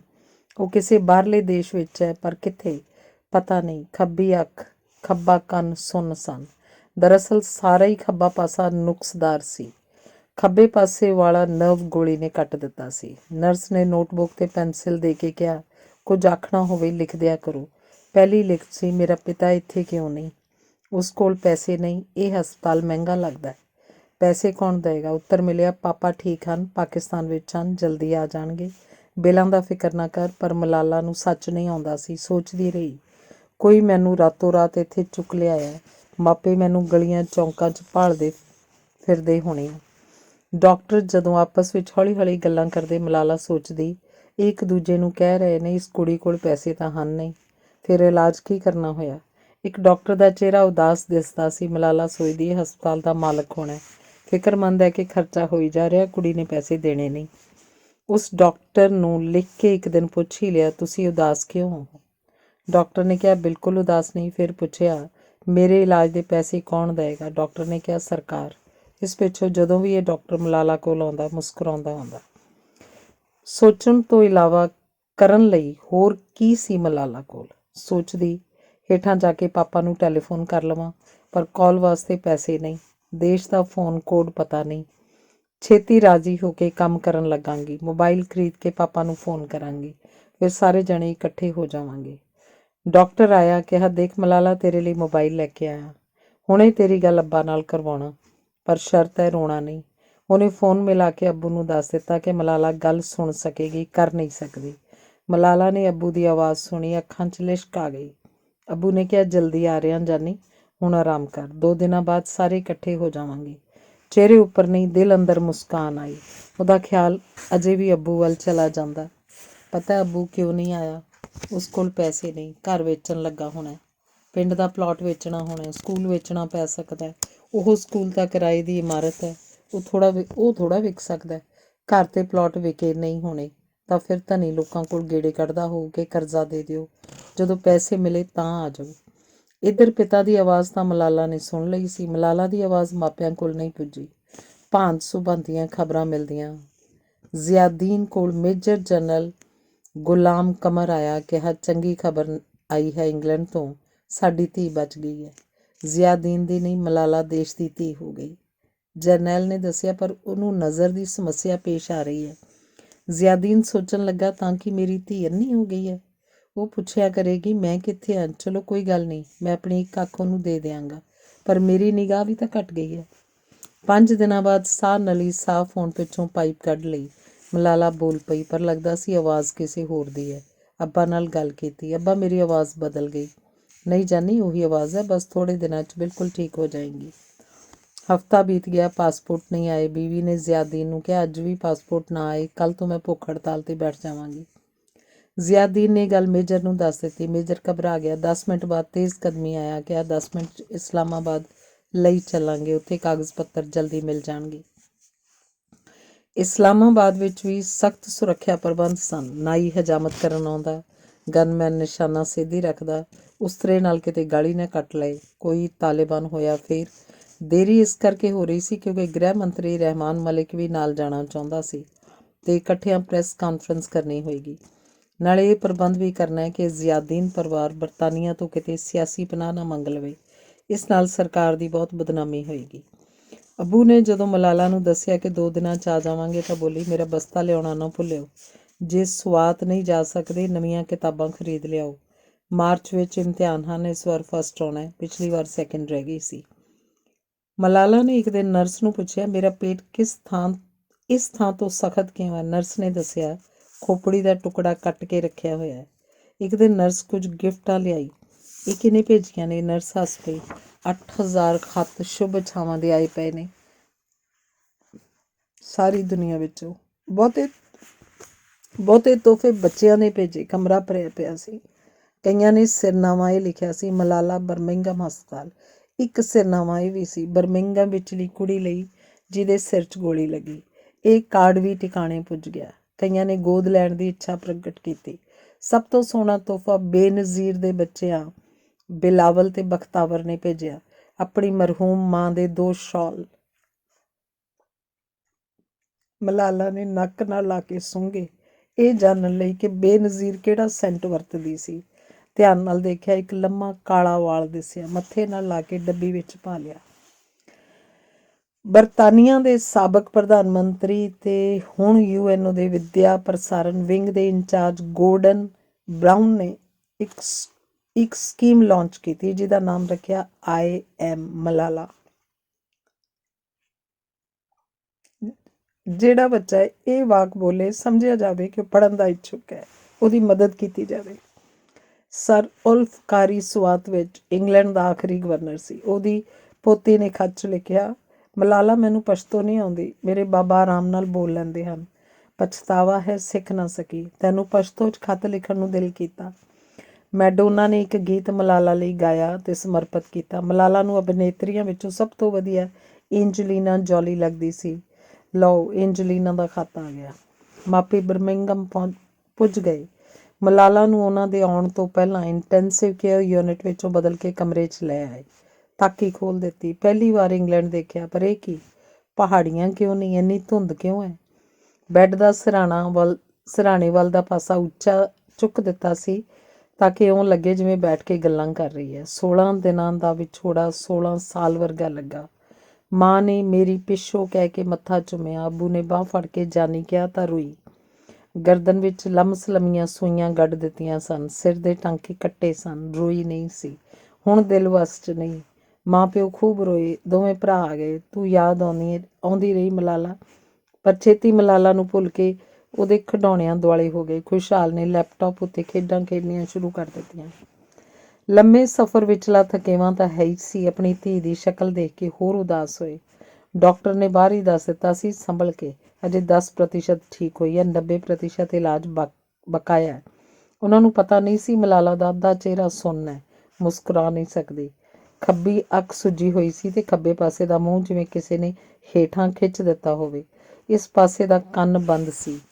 ਬਾਹਰ ਆ ਕੇ ਜ਼ਿਆਦੀਨ ਨੇ ਬੀਵੀ ਨੂੰ ਕਿਹਾ, ਅੱਖ ਚਲੀ ਜਾਂਦੀ ਮੈਂ ਆਪਣੀ ਅੱਖ ਦੇ ਦਿੰਦਾ। ਗੁਰਦਾ ਫੇਲ ਹੋ ਜਾਂਦਾ ਮੈਂ ਗੁਰਦਾ ਦੇ ਦਿੰਦਾ। ਤਾਲਿਬਾਨ ਨੇ ਮੇਰੀ ਧੀ ਤੋਂ ਮੁਸਕਾਨ ਖੋਹ ਲਈ। ਆਪਣੀ ਮੁਸਕਾਨ ਉਹਦੇ ਹੋਠਾਂ 'ਤੇ ਕਿਵੇਂ ਰੱਖਾਂ? ਡਾਕਟਰ ਦੇਖ ਰਹੇ ਸਨ ਕਿ ਜੇ ਨਰਵ ਜ਼ਖਮੀ ਹੋਇਆ ਤਾਂ ਆਪੇ ਰਾਜ਼ੀ ਹੋ ਕੇ ਕੰਮ ਕਰਨ ਲੱਗ ਜਾਏਗਾ, ਪਰ ਜੇ ਕੱਟਿਆ ਗਿਆ ਤਾਂ ਆਪਰੇਸ਼ਨ ਕਰਕੇ ਜੋੜਨਾ ਪਏਗਾ। ਜਿਨ੍ਹਾਂ 3 ਦੇਸ਼ਾਂ ਨੇ ਮਲਾਲਾ ਦੀ ਮਦਦ ਕੀਤੀ, ਉਹਨਾਂ ਦੇ ਲੀਡਰ ਮਿਲਣ ਆਏ। ਪਾਕਿਸਤਾਨ ਦਾ ਗ੍ਰਹਿ ਮੰਤਰੀ ਰਹਿਮਾਨ ਮਲਿਕ, ਬਰਤਾਨੀਆ ਦਾ ਵਿਦੇਸ਼ ਮੰਤਰੀ ਵਿਲੀਅਮ ਹੇਗ ਤੇ ਅਰਬ ਦਾ ਵਿਦੇਸ਼ ਮੰਤਰੀ ਅਬਦੁੱਲਾ ਬਿਨ ਜ਼ੈਦ। ਡਾਕਟਰਾਂ ਨੇ ਮਲਾਲਾ ਨੂੰ ਮਿਲਣ ਦੀ ਆਗਿਆ ਨਾ ਦਿੱਤੀ। ਜ਼ਿਆਦੀਨ ਨੂੰ ਮਿਲ ਕੇ ਪਰਤ ਗਏ। ਰਹਿਮਾਨ ਮਲਿਕ ਨੇ ਜ਼ਿਆਦੀਨ ਨੂੰ ਦੱਸਿਆ, ਜਿਸ ਮੁੰਡੇ ਨੇ ਗੋਲੀ ਮਾਰੀ ਉਹਦੀ ਸ਼ਨਾਖਤ ਹੋ ਗਈ ਹੈ। ਤਾਲਿਬਾਨ ਵਿੱਚੋਂ ਅਤਾਉੱਲਾ ਖਾਨ ਹੈ। 2009 'ਚ ਫੜਿਆ ਗਿਆ ਸੀ, ਪਰ 3 ਮਹੀਨਿਆਂ ਬਾਅਦ ਰਿਹਾ ਕਰ ਦਿੱਤਾ। ਫਿਜ਼ਿਕਸ ਵਿੱਚ ਡਿਗਰੀ ਕੀਤੀ ਹੋਈ ਹੈ। ਸਿਰ ਦਾ $10 ਲੱਖ ਇਨਾਮ ਰੱਖਿਆ। ਜਲਦੀ ਫੜ ਲਵਾਂਗੀ। ਜ਼ਿਆਦੀਨ ਚੁੱਪ ਰਿਹਾ। ਬੇਨਜ਼ੀਰ ਭੁੱਟੋ ਦੇ ਕਾਤਲ ਨਹੀਂ ਫੜੇ, ਜ਼ਿਆਉਲ ਹੱਕ ਦੇ ਕਾਤਲ ਨਹੀਂ ਫੜੇ, ਲਿਆਕਤੀ ਅਲੀ ਦੇ ਕਾਤਲ ਨਹੀਂ ਫੜੇ ਗਏ, ਮਲਾਲਾ ਦੇ ਕਿਵੇਂ ਫੜੇ ਜਾਣਗੇ? 11 ਨਵੰਬਰ ਨੂੰ ਦੁਨੀਆ ਦੇ ਪ੍ਰਸਿੱਧ ਨਿਊਰੋ ਸਰਜਨ ਰਿਚਰਡ ਇਰਵਨ ਨੇ ਕੱਟੀ ਨਰਵ ਦਾ ਆਪਰੇਸ਼ਨ ਕੀਤਾ। ਇੰਨਾ ਬਰੀਕ ਕੰਮ ਸੀ ਕਿ 8.5 ਘੰਟੇ ਲੱਗੇ। 1 ਇੰਚ ਨਰਵ ਉੱਡ ਚੁੱਕਿਆ ਸੀ, ਦੁਬਾਰਾ ਜੋੜਿਆ ਗਿਆ। ਕੰਨ ਦਾ ਪਰਦਾ ਜ਼ਖਮੀ ਸੀ, ਠੀਕ ਕੀਤਾ। ਡਾਕਟਰ ਇਰਵਿਨ ਨੇ ਦੱਸਿਆ, 20 ਸਾਲ 'ਚ ਇੰਨਾ ਬਰੀਕ ਆਪਰੇਸ਼ਨ ਪਹਿਲੀ ਵਾਰ ਕੀਤਾ ਤੇ 86% ਰਿਕਵਰੀ ਹੋਈ ਹੈ। ਬਾਕੀ ਸਮੇਂ ਨਾਲ ਹੋ ਜਾਏਗੀ। ਤਾਂ ਵੀ ਮਲਾਲਾ ਪਹਿਲਾਂ ਵਰਗੀ ਨਹੀਂ ਹੋ ਸਕੇਗੀ। ਡਾਕਟਰ ਨੇ ਕਿਹਾ, ਜਿਹੜੀ ਕਹਾਣੀ ਕੱਲ੍ਹ ਪੜ੍ਹੀ ਸੀ ਸੁਣਾ ਦਿੱਤੀ। ਯਾਦਦਾਸ਼ਤ ਇੱਕਦਮ ਸਹੀ ਹੈ। ਡਾਕਟਰ ਹਰ ਤਰ੍ਹਾਂ ਦੀ ਕਸਰਤ ਦੱਸ ਗਿਆ ਸੀ, ਜਬਾੜੇ ਦੀ, ਅੱਖ ਝਪਕਣ ਦੀ, ਮੋਢੇ ਦੀ, ਗਰਦਨ ਦੀ। ਤੇਜ਼ੀ ਨਾਲ ਤੰਦਰੁਸਤ ਹੋਣ ਲੱਗੀ, ਠੀਕ ਸੁਣਨ ਲੱਗ ਪਿਆ। 6 ਦਸੰਬਰ ਨੂੰ ਪੁੱਛਿਆ, ਮਲਾਲਾ ਅੱਜ ਤੈਨੂੰ ਹਸਪਤਾਲੋਂ ਬਾਹਰ ਭੇਜਣਾ ਹੈ, ਕੀ ਦੇਖਣਾ? ਮਲਾਲਾ ਨੇ ਕਿਹਾ, ਕੁਦਰਤੀ ਨਜ਼ਾਰੇ ਚੰਗੇ ਲੱਗਦੇ ਨੇ। ਠੀਕ ਹੈ, ਬੋਟੈਨੀਕਲ ਗਾਰਡਨ ਹਸਪਤਾਲ ਦੇ ਨੇੜੇ ਹੀ ਹੈ। 2 ਬੰਦੇ ਸਹਾਇਕ ਹੋਣਗੇ। ਕਾਰ ਦੀ ਪਿਛਲੀ ਸੀਟ ਦੇ ਵਿਚਕਾਰ ਮਲਾਲਾ ਬਿਠਾਈ, ਤਾਕੀਆਂ ਵਾਲੇ ਪਾਸੇ ਬੰਦੇ। ਮਲਾਲਾ ਨੇ ਕਿਹਾ, ਮੈਂ ਤਾਕੀ ਵਾਲੇ ਪਾਸੇ ਬੈਠਣਾ, ਮੈਂ ਬਾਹਰ ਦੇਖਣਾ। ਡਾਕਟਰ ਨੇ ਕਿਹਾ, ਨਹੀਂ, ਤੇਰਾ ਸਿਰ ਕੰਧ ਨਾਲ ਟਕਰਾਉਣਾ ਨਹੀਂ ਚਾਹੀਦਾ, ਵਿਚਕਾਰ ਬੈਠ। ਬਹੁਤ ਸੋਹਣਾ ਬਾਗ ਦੇਖਿਆ, ਖੁਸ਼ ਰਹੀ, ਕੈਫੇ 'ਚ ਖਾਧਾ ਪੀਤਾ। ਇਸ ਤੋਂ 2 ਦਿਨ ਬਾਅਦ ਰਾਸ਼ਟਰਪਤੀ ਜ਼ਰਦਾਰੀ ਆਇਆ। ਡਾਕਟਰਾਂ ਦੀ ਇੱਛਾ ਸੀ ਕਿ ਨਾ ਮਿਲੇ। ਅਖਬਾਰ ਨਵੀਸ ਫਲੈਸ਼ ਤੇ ਫਲੈਸ਼ ਮਾਰਨਗੇ, ਪਰ ਉਹ ਮਿਲ ਕੇ ਗਿਆ। 2 ਲੱਖ ਪਾਉਂਡ ਦਾ ਬਿੱਲ ਬਣਿਆ। ਜ਼ਰਦਾਰੀ ਨੇ ਸਰਕਾਰ ਵੱਲੋਂ ਦਿੱਤਾ। ਸ਼ਹਿਰ ਵਿੱਚ ਘਰ ਇੱਕ ਫਲੈਟ ਲੈ ਦਿੱਤਾ। ਕਿਹਾ, ਜ਼ਿਆਦੀਨ, ਮੈਨੂੰ ਪਤਾ ਹੈ ਹਾਲਾਤ ਠੀਕ ਨਹੀਂ, ਤੁਹਾਡਾ ਵਾਪਸ ਦੇਸ਼ ਜਾਣਾ ਠੀਕ ਨਹੀਂ, ਪਰ ਸਿਆਸੀ ਸ਼ਰਨ ਨਹੀਂ ਲੈਣੀ। ਮੈਂ ਆਪਣੇ ਇੱਥੋਂ ਦੇ ਦੂਤਾਵਾਸ ਨਾਲ ਤੁਹਾਨੂੰ ਐਜੂਕੇਸ਼ਨ ਅਟੈਚੀ ਨਿਯੁਕਤ ਕਰ ਦਿੰਦਾ। ਤਨਖਾਹ ਵੀ ਮਿਲੂ, ਸੁਰੱਖਿਆ ਵੀ। ਡਿਪਲੋਮੈਟਿਕ ਪਾਸਪੋਰਟ ਇਸ਼ੂ ਕਰ ਦਿੱਤੇ। ਕਿਸੇ ਵੀ ਦੇਸ਼ ਵਿੱਚ ਜਾ ਸਕਦੇ ਹੋ, ਰਹਿ ਸਕਦੇ ਹੋ। ਜ਼ਰਦਾਰੀ ਮਲਾਲਾ ਲਈ ਗੁਲਦਸਤਾ ਲਿਆਇਆ। ਉਹਦੀ ਧੀ ਆਸਿਫਾ ਵੀ ਨਾਲ ਆਈ।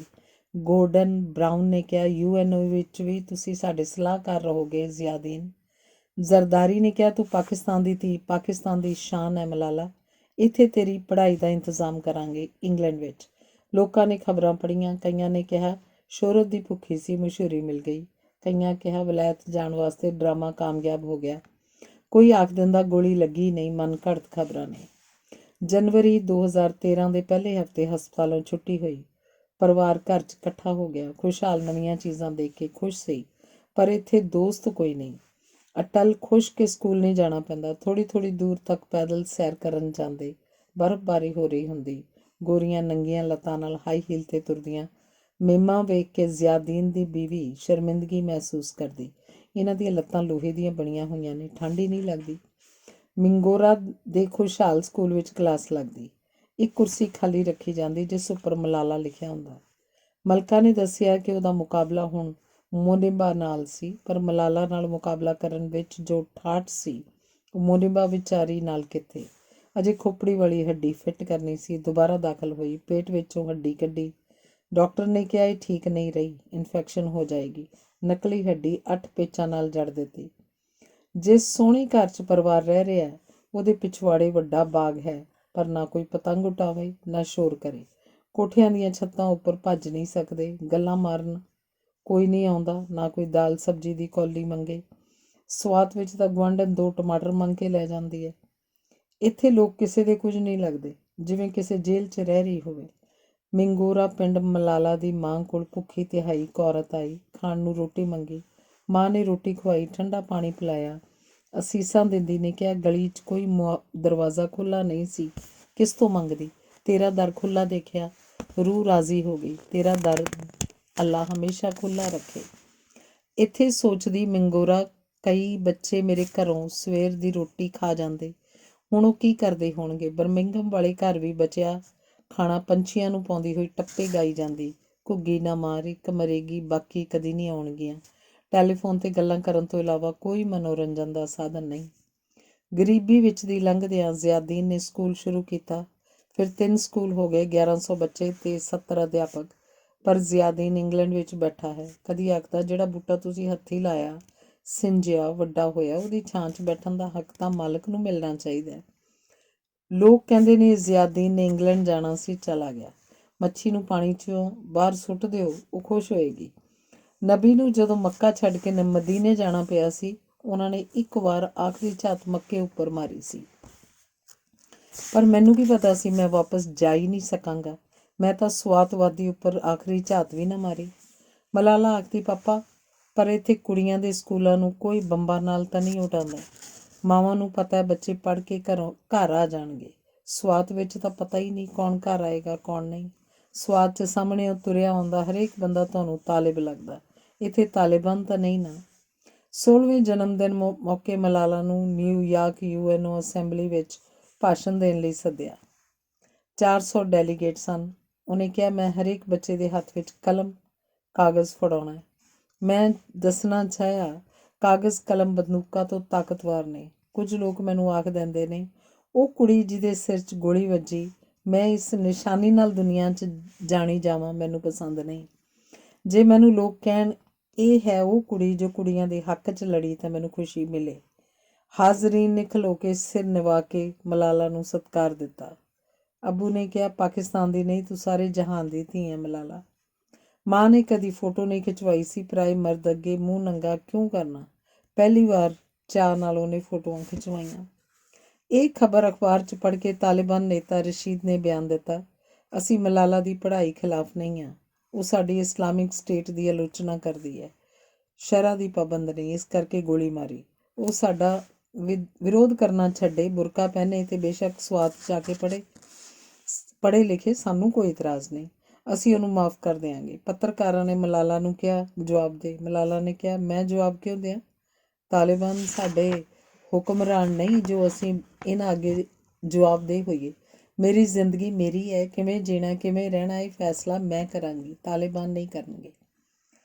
ਕਦੀ ਮਲਾਲਾ ਆਖ ਦਿੰਦੀ, ਇੱਥੇ ਆਪਣਾ ਦਿਲ ਨਹੀਂ ਲੱਗਦਾ, ਅੱਬੂ ਸਵਾਤ ਚਲੀਏ। ਅੱਬੂ ਆਖਦਾ, ਅਜੇ ਤੂੰ ਪੂਰੀ ਤਰ੍ਹਾਂ ਠੀਕ ਨਹੀਂ ਹੋਏ ਮਲਾਲਾ, ਨਾਲੇ ਇੱਥੇ ਦੀ ਪੜ੍ਹਾਈ ਉਸ ਸਕੂਲ ਨਾਲੋਂ ਵਧੀਆ ਹੈ, ਇੱਥੇ ਦੀ ਵਿੱਦਿਆ ਨਾਲ ਤਾਕਤਵਰ ਹੋ ਕੇ ਤੂੰ ਵਡੇਰੇ ਕੰਮ ਕਰ ਸਕਦੀ ਹੈ, ਉਹ ਕੰਮ ਜੋ ਤੇਰੇ ਸੁਪਨਿਆਂ 'ਚ ਹਨ। ਦੁਨੀਆ ਵਿੱਚ 5.5 ਕਰੋੜ ਬੱਚੇ ਵਿੱਦਿਆ ਤੋਂ ਵੰਚਿਤ ਹਨ, ਜਿਨ੍ਹਾਂ ਵਿੱਚੋਂ 3.25 ਕਰੋੜ ਕੁੜੀਆਂ ਹਨ। ਪਾਕਿਸਤਾਨ ਵਿੱਚ 5 ਕਰੋੜ ਬੰਦੇ ਕੋਰੇ ਅਨਪੜ੍ਹ ਹਨ, ਜਿਨ੍ਹਾਂ 'ਚ 3.5 ਕਰੋੜ ਔਰਤਾਂ ਹਨ। ਜੂਨ 2013 ਵਿੱਚ ਇੱਕ ਮਨੁੱਖੀ ਬੰਬ ਕਾਲਜ ਜਾਂਦੀਆਂ ਕੁੜੀਆਂ ਦੀ ਬੱਸ ਵਿੱਚ ਚੜ੍ਹ ਗਿਆ ਤੇ ਧਮਾਕਾ ਹੋਇਆ।